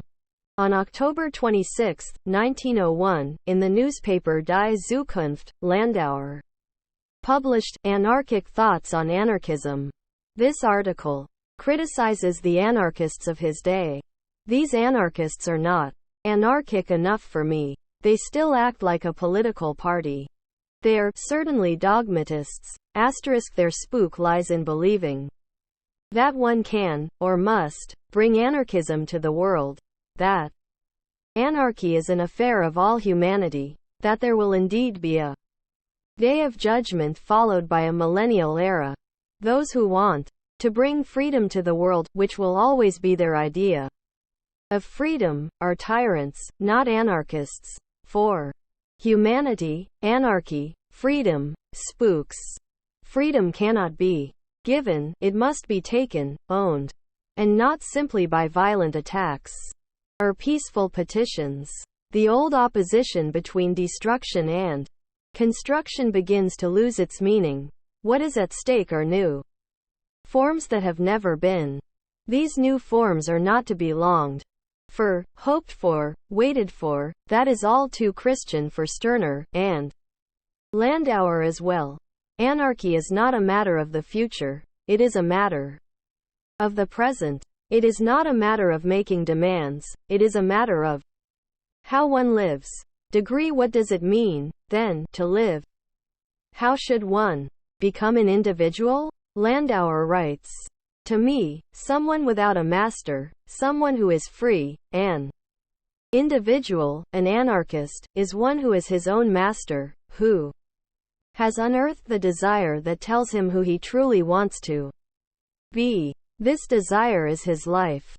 The way to heaven is narrow. The way to a newer, higher form of human society passes by the dark, fatal gate of our instincts and the terra abscondita, the hidden land of our soul, which is our world. This world can only be constructed from within. We can discover this land, this rich world, if we are able to create a new kind of human being. Through chaos and anarchy, through unprecedented, intense, deep experience. Each one of us has to do this. Once this process is completed, only then will anarchists and anarchy exist, in the form of scattered individuals, everywhere. And they will find each other. But they will not kill anyone except themselves, in the mystical sense, in order to be reborn after having descended into the depths of their soul. To become a free individual is to kill the master in oneself, consuming and dissolving oneself in the process. It means finding one's ownness and finding others who have found their ownness as well. This is how one singularizes life, gives it a meaning and power from which to connect to others as something more than just a particular member of a generality, but instead as a universal singularity. They will find each other, Landauer writes with assurance. Only through an unprecedented, intense, deep experience of chaos and anarchy can individuals birth a new world together. These scattered individuals do not resign themselves to isolation, apathy or nihilism, but throw themselves into the fire of life, burning every last instant up. To understand Landauer's appropriation of Stirner, one needs to know a little bit about Jewish mysticism. In the mystical branch of Judaism known as Lurianic Kabbalah, God does not simply create the world out of nothing. Rather, as infinite, it must first contract itself, limit itself to make room for nothingness, emptiness. Only in this emptiness can it create something, can it bring forth creations from itself. Through its withdrawal, or symptom, it allows space for creation. In exile from itself, God then pours its divine essence into 10 vessels or sephirot which can receive and transmit its infinite light in various shades. But these vessels are too fragile to contain the light, they break open, shattering the divine essence into scattered sparks across the universe. The shattering of the vessels, Shevarot ha-Kelim, produces chaos. According to Gershom Scholem, nothing remains in its proper place. Everything is somewhere else. But a being that is not in its proper place is in exile. Thus, since that primordial act, all being has been a being in exile, in need of being led back and redeemed. The breaking of the vessels continues into all the further stages of emanation and creation. Everything is in some way broken, everything has a flaw, everything is unfinished. In exile, the scattered sparks of the divine mingle with the material world. They are trapped, waiting for release. Only through individual human acts of tikkun, repairing or mending, can the world be redeemed. But this redemption is no longer looked upon as a catastrophe, in which history itself comes to an end, but as the logical consequence of a process in which we are all participants. Degree Landauer fuses this mystical anarchism with Stirner's savage egoism in order to create something uniquely his own. For Stirner, I consume the world by dissolving my relation to property and releasing my ownness, my nothingness. I, this nothing, will bring forth my creations from myself. Landauer lyrically translates the power of self-consuming ownness into forms of self-negating tikkun. One acts with others. One pursues municipal socialism. One support farmers, consumers, and tenants cooperatives. One creates public gardens and libraries. One leaves the cities and works with spade and shovel. One organizes and educates. One simplifies one's material life for the sake of spiritual luxury. One struggles for the creation of new school and new forms of education. However, none of this will really bring us forward if it is not based on a new spirit won by the conquest of one's inner self. We are all waiting for something great, something new. All of our art bears witness to the anxiety involved in preparing for its arrival. But what we are waiting for can only come from ourselves, from our own being. It will come once we force the unknown, the unconscious, up into our spirit. It will come once our spirit loses itself in the spiritless psychological realms that await us in the caverns of our souls. This marks our renewal as human beings. And it marks the arrival of the world we anticipate. Mere intervention in the public sphere will never bring this world about. It is not enough for us to reject conditions and institutions. We have to reject ourselves. All these acts of resistance and creation, of destruction and construction, are wreaked upon the anxiety and anticipation of the world to come. But this world will never just arrive, it can only be produced. This production of the unknown, this forced renewal of the unconscious, does not emerge through political intervention, but through self-negation. For we ourselves are the broken vessels, and we must break ourselves once more in order to repair the world. One must be prepared to be consumed in the process. For Landauer, the revolutionary task is not to organize the future step by step, but to release it from the strictures of the present into the freedom of uncertainty. Redemption runs through the narrow gate of self-annihilation, in which one's fixed identity as I, you, or we is reborn in new modes of being and new forms of relating. Do not kill others, only yourself. Such will be the maxim of those who accept the challenge to create their own chaos, in order to discover their most authentic and precious inner being and to become one with the world in a mystical union.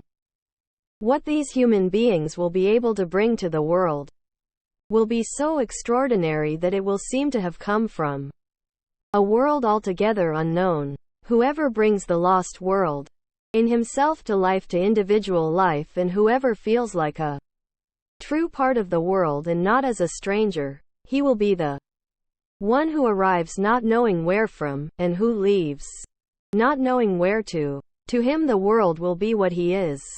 To himself. They will live among each other in common, as belonging together. This will be anarchy. It might be a distant goal. However, we have already come to the point where life seems without reason if we do not aim for the unconceivable.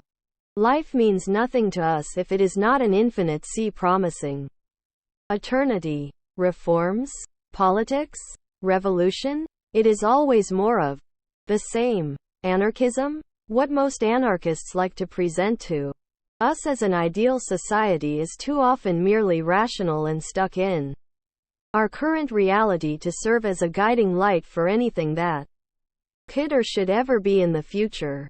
Only he who accounts for the unknown gives an adequate account for the true life. And the human beings that we truly are remain unnamed and unknown. Hence, not war and murder, but rebirth. Trademark. Do not kill others, only yourself. This is Landauer's ethical reading of Stirner's call to uniqueness. Landauer does not care about this reform or that law. Even ideal utopias are nothing but rational extensions of the present, and thus do not truly escape it. For life to become an infinite sea promising eternity, it can no longer be determined by wage labor. Above all, to bring the lost world in oneself to life will require new forms of belonging together and living together, forms yet unnamed and unknown, perhaps even unconceivable. Landauer's mystical appropriation of Stirner is completely his own. He turns Stirner into food for nourishment. Stirner reminds his readers, "For me you are nothing but my food, just as I too am fed upon and consumed by you." This is not reading or writing for the purpose of truth or accuracy. Indeed, as Stirner puts it, to do the truth a service is in no case my intent. To me it is just nourishment for my thinking head, as potatoes are for my digesting stomach, or a friend for my social heart. Degree. Against reform, revolution, resignation and isolation. Landauer's communism or anarchy is primarily ethical. Its task is to foster the rebirth of the unique, the singular, the contingent, whether as I or we, but most of all now. Like Stirner, Landauer does not demand anything from society. He does not propose a strategy to realize communism in some distant future, but describes a condition to cultivate in our lives today. This condition is freedom. What I am advocating here is by no means a demand to human society. I demand nothing, I only want to describe the inner condition from which individuals may perhaps come to exemplify communism and anarchy for others. All I want to make clear is that this freedom can only come to life in ourselves and must be nurtured in ourselves before it can appear as an external actuality. Asterisk. On May 2 1919, the Bavarian Republic was smashed in. Landauer was killed. His final words, said to his captors as they killed him, "To think that you are human." In Stirner's framework, Landauer was beyond human, for he consumed his humanity as well. Union. How do I relate to another I without sacrificing my uniqueness?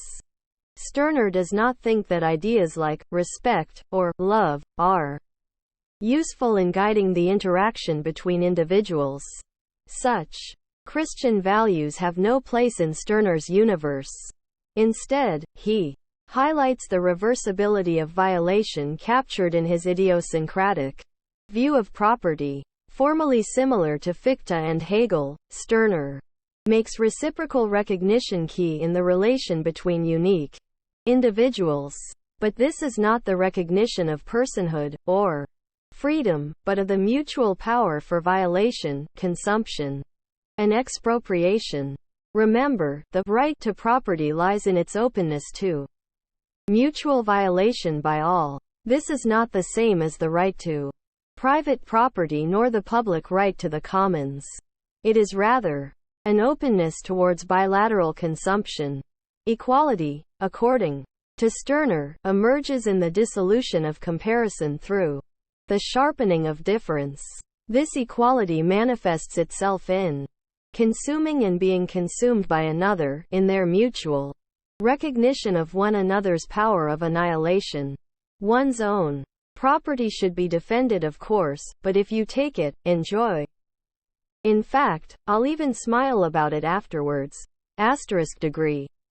Stirner calls the relation of mutual violation that takes place in between individuals an association, coalition, or union, verein, of is. This kind of association forms out of the dissolution of state and society, the consumption of their reified forms. In the political state, individuals are not recognized as unique but as generic persons, or human beings. A society of human beings is not based on the dynamic, mutual recognition between I and thou, as in a union of is, but on alienated, moral rules for obedient subjects. Such a social formation, according to Stirner, is incompatible with truly egoistic relations, that is, relations in which individuals appear as singular to each other, and not as bearers of fixed identities, roles, or occupations. Accordingly, human society is wrecked on the egoists, for they no longer relate to each other as human beings, but appear egoistically as and against a completely different and opposed you and yours. Stirner's claim here is that when social relations are already mediated through reified categories like human being, or person, bourgeois, proletarian, citizen, then who one concretely is no longer matters, it is irrelevant, for the way to relate to each other is already determined through the social norms attached to the identities fixed in the categories. Such identities may appear subjectively false, but they function as objectively real. For these categories are not just abstractions posited in individual minds but are organizing principles of social intercourse. They are determinate forms of interaction that effectively subsume the content of individual life into a predigested social mechanism with its own laws of motion. The so-called egoists, however, wreck this social machine by treating one other as I and I and I, that is, as unique, concrete, singular.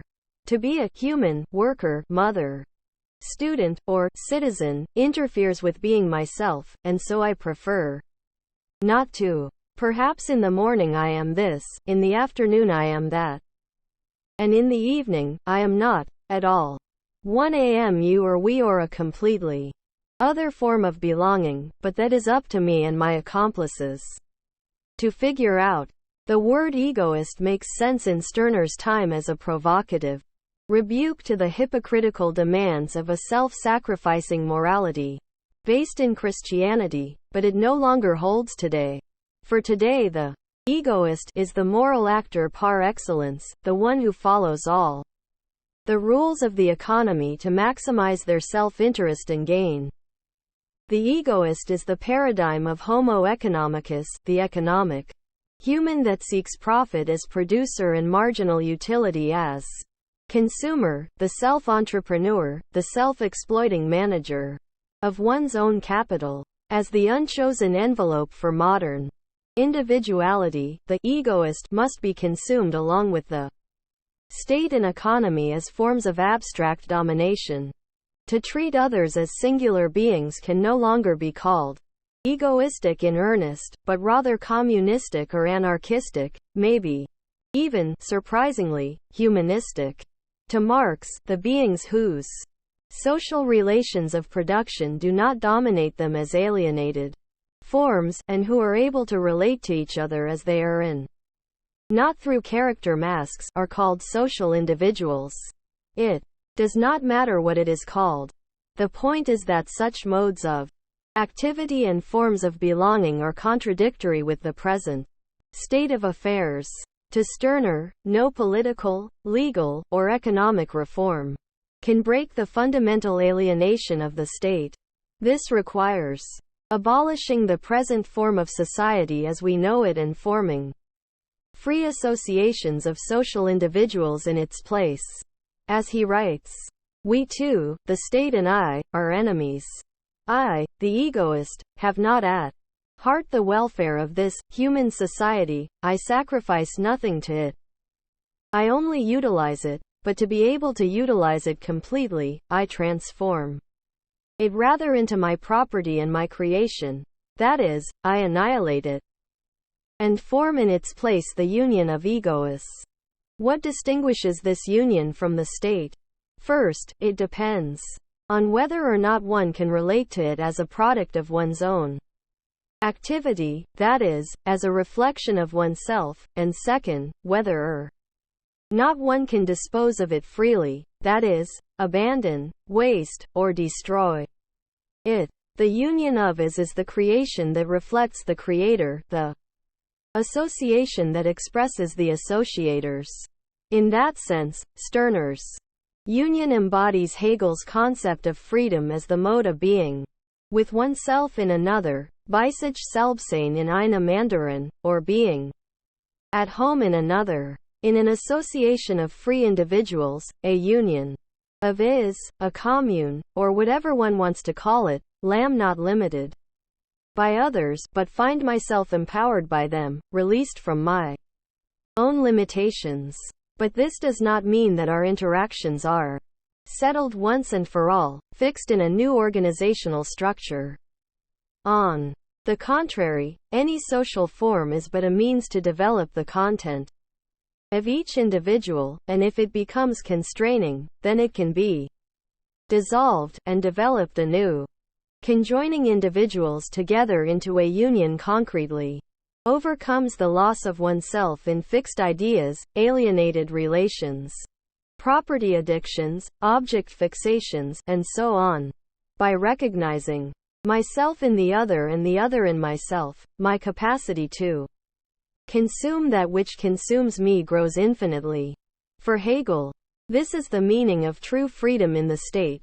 Only in this freedom is the will completely with itself, bei sich, because it has reference to nothing but itself, so that every relationship of dependence on something other than itself is thereby eliminated. For Stirner, this is the power of unified ownness against the state. The difference between state and union is great enough. The former is an enemy and murderer of ownness, the latter a son and co-worker of it, the former a spirit that would be adored in spirit and in truth, the latter my work, my product. The state is the lord of my spirit, who demands faith and prescribes to me articles of faith, the creed of legality. It exerts moral influence, dominates my spirit, drives away my I to put itself in its place as my true I. In short, the state is sacred, and as against me, the individual human being, it is the true human being, the spirit, the ghost. But the union is my own creation.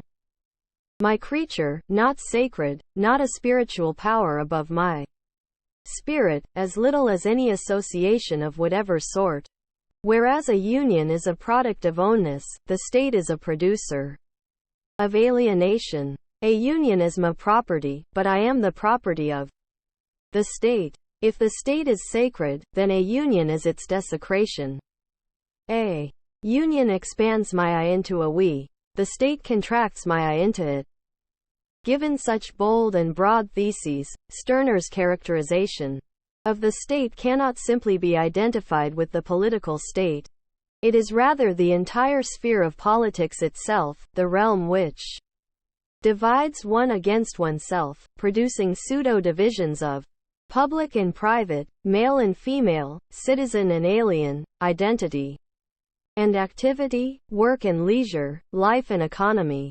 Stirner's concept of the state is thus perhaps closer to Guy Debord's idea of spectacle, for spectacle describes a self-mediating totality of social alienation.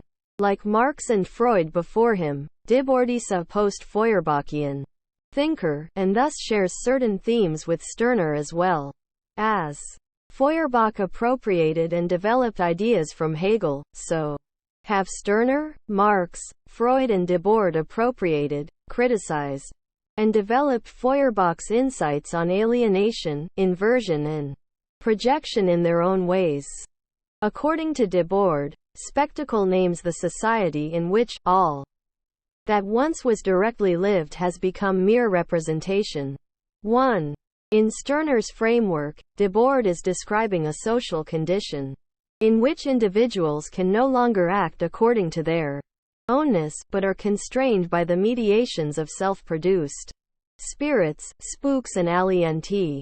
In Society of the Spectacle, Debord develops this concept dialectically through a series of theses on the commodity, alienation, time, space, history, ideology, and revolution. In the following excerpts, Debord presents spectacle as a form of generalized separation, a structure of alienation, and an ideological negation of life. In so doing, Debord aligns himself with Stirner in a ruthless critique of modern society. Separation is the alpha and omega of the spectacle. The spectacle's function in society is the concrete manufacture of alienation. The spectacle appears at once as society itself, as a part of society and as a means of unification. As a part of society, it is that sector where all attention, all consciousness converges, being isolated, and precisely for that reason, this sector is the locus of illusion and false consciousness. The unity it imposes is merely the official language of generalized separation. The spectacle is the acme of ideology, for in its full flower it exposes and manifests the essence of all ideological systems, the impoverishment, enslavement and negation of real life. Stirner would disagree with none of this, as long as one replaces spectacle with state. Of course, for Debord, spectacle does not refer to the state, but to the economy as a totality. The spectacle is the outcome and goal of the dominant mode of production. 86. The fulfillment of commodity fetishism. Section 36. Money's modern aspect. Section 49. The accumulation of capital to the point of becoming image. Section 34. Influenced by the Hegelian Marxism of Lukács, Debord understands the capitalist economy in a very broad sense as a whole system of reified social relations that reproduces subjects, objects and their mediation through value in a particularly inverted manner. Consequently, the state does not bring about this process, but rather reflects it ideologically and reinforces it through law and violence. For Stirner, as for Hegel, the system of wage labor and capital is but one subset of alienation within the overarching nest of the state. Although Debord and Marx reverse the polarity, even Debord recognizes that the spectacle is inseparable from the modern state, which, as the product of the social division of labor and the organ of class rule, is the general form of all social division. Degree. The justification of the modern state and economy are usually founded upon an argument about the state of nature, a mythical time of individualistic chaos and violence that humans had to leave in order to secure peace and stability.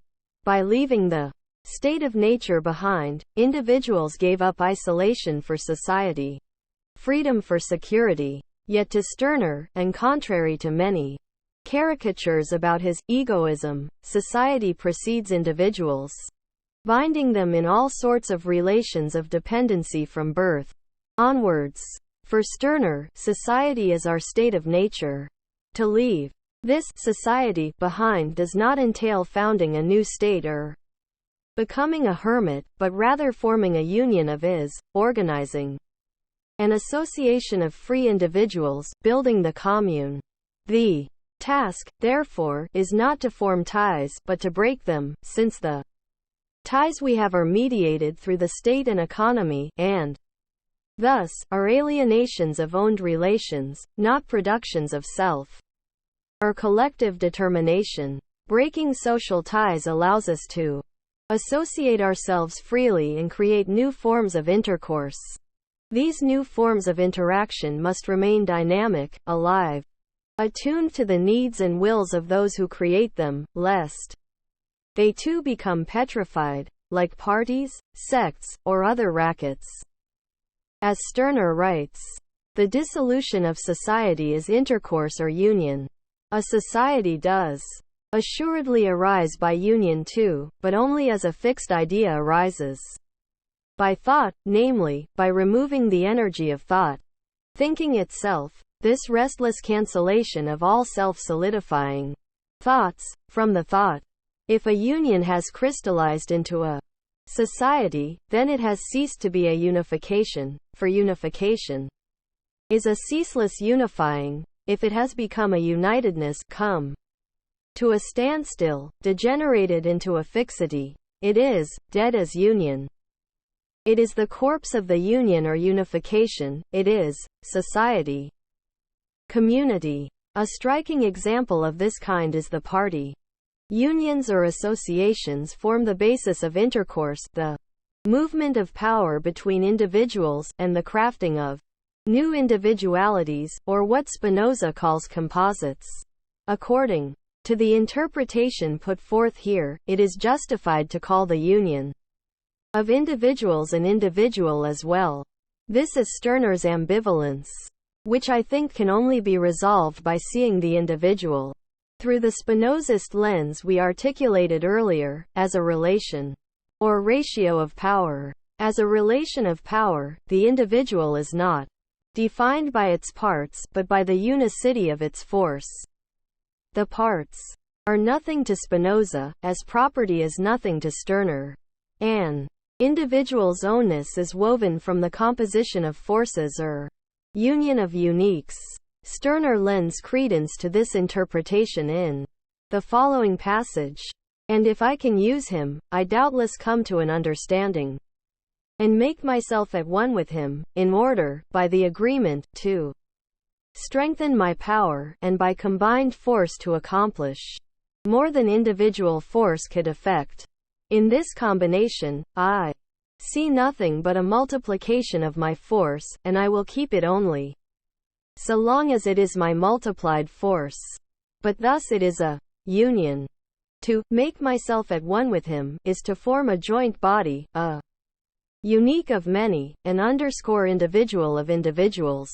Spinoza's ontology grants individual status to such a union of bodies as composites. We get the core definition in Ethics, Book 2. Proposition 13.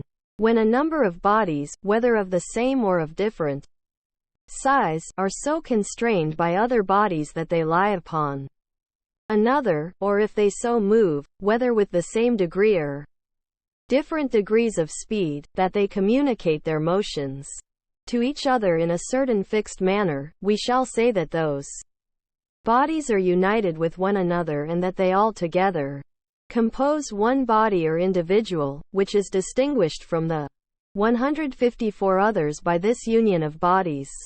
Insurrection. The union creates itself as an individual in the same way that an owner appropriates its individuality. 3 steps mark this process: education, secession, and insurrection. Education is one way of unlearning fixed ideas, and desalienating oneself. Himself an educator, Stirner writes pedagogically, performatively. His prose provokes, parodies, and mocks the ruling ideas of the day. In so doing, he shows the reader how to do the same. Before writing Der Einzig, Stirner wrote a scathing critique of the education system of his time. In The False Principle of Our Education, 1842, Stirner criticized the creation of authoritarian personalities and submissive creatures. A century before the Frankfurt School, education should not seek to become practical, he claims, but free. But even practical education still stands far behind personal and free education, and gives the former the skill to fight through life, thus the latter provides the strength to strike the spark of life out of oneself, if the former prepares one to find oneself at home in a given world, so the latter teaches one to be at home with oneself. We are not yet everything when we move as useful members of society. We are much more able to perfect this only if we are free human beings, self-creating, creating ourselves, persons. Prefiguring his notion of the unique, Stirner concludes that only the self-dissolution of fixed and frozen knowledge can give birth to a free personality. Knowledge must die in order to be resurrected, as will and create itself anew each day as a free person. In Der Einzig, he reiterates this point by describing the necessity for self-education, education as liberation into ownness, noting that our whole education is calculated to produce feelings in us, impart them to us, instead of leaving their production to ourselves however they may turn out. 1 degree. Secession is the movement by which one subtracts from the bonds of the state. All states, constitutions, churches, have sunk by the secession of individuals. This is not protest or revolution, but the refusal to even engage, disengagement, withdrawal, strike, evasion. Secession occurs when individuals block the reproduction of everyday life. Unions, associations, and communes are formed from seceded individuals, those who do not seek to form a new state or society, but to coexist together in dissolution. Giorgio Agamben, in The Coming Community of 1990, makes no progress from Stirner when he writes about the politics to come. What the state cannot tolerate in any way, however, is that the singularities form a community without affirming an identity, that humans co-belong without any representable condition of belonging. He bases this claim on Alain Badiou's argument in Being an Event concerning the real foundation of the state. There, Badiou argues that the state is not founded upon the social bond, which it would express, but rather the unbinding, which it prohibits. Registered, or, in Agamben's words, it is founded upon dissolution. Stirner's idea of secession or exit goes further than Agamben's co-belonging without representation, and Badiou's unbinding. For Stirner, one dissolves the relation to the state by entering into a union, association or commune. The union is an instrument to be used, owned. It is nothing beyond the use one makes of it. If one must be faithful to the union at all costs, then the function of the union has been displaced by the principle of state. The union is not a pool into which all seceded individuals gather. There is no single union, only a plurality of free associations, unions of unions which can even act as a single force when working in concert. But the logic of secession or exit functions there too. Secession is not only valid in relation to the state, but to what one exits into as well. Secession works all the way down, and everything one unbinds into can itself be unbound. If not, then the state has trickled down as well. This absolute logic of secession, of seceding from the seceded, is central to owning oneself in the union. Just as no property that I cannot destroy can ever be my own, no union that cannot be dissolved will ever be our own. If a union of is or association of individuals cannot dissolve itself, then it has hardened beyond its purpose into something alien, dead. Neither should my representation of myself nor my stagnant union dominate my restless activity of consumption and destruction of property. When I become a fixed idea to myself, alien to my own activity, or when my association becomes an empty shell of interaction, just another form of work, then there is no need to keep on being who I think I am or to keep on uniting with others in this particular way. There is no need to retain members in this kind of union. There is no reason to remain fixated on a former shade of oneself. Just get rid of yourself, Stirner says, and make a new one. If the state is founded upon prohibiting the unbinding of singularities, the dissolution of unions, and the secession of individuals, then the collapse of the state lies in liberating these activities. To Stirner, this means insurrection. In his most infamous passage, Stirner distinguishes between revolution and insurrection, favoring the latter as the proper vehicle of radical onus. Revolution and insurrection must not be looked upon as synonymous. The former consists in an overturning of conditions, of the established condition or status, the state, or society, and is accordingly a political or social act. The latter has indeed for its unavoidable consequence a transformation of circumstances, yet does not start from it but from human beings' discontent with themselves, is not an armed rising, but a rising of individuals, a getting up, without regard to the arrangements that spring from it.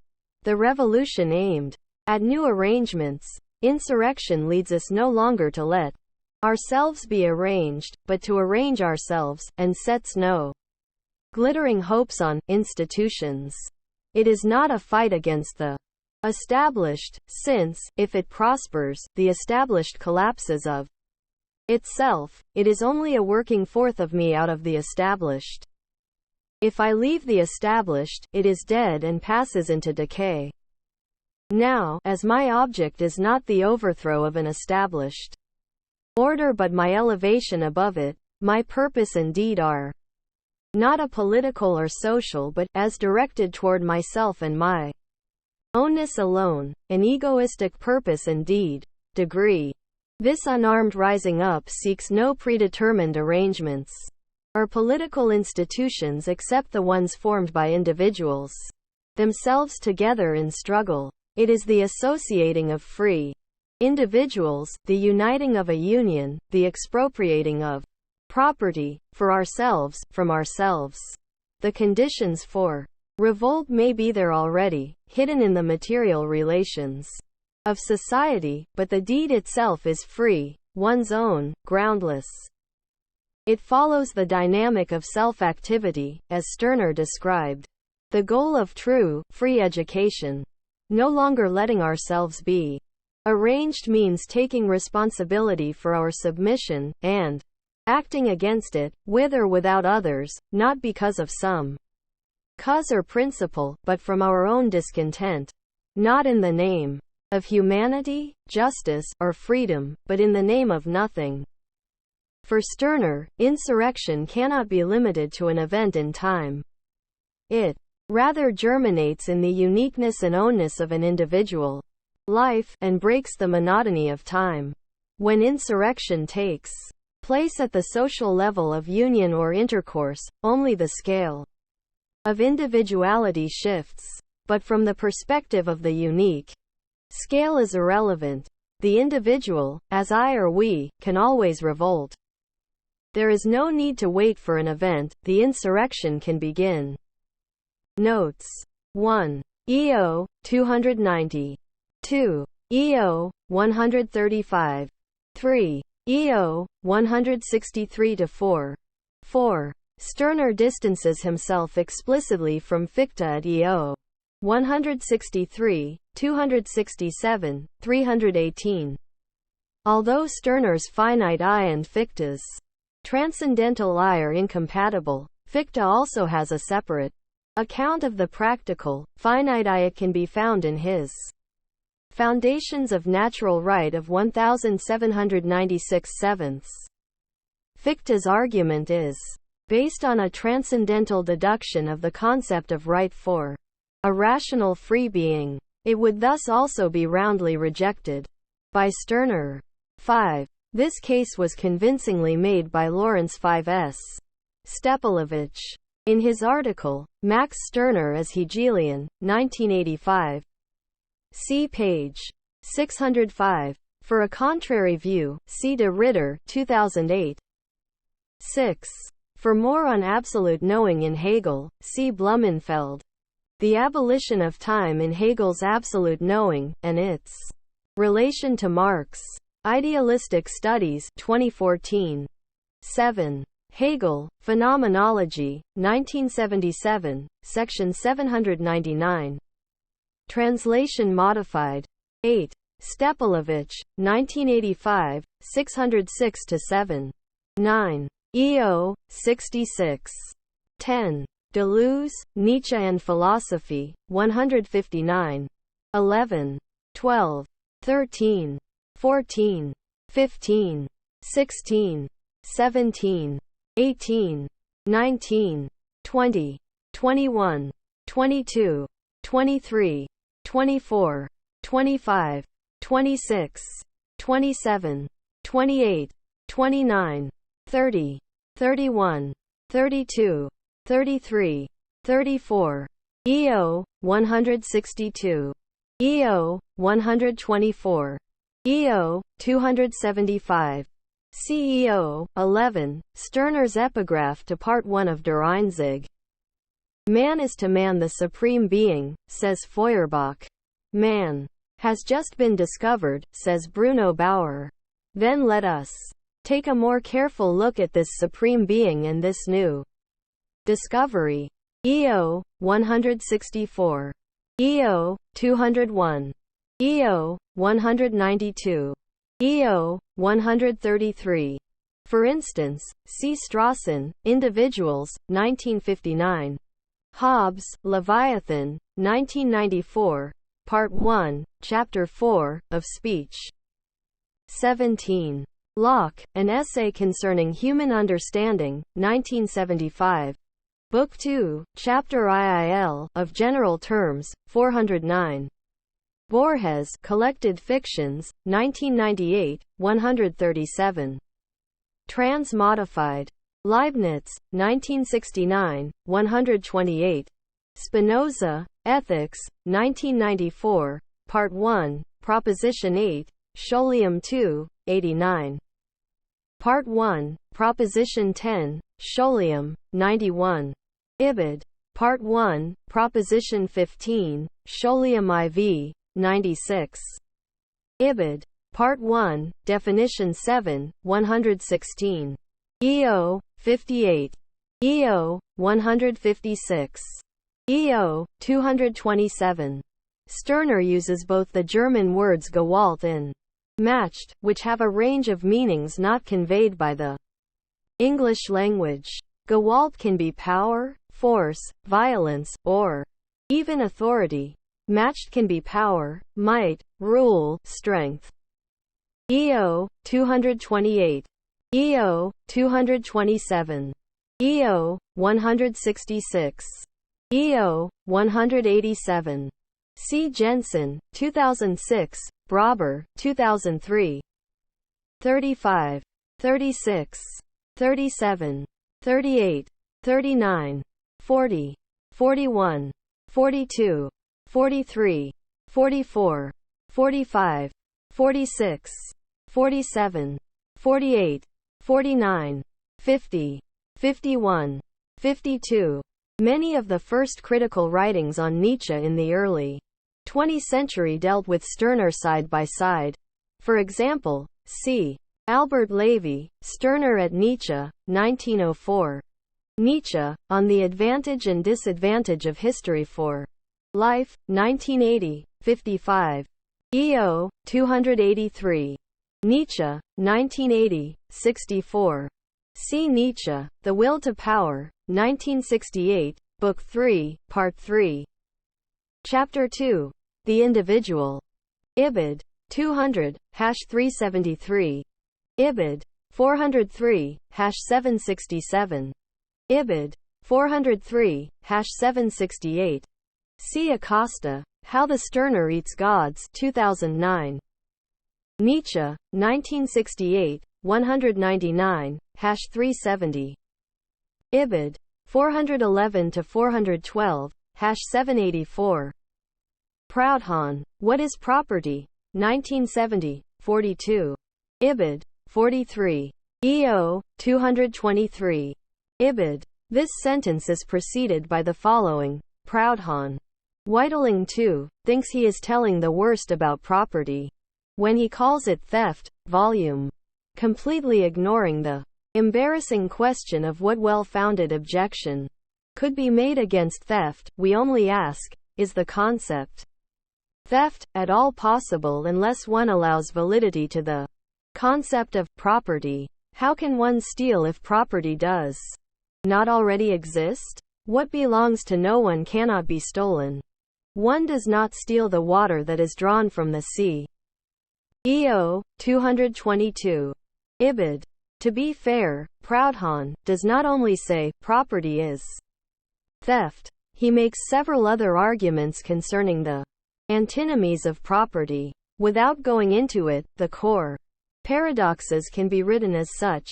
Property is theft, property is freedom, property is necessary, property is impossible. 53. 54. 5d. 56. 57. 58. See Property is Theft. A Pierre-Joseph Proudhon Anthology, ed. McKay, 2011. EO, 224. EO, 245. For more on the logic of occupation, see Blumenfeld. Occupation and Revolution, in Blumenfeld, Bottici, and Critchley, The Anarchist Turn, 2013, 235-245. Property can be taken by another only if it is rivalrous, meaning that one person's use of it is mutually exclusive with someone else's use of it. Non-rivalrous property, on the other hand, has no such scarce quality, and can be shared equally by all. An example of rivalrous property is food, whereas an example of non-rivalrous property is radio frequency. If I eat an apple, you cannot eat the same one I just ate, but if you are listening to a radio station, I can listen to the same one without a problem. Stirner does not explicitly mention this distinction, but he accounts for it later with his theory of the union of is, in which all can benefit from the same property without diminishing it. EO, 128. For the classic analysis of fixation as a pathology of ego development, see Freud, 3 essays on the theory of sexuality, 2000. Freud's concept of Besetzung, which is etymologically close to Stirner's own terminology of possession and occupation, was iconically translated with the neologism cathexis by James Strachey. Freud, in fact, was influenced by Eduard von Hartmann's classic work of 1869 entitled Philosophy of the Unconscious, which had 9 editions by 1882, and, as already noted, was important for Nietzsche's own development. In that book, von Hartmann wrote that Stirner's Der Einzig und sein Eigentum is a book that no one interested in practical philosophy should leave unread. See Hartmann, 1931. On the Destruction of Property as Proof of Ownership, see Kaspar, We Demand Nothing, 2009. See also Stirner's 59, 60, 61, 62, 63, 64, 65, 66, 67, 68, 69, 70, 71, 72, 73, 74, 79, 76, 77, 78, 79. Defense of vandalism is the vandal who destroys artworks for which he feels nothing more egoistic than the art connoisseur who treats the same works with great love and care because he has a feeling and interest for them. Stirner's Critics, 2012, 81. EO, 305-306. EO, 143. For a contemporary critique of identity, alienation and the self, along lines similar to Stirner, see the writings of the Invisible Committee, such as the Coming Insurrection, 2009. To Our Friends, 2014, and Now, 2017. C. Sartre, Being and Nothingness, 1992, as well as his early work, The Transcendence of the Ego, 1957. EO, 154. Hegel, Encyclopedia Logic, 1991, Section 96 edition. EO, 147. EO, 210. Heidegger, Being in Time, 1996, Section 9. Ibid. Section 9. Ibid. For a Critique of Authenticity in Heidegger, see Critchley. Originary and Authenticity, in Critchley and Shearman. On Heidegger's Being in Time, 2008, 132-151. For a more unsympathetic critique, see Adorno, The Jargon of Authenticity, 2003. Foucault, Hermeneutics of the Subject, 2005, 251. See Epictetus, The Handbook, Enchiridion, 11. Foucault, 2005, 252. EO, 148. Ibid. Ibid. EO, 151. Emphasis Mine. EO, 145. Stirner uses grace to describe the unowned relation. 80, 81, 82, 83, 84, 85, 86, 87, 88, 89, 90, 91, 92, 93, 94, 95, 96, 97, 98, 99. Between a spook and I, for example, right is above me. Absolute, and exists in a higher being, as its grace flows to me. Right is a gift of grace from the judge. Power and might exist only in me, the powerful and mighty. EO, 187. McKay, 127. EO, 251. Ibid. Ibid. EO, 104. The following uncited quotes are all from this page. EO, 105. Ibid. EO, 152. EO, 163. EO, 135. Derrida in Borodori, Philosophy in a Time of Terror, 2003. 94. EO, 324. EO, 185. Ibid. EO, 300. EO, 7. EO, 294. See Stirner's Critics, 2012, 58.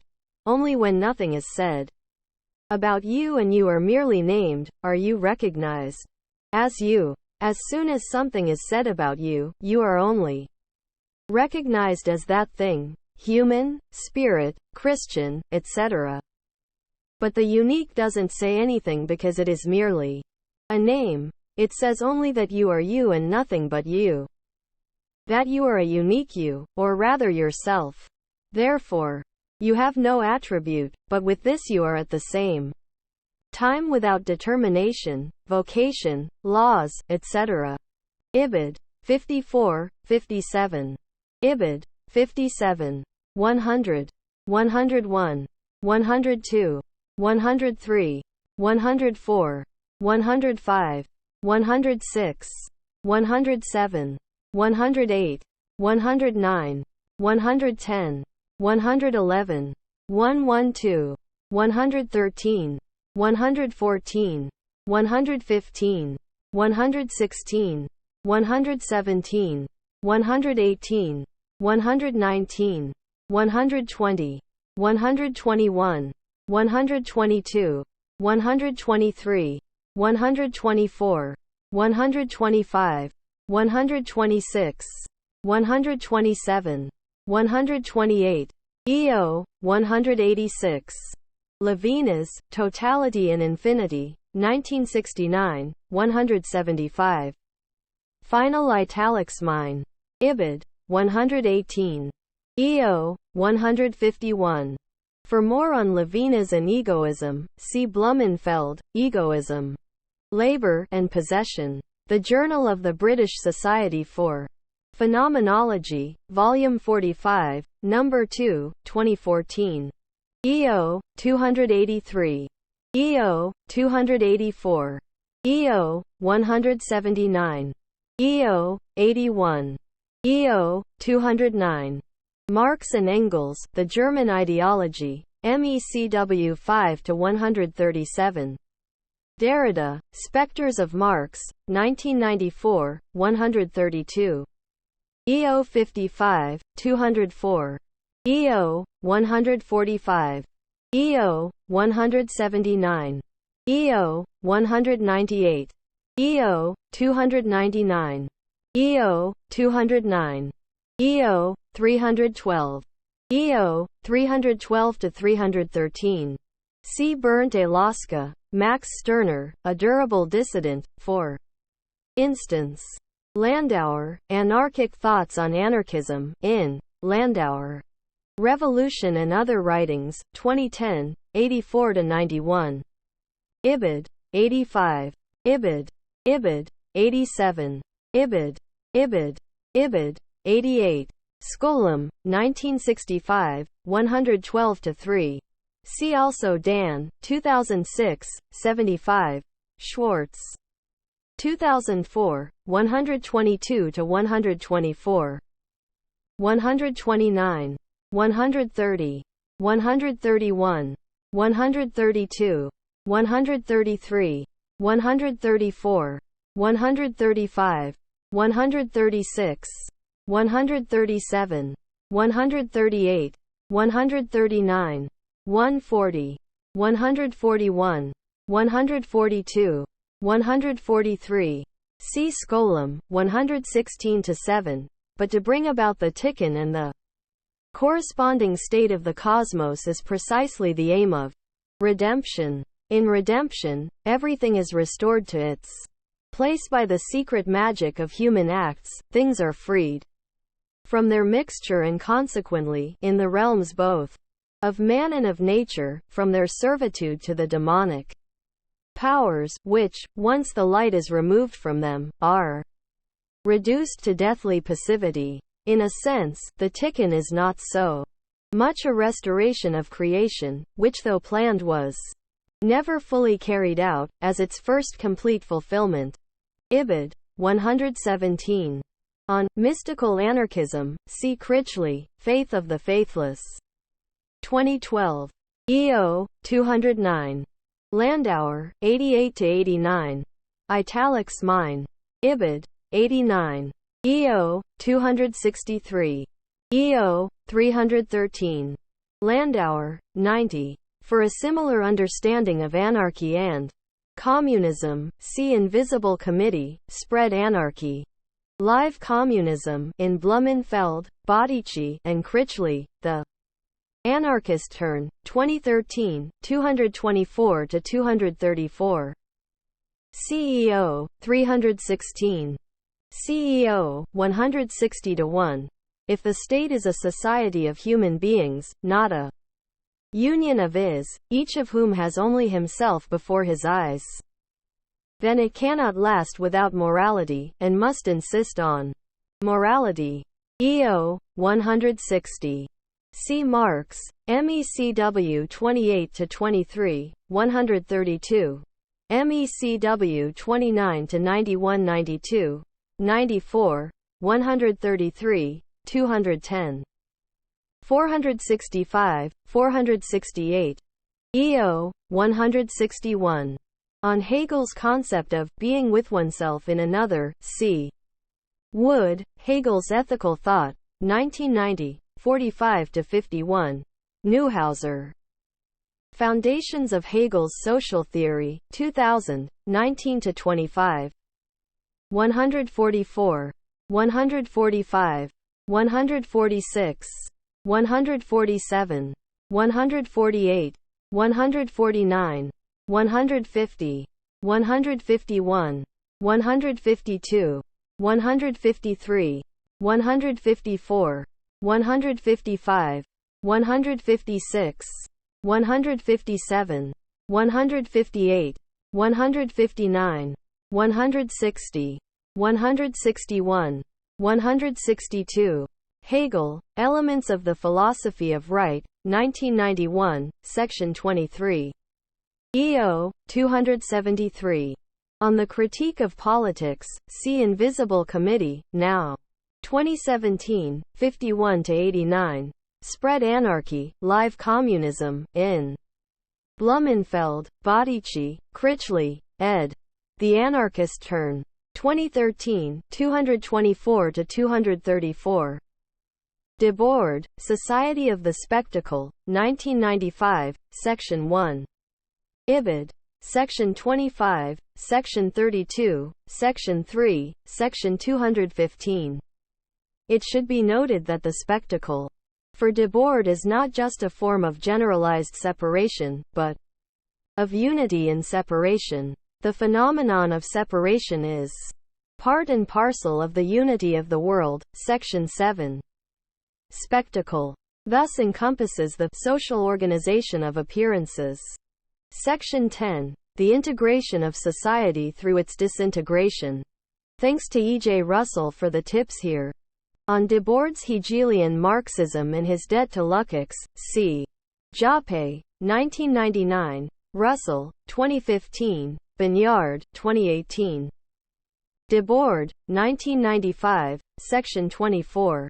EO, 271. Ibid. EO, 276. Italics mine. Spinoza, Ethics, 1994, 126. Italics mine. Stirner, The False Principle of Our Education, 1842. The form of freedom which Stirner lauds here is self-emancipation, not negative freedom. It is thus closer to what he will eventually call ownness. Ibid. EO, 61. EO, 192. Agamben, The Coming Community, 1993, 86. Badiou, Being an Event, 2005, 109. Agamben, 86. EO, 279. All Things Are Nothing to Me. Stirner, Marx. And Communism. Why still read Max Stirner today? Because now that we live at the end of history, it might do us some good to look at a few of the first ideas that pointed beyond it. In the 1840s, Germany was teeming with philosophical critiques of bourgeois society, while France was burgeoning with practical revolts against it. It was Stirner's genius to attack the left Hegelian critics of religion, politics and society for remaining trapped within the liberal ideology of their day, and for basing their political positions on nothing more than secularized Christian values, separate from any relation to the material concerns of individuals. And it was Marx's brilliance to embed Stirner's critique of ideology within a historical analysis of class antagonisms and social relations of production. It is commonplace that Marx developed the materialist conception of history in the German ideology around 1845. But how did he do so? Although Marx already had a sophisticated philosophical account of alienation and private property, it was not until he responded to Stirner's 1844 Der Einzig und sein Eigentum that his philosophical political critique became thoroughly historical. If reading Stirner gave Marx and Engels the impetus for a historical materialist critique, then what else can it give us today? Is there a way to read Stirner with fresh eyes, as Engels first did when he wrote to Marx after reading it?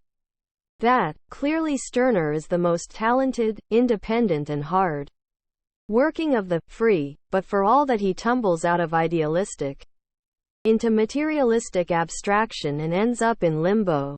What is this limbo into which Stirner falls? It is surely the ambiguous zone between idealism and materialism, between the heaven of thought and hell of labor. Stirner may have escaped the idealist presuppositions of Hegelian philosophy, according to Engels, but he has not moved beyond idealistic targets. In Other words, although Stirner starts with real individuals, he only confronts idealistic phantasms, or in Engels's terms, materialistic abstractions. Stirner's anti-ideological struggle consists in demystifying abstractions and criticizing fetishes such as God, man, state, society, morality, justice, labor, equality, freedom, love, and revolution. In one of his more spectacular moments, Stirner names his burden as storming heaven, a task only completed with the real, complete downfall of heaven. Even Satan was too narrow, for he focused solely on earth. Stirner eventually called this method desecration. Engels again. This egoism is taken to such a pitch, it is so absurd and at the same time so self-aware, that it cannot maintain itself even for an instant in its one-sidedness, but must immediately change into communism. In the first place, it is a simple matter to prove to Stirner that his egoistic man is bound to become communist out of sheer egoism. That's the way to answer the fellow.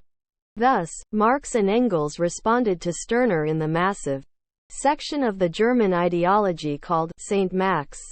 They do not criticize Stirner's egoism for being the opposite of communism, as many people think, but rather they show that egoism must immediately change into communism, that egoistic man is bound to become communist out of egoism alone. But not only this. Engels admits that we must also adopt such truth as there is in the principle.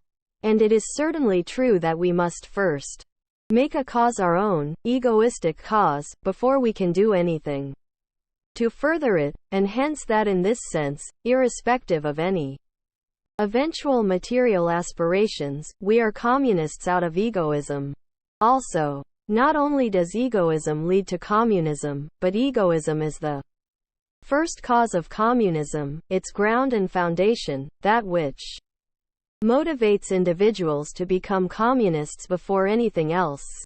Engels emphasizes this to Marx. We must take our departure from the I, the empirical, flesh and blood individual. Perhaps the following passage from Stirner convinced Engels to begin with the needs of the individual, instead of some cause outside it. People have always supposed that they must give me a destiny lying outside myself, so that at last they demanded that I should lay claim to the human because I am human. This is the Christian magic circle. Fichte's I too is the same essence outside me, for everyone is I, and, if only this I has rights, then it is, the ill, I am not it. But I am not an I along with other is, but the sole I. 1 am unique. Hence my needs too are unique, and my actions, in short, everything about me is unique. And it is only as this unique I that I take everything for my own, as I set myself to work, and develop myself. Only as this. I do not develop human beings, nor as a human being, but, as I develop myself. This is the meaning of the unique one. Einzigen, degree. Reading Stirner caused Engels to rethink the primary motivation for communism, the real movement which abolishes the present state of things. No communist movement can ever succeed unless it's rooted in the base egoism of individuals seeking a better life for themselves. In other words, if the first cause of communism is myself, the will to better my own conditions and live without alienation, exploitation, and dead time, then out of this sheer egoism alone, I will be forced to become a communist. For how else will I transform my own individual situation of misery without confronting the social conditions that produce it? Hence, in order to become the unique agent of our own lives that Stirner demands, we must unite with others to abolish the conditions that constrain us. For Stirner, these self-produced yet alien conditions rule our conceptual and material existence. Both forms of domination must be attacked. For Marx and Engels, however, while it is essential to challenge the ideological mystifications of our suffering, the unfreedom of our daily lives will only end with the end of the specific economic system that reproduces it. Engels and Marx were not the first to point out that Stirner's egoist must also be communist. Feuerbach made this same claim. In his 1845 reply to Stirner, to be an individual is certainly, of course, to be an egoist, but it is also at the same time and indeed unintentionally to be a communist. Feuerbach did not mean this politically, however, but philosophically, insofar as any I is only an I in relation to others. This is a simple Hegelian point, and Stirner himself agrees. In his reply to Feuerbach, he notes that it does not occur to him, Stirner, to deny that the individual is communist. Any individual, to Stirner, is of course social, communal, relational, it is all those things, and more. The unique participates fully in life, with others, freely and joyfully, and yet it is not exhausted by its relations with others. What the unique excludes in its exclusivity is only alienity, fixity, sacredness, disinterestedness, the uninteresting, registered and antisocial, narcissistic. 'Tis possible, but pathetic, for this would be someone who does not know and relish all the joys that come from participation with others, i.e., from thinking of others as well, someone who lacks countless pleasures, thus a poor sort. Stirner not only provoked quite the spirited response in his contemporaries, but also long after. His influence can be seen in Friedrich Nietzsche, Emma Goldman, Dora Marsden, Jules Bonnet, Renzo Novatore, Carl Schmitt, Edmund Husserl, Gustav Landauer, Wilhelm Reich, Victor Serge, Marcel Duchamp, Herbert Marcuse, Albert Camus and Raoul Vaneigem. If nothing else, reading Stirner has historically proven time and again to reawaken the spirit of revolt that animates the radical critique of everyday life. This revolt is not grounded in some external social cause or political ideal, but first of all in the relationship to one's own life. Another reason to read Stirner today is to see the parallels and problems and certain tendencies of contemporary critical thought. The movement from left Hegelians through Stirner to Marx could shed some light on the dynamic of left-wing critique. Today, the young Hegelians, the free, criticized bourgeois society for not living up to its ideal of humanity, of failing to bring justice, equality, and freedom to all who live within the modern state. They criticized governments, advocated for social justice, wrote in newspapers and signed petitions. Are they not the cell form of the modern activist today, the social justice warrior who endlessly searches for the latest ideal to foreground the hypocrisy of bad individuals and states? Both advocate for people power, for self-managed, free states, for the triumph of a secular humanity against the backwardness of religion. Against this, Stirner attacks the normative foundations upon which such critiques stand, that is, ideas of mankind, law, justice, equality, society and freedom. He claims that these criteria are nothing but reified abstractions of alienated relations, which obfuscate one's own condition. In effect, they turn the ideal itself into the foundation of the real. Stirner's anti-moral, anti-state, and anti-work critique ends up defending insurrection against revolution, for whereas the revolution aimed at new arrangements, insurrection leads us no longer to let ourselves be arranged.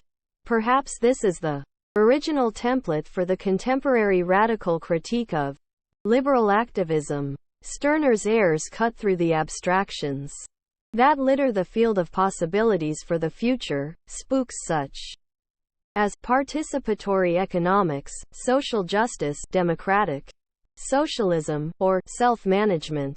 Stirner sees no hope outside the negation of the present, the consumption of all things into nothing for me, the dissolution and reabsorption of everything separate from individuals. Only by patiently attending to each particular abstraction and pulling at its roots can something like another future be possible. For Stirner, the roots of our abstract domination lie in our false idols of God and state, hierarchy and government, work and society.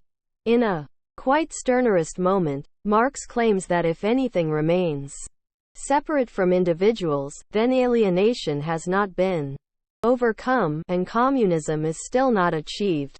Communism differs from all previous movements in that it overturns the basis of all earlier relations of production and intercourse, and for the first time consciously treats all natural premises as the creatures of hitherto existing human beings, strips them of their natural character and subjugates them to the power of the united individuals. Its organization is, therefore, essentially economic, the material production of the conditions of this unity. It turns existing conditions into conditions of unity. The reality, which communism is creating, is precisely the true basis for rendering it impossible that anything should exist independently of individuals, insofar as reality is only a product of the preceding intercourse of individuals themselves. Under the power of united individuals, communism creates a reality in which nothing should exist independently of individuals. Communism for Marx is thus not so different from egoism for Stirner, since both seek to wrest control of individual life from domination by real abstractions. For Marx, these abstractions are rooted in the economic relations of production, and hence should be strategically confronted in that sphere. For Stirner, they are everywhere, and so can be attacked anywhere one finds them. Marx thus did not ignore Stirner's intervention and return to the framework of the young Hegelians. Rather, he sought to materially ground the source of the abstractions that Stirner criticizes. One by one, Marx located the material social relations that gave birth to the dominant ideologies of the day. Stirner traces modern liberal ideas back to their reliance on some alienated concept of God, state, or humanity, and then utterly desecrates it, advocating for crime, the inhuman, secession. Marx, on the other hand, situates Stirner's critique of abstract domination within the orbit of private property, capital, and class struggle. Equality, property, freedom and justice for Marx are all historically specific conceptions that emerge from the material relations amongst human beings in capitalist society. To Marx, these ideal abstractions reflect the real abstraction of capital, the objective form of alienated human activity generated in modern societies based on the production of commodities for exchange. According to Marx, the historical dynamic of capital subsumes the content of human activity under the specific form of labor, directed towards value, in turn inverting the subject and object of history. Albeit confusedly, Stirner grasped the abstract form of domination that inverts subjective agency in capitalist society, and he sought to reappropriate it for himself. He wanted to break with the objective and subjective mediations of bourgeois society, everything that reduces individuals to social functions, perceptible attributes, or normative values. However, it can be argued that Stirner conflated the form of abstract domination with its content. Nevertheless, Stirner was the first and most radical author to pose the problem of how an individual can break with the totalizing social synthesis of modernity.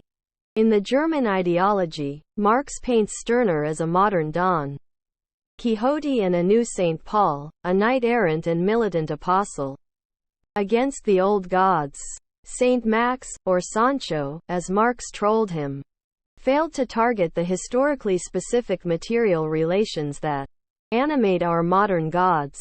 One way of understanding Marx's critique is to say that Stirner's unique individual, the Einziger I capable of fully developing its own powers, is only possible in fully developed communism, the state of affairs in which material relations are inseparable from individual power and not dependent on the drive for valorization. In a formula, Stirner's egoism is Marx's communism seen from the first-person, singular perspective. It is not the negation but the realization of the individual, chasing Stirner throughout the German ideology. Marx echoes him when writing the following description of communism as the free development of individuals. We have already shown above that the abolition of a state of affairs in which relations become independent of individuals, in which individuality is subservient to chance and the personal relations of individuals are subordinated to general class relations, etc., that the abolition of this state of affairs is determined in the final analysis by the abolition of division of labor. Within communist society, the only society in which the genuine and free development of individuals ceases to be mere phrase, this development is determined precisely by the connection of individuals, a connection which consists partly in the economic prerequisites and partly in the necessary solidarity of the free development of all, and, finally, in the universal character of the activity of individuals on the basis of the existing productive forces. Communism is the society of free individuals. Marx understood this, and so did many readers of Stirner. In Emma Goldman's Mother Earth magazine from 1907, the German-American anarchist Max Baginski wrote the following review of the first English translation of Der Einzig und sein Eigentum. Communism thus creates a basis for the liberty and eigenheit of the individual. I am a communist because I am an individualist. Fully as heartily the communists concur with Stirner when he puts the word take in place of demand, that leads to the dissolution of property, to expropriation. Individualism and communism go hand in hand. Registered in 1974, the American Situationist Collective for Ourselves published, The Right to Be Greedy. Theses on the Practical Necessity of Demanding Everything, a pamphlet affirming the radical synthesis of Marx and Stirner, of communism and egoism. Communist egoism names the synthesis of individualism and collectivism, just as communist society names the actual material, sensuous solution to the historical contradiction of the particular and the general interest, a contradiction engendered especially in the cleavage of society against itself into classes. This solution cannot be of the form of a mere idea or abstraction, but only of a concrete form of society. The essence of communism is egoism. The essence of egoism is communism. This is the world-changing secret which the world at large still keeps from itself. The unraveling of this secret as the emergence of radical subjectivity is nothing other than the process of the formation of communist society itself. It already contains the objective process.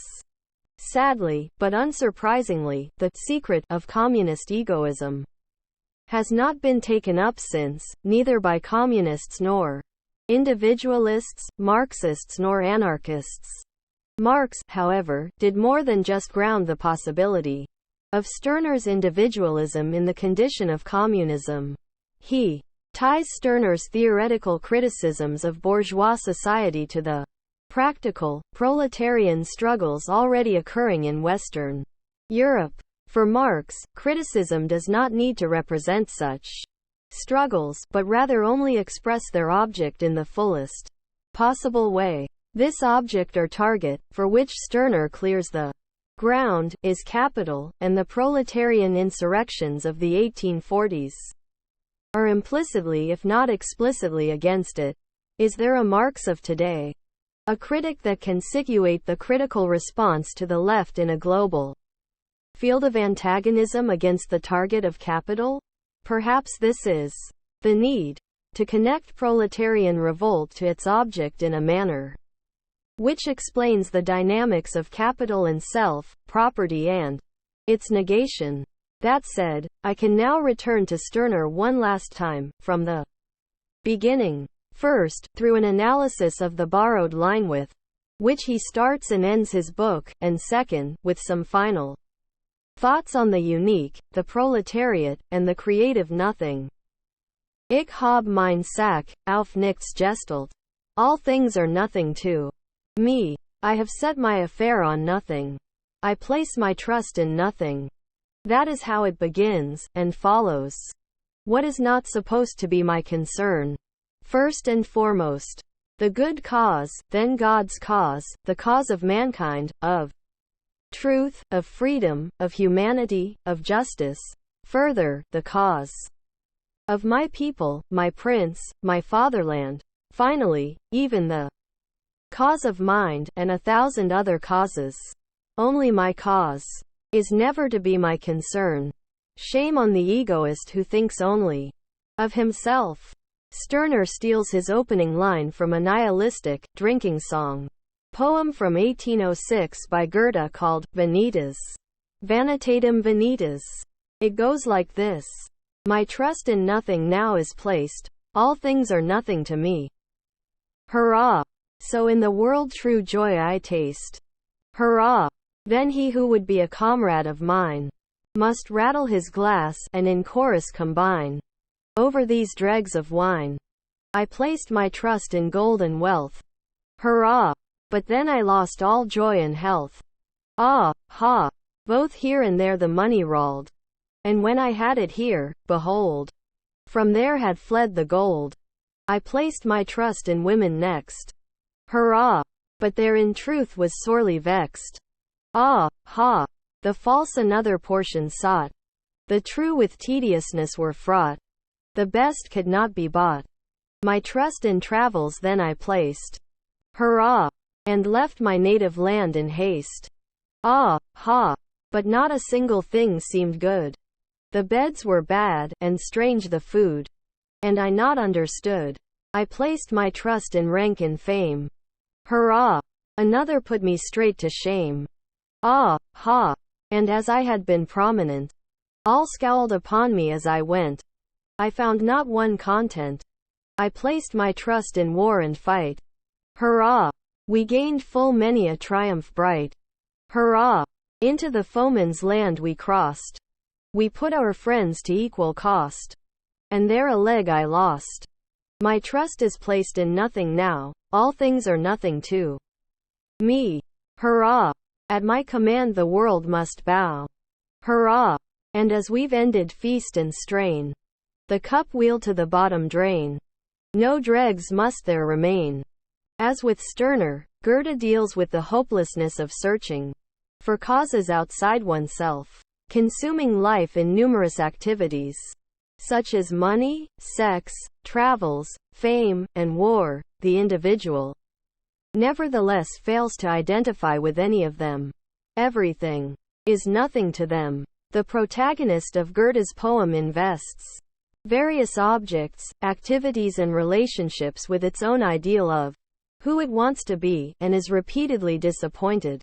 Liberation and joy ultimately comes from breaking the inner compulsion to identify with anything at all, and instead, treating the world like property to be consumed in enjoyment with others.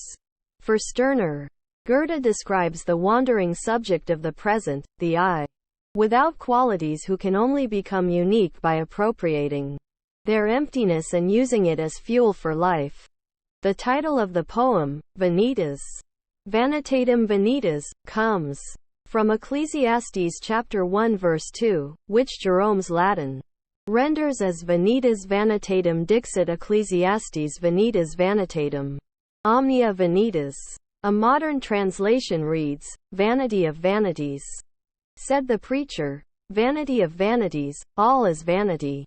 Vanity here signifies a certain emptiness or meaninglessness, the transitory impermanence of all labor or activity under the sun, under God.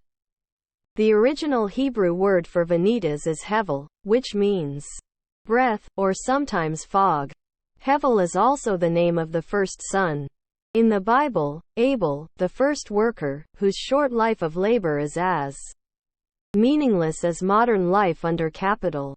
However, in between the Hebrew and Latin, the Greek Septuagint translated hevel as mateos, devoid of truth, useless, which comes from the verb masaumai, which means to chew, eat, devour.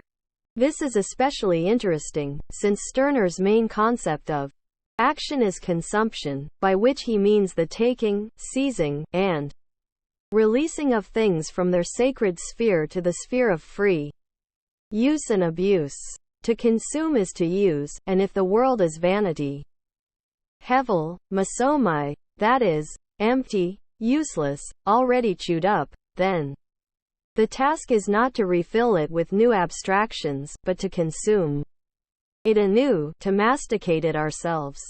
The world as we know it is dead, consumed labor, it is nothing to me. But this nothing is not a general or empty nothing, it is the particular nothing of capital, which confronts the particular nothing of I. These two nothings are distinct. I am not nothing in the sense of emptiness, but I am the creative nothing, the nothing out of which I myself as creator create everything. Degree This creative nothing does not escape the nihilism of capital by retreating into qualities, identities, or properties. Only by expropriating what expropriates me, by making the world into my property, is something like communist egoism possible. To Stirner, there is really no difference between saying, the world belongs to everyone, and the world belongs to me. Communism and egoism are compatible as long as everyone is not reified into a new ruling subject above me, as Stirner notes. What the human being can get belongs to him, the world belongs to me. Are you saying anything else with the opposite proposition? The world belongs to all. All are I and I again, etc. But you make a spook out of the all, and make it sacred, so that the all become the fearful master of the individual. Then the ghost of right stands at their side. To make the world one's property cannot occur without the dissolution of the bourgeois state and civil society, and replacing it with communes, associations, unions, and councils. The dissolution of society is intercourse or union, but such unions are not guaranteed to last, especially if their form predetermines their content. If a union has crystallized into a society, if it has become a unitedness, come to a standstill, degenerated into a fixity, it is dead as union, it is the corpse of the union or unification, it is society, community. When society or community becomes the privileged form of the individual's self-relation, then the task of the unique is to desecrate society as much as possible. Capital desecrates history, wastes human labor and squanders the planet. But Stirner's unique does not retreat in the face of this power, petitioning for some penance. Rather, the free association of individuals desecrates capital, wastes its value, and owns the future. The subject produced through such activity is not some kind of Nietzschean Übermensch, but what Stirner calls an Unmensch or unman, one who no longer allows themselves to be classified, exploited, or owned. In Capital, Marx describes the process by which things take on social relations, the personification of things, and persons take on thingly relations, the reification of persons. Stirner's all things are nothing to me condenses this dual process all the while pronouncing a strategy beyond it as well. His lesson 1. Must follow the path of alienation towards its overcoming. 2. Annihilate the world is the purpose of both capital, which negates the content of human activity and replaces it with the form determined imperatives of value, and communism, which annuls the thing-like quality of the world, and allows free individuals to use, consume and dissolve each other in union. All that is solid melts into air, all that is holy is profaned. This is the power of capital as Marx and Engels describe it in the Communist Manifesto. For Marx and Stirner, this power to dissolve all fixed, fast-frozen relations should not be the exclusive property of the bourgeoisie, but mine and yours as well. Once expropriated from its owners, our disalienated social power can dissolve the present state of things. For Marx, there is only one class of society positioned to do this. This dissolution of society, Marx writes, is the proletariat, and, by proclaiming the dissolution of the hitherto existing world order, the proletariat merely states the secret of its own existence, for it is in fact the dissolution of that world order. As noted before, Deleuze praises Stirner for being the dialectician who reveals nihilism as the truth of the dialectic. For Deleuze, Stirner demonstrates that the meaning of history and the dialectic together is not the realization of reason, freedom, or man as species, but nihilism, nothing but nihilism.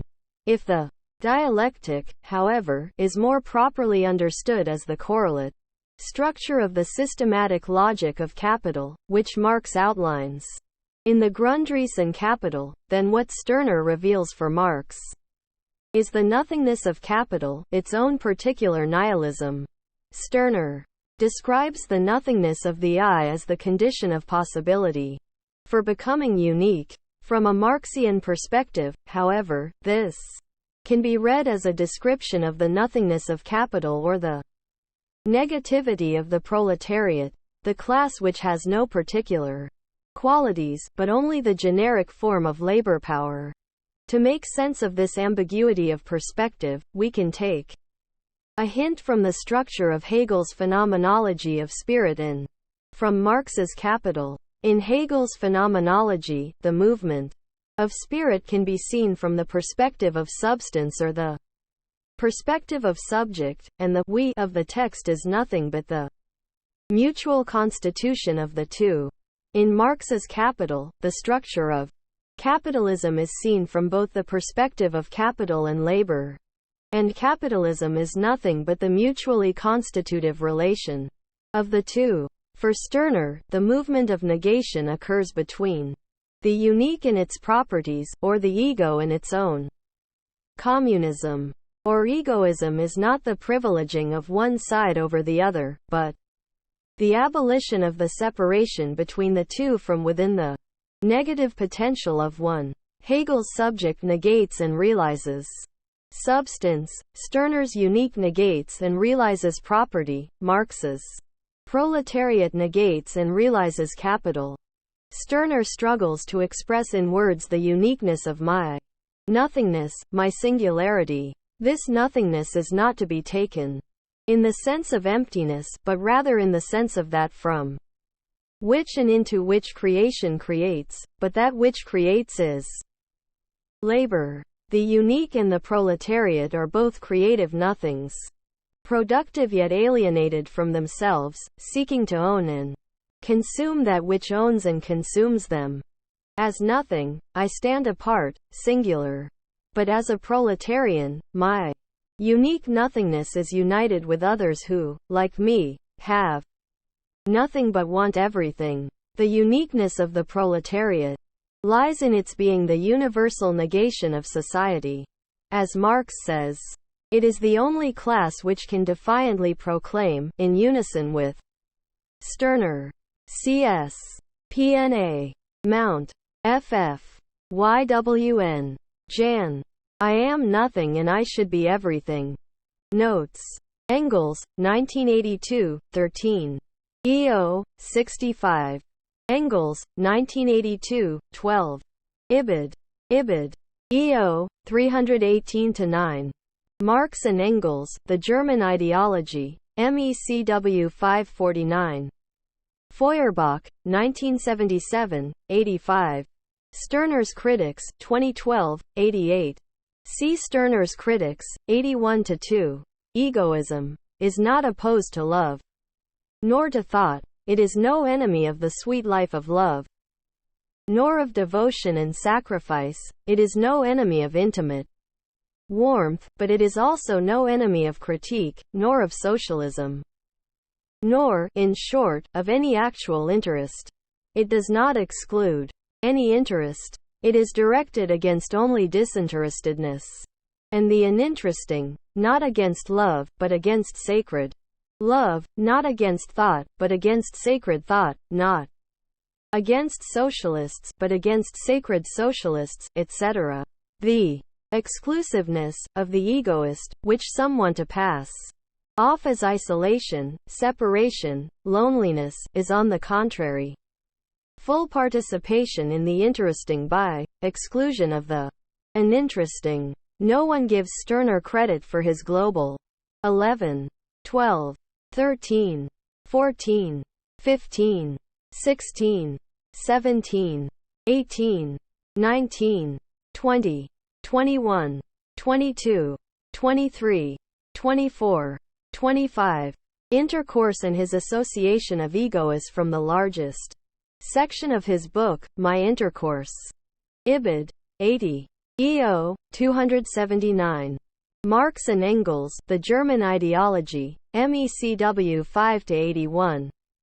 Italics. Mine. For more on this reading of Marx, see Postone, 1993. Marx and Engels, The German Ideology, MECW 5-438, 439. Emphasis Mine. Mother Earth, Volume 2. Number 3. May, 1907. Accessed, November 24, 2017. https://theanarchistlibrary.org/library/max-bagan. Ski Stirner The Ego and His Own. For Ourselves, The Right to Be Greedy, 1974. Theses 45, 47.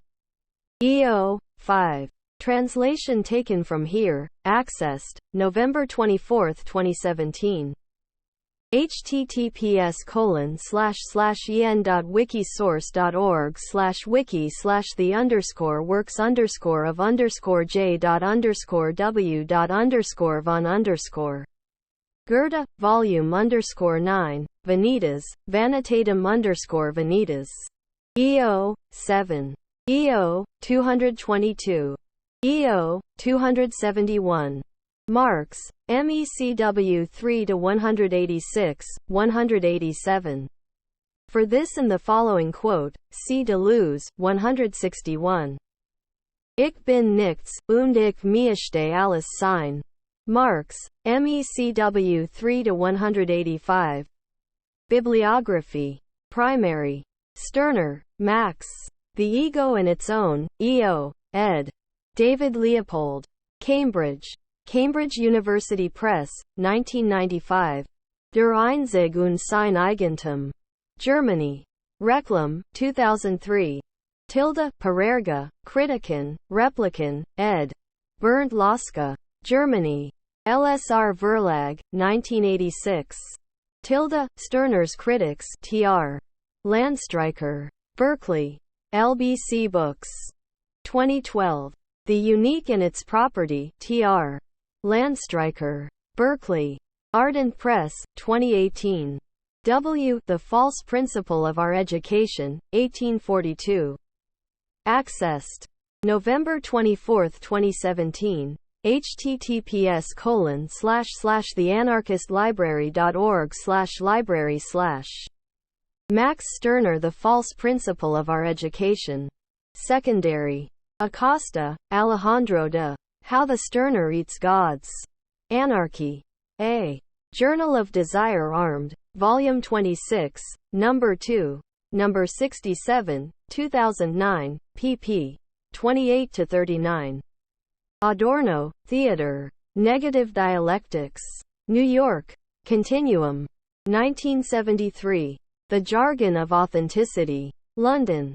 Routledge, 2003. Agamben, Giorgio. The Coming Community, Tr. Michael Hart. Minnesota. University of Minnesota Press, 1993. Arvin, Henri. Aux sources de l'existentialisme. Max Stirner. Paris. Presses universitaires de France, 1954. Badiou, Alain. Being an Event, Tr. Oliver Feltham. London. Continuum, 2006. Blumenfeld, Jacob. The Abolition of Time in Hegel's Absolute Knowing, and Its Relevance for Marx. Idealistic Studies, 2014. Tilda, Egoism, Labor, and Possession. A Reading of Interiority and Economy, Section 2 of Levinas's Totality and Infinity. The Journal of the British Society for Phenomenology, Volume 45, Number 2. 107-117, 2014.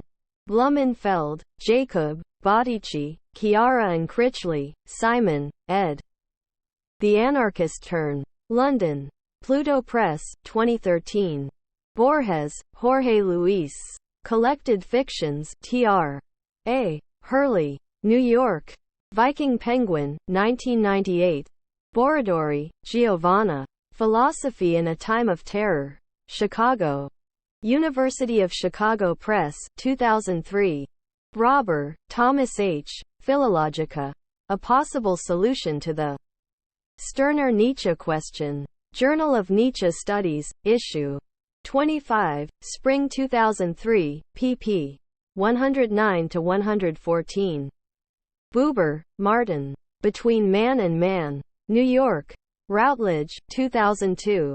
Banyard, Tom. Debord, Time and Spectacle. Leiden. Brill, 2018. Carroll, John. Breakout from the Crystal Palace. The Anarcho. Psychological Critique. Stirner, Nietzsche, Dostoevsky. London. Routledge and Kegan Paul, 1974. Clark, John P. Max Stirner's Egoism. London. Freedom Press, 1976. Critchley, Simon. Faith of the Faithless. London. Verso, 2012. Critchley, Simon and Shearman, Reiner. On Heidegger's Being and Time. London. Routledge, 2008. Dan, Joseph. Kabbalah. A Very Short Introduction. Oxford. Oxford. University Press, 2006. De Ritter, Widukind. Max Stirner, Hegel, and the Young Hegelians. A Reassessment. History of European Ideas, 34. 285-297, 2008. Debord, Guy. The Society of the Spectacle, Tr. Donald Nicholson. Smith. New York. Zone Books, 1995. Deleuze, Giles. Nietzsche and Philosophy, Tr. Hugh Tomlinson. New York. Columbia University Press, 1983. Derrida, Jacques. Spectres of Marx, Tr. Peggy Camiff. New York. Routledge, 1994. Engels, F. Engels to Karl Marx, the 19th of November 1844, in Karl Marx and Frederick Engels Collected Works 38, MECW 38. New York. International Publishers, 1982, 9-14. Epictetus. The Handbook, Enchiridion, Tr. N. White. Indianapolis. Hackett, 1983.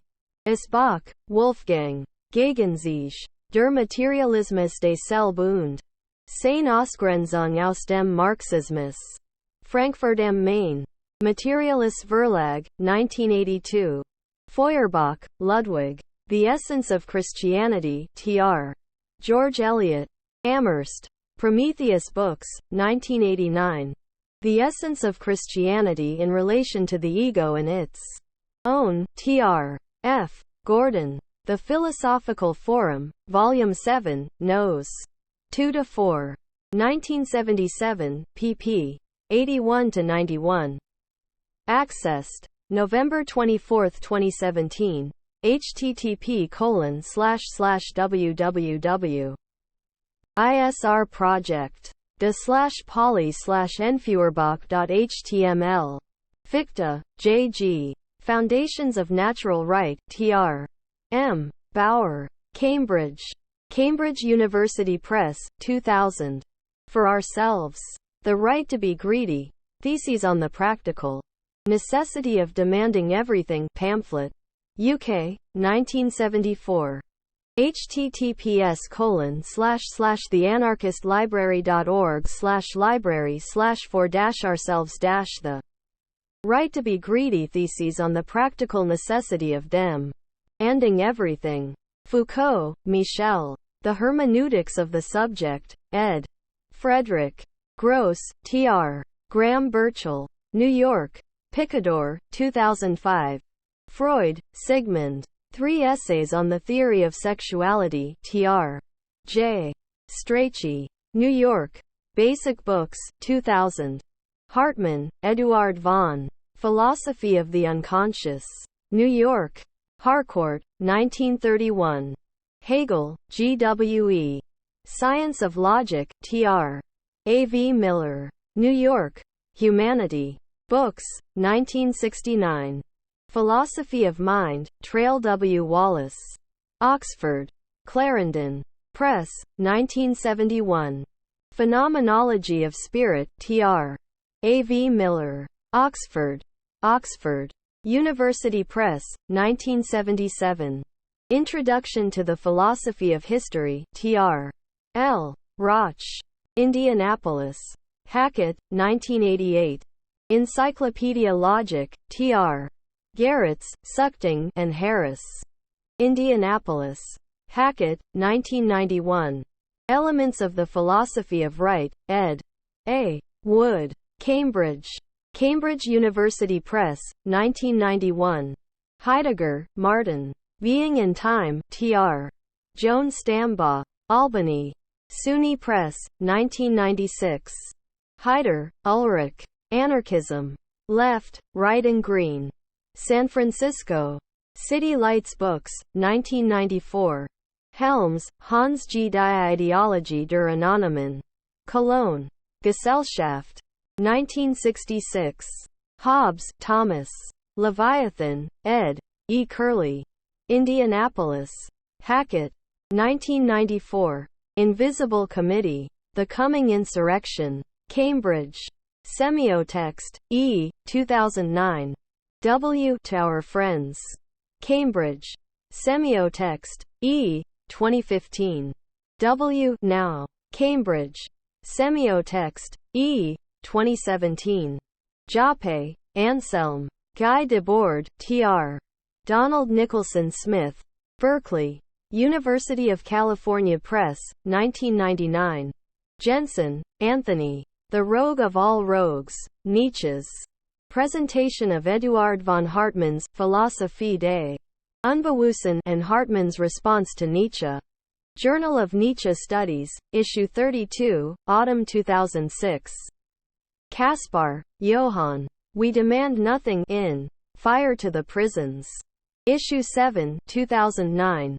Online at https://theanarchistlibrary.org/ Library, Johann Kaspar. We Demand Nothing.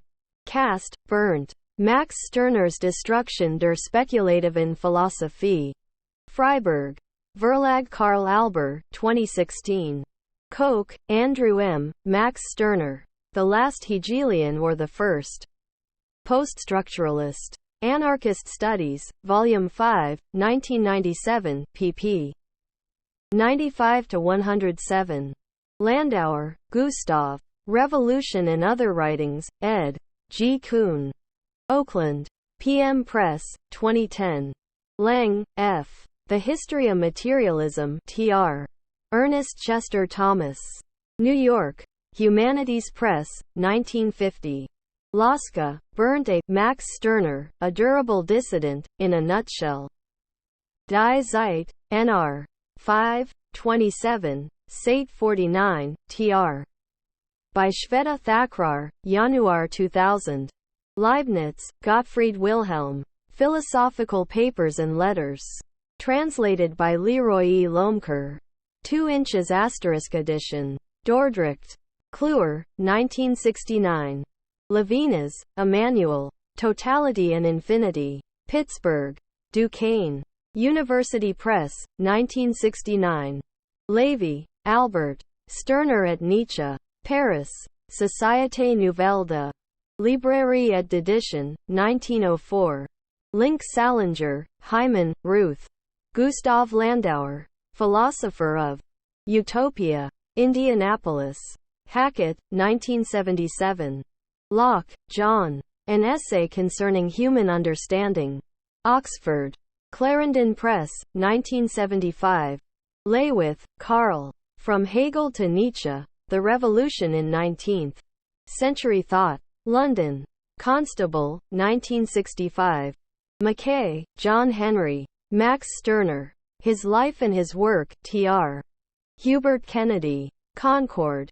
Peremptory Publications, 2005. Marx, Karl. On the Jewish Question in Karl Marx and Frederick Engels Collected Works 3, MECW 3. New York. International. Publishers, 1975, 146-175. Contribution to the Critique of Hegel's Philosophy of Law. Introduction in Karl Marx and Frederick Engels Collected Works 3, MECW 3. New York. International Publishers, 1975. 175-187. Economic Manuscripts of 1857-58 inches in Karl Marx and Frederick Engels Collected Works 28-29, MECW 28-29. New York. International Publishers, 1986-87. Capital. A Critique of Political Economy, Volume 1, in Karl Marx and Frederick Engels Collected Works 35, MECW 35. New York. International Publishers, 1996. Marx, K. and Engels, F. The German Ideology in Karl Marx and Frederick Engels Collected Works 5, MECW 5. New York. International Publishers, 1975, 19-585. Mackay, Ian. Property as Theft. A Pierre-Joseph Proudhon Anthology. Oakland. AK Press, 2011. McClellan, David. The Young Hegelians and Karl Marx. London. Palgrave, 1969. Mogich, Douglas. The New Hegelians. Cambridge. Cambridge. University Press, 2006. Nagel, Angela. Kill All Normies. Winchester. Zero Books, 2017. Neuhauser, Frederick. Foundations of Hegel's Social Theory. Cambridge. Harvard University Press, 2000. Newman, Saul. From Bakunin to Lacan. Plymouth. Lexington. Books, 2001. The Politics of Post-Anarchism. Edinburgh. Edinburgh. University Press, 2010. W. ed. Max Stirner. New York. Palgrave Macmillan, 2011. Post-Anarchism. Cambridge. Polity, 2016. Nietzsche, Friedrich. On the Advantage and Disadvantage of History. For Life, tr. Peter Preuss. Indianapolis. Hackett, 1980. Anon N equals the Will to Power, tr. Walter Kaufman. New York. Vintage. 1968. Patterson, R.W.K. The Nihilistic Egoist Max Stirner. London. Oxford. University Press, 1971. Postone, Moishi. Time, Labor, and Social Domination. A reinterpretation of Marx's critical theory.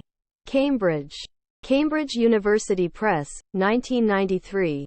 Proudhon, P.J. What is Property? ed. George Woodcock, Tr. Benjamin Tucker. New York. Dover Publications, 1970. Russell, Eric John. Review of Ken Knabb's translation of Society of the Spectacle. Marx and Philosophy Review of Books, 2015. Accessed. November 24, 2017. https://marxandphilosophy.org.uk/reviewofbooks/reviews/2015/1471. Sartre, Jean-Paul. The Transcendence of the Ego, Tr. F. Williams in R. Kirkpatrick. New York. Noonday Press, 1957. Being and Nothingness. New York. Washington Square Press, 1992. Skolem, Gershom. On the Kabbalah and Its Symbolism. New York. Schocken Books, 1965. Schwartz, Howard. Tree of Souls. Oxford. Oxford University Press, 2004. Spinoza, Benedict de. Ethics, in. Curley, Edwin, ed. A. Spinoza. Reader. Princeton. Princeton University Press, 1994, 85-265. Stepalovich, Lawrence S., Max Stirner and Ludwig Feuerbach. Journal of the History of Ideas, Volume 39, 1978, pp. 451-463. Max Stirner as Hegelian. Journal of the History of Ideas. Volume 46, 1985, pp. 597-614. The Revival of Max Stirner. Journal of the History of Ideas. Volume 35, Number 2, April to June, 1974, pp. 323-328. Ed. The Young Hegelians, An Anthology. Cambridge. Cambridge University Press, 1983. Strawson, P.F. Individuals. London. Routledge, 1959. Tomba, Massimiliano. Marx's Temporalities. Leiden. Brill, 2013. Tucker, Benjamin R. Instead of a Book, by a Man Too Busy to Write. 1. Ellebrun Classics, Facsimile of 1897 edition, 2005. Welsh, John F. Max Stirner's Dialectical Egoism. Lanham. Lexington Books, 2010. Wittgenstein, Ludwig. Lecture on Ethics. The Philosophical Review, Volume 74, Number 1, January 1965, pp. 3-12. Wood, Alan. Hegel's Ethical Thought. Cambridge. Cambridge University Press, 1990.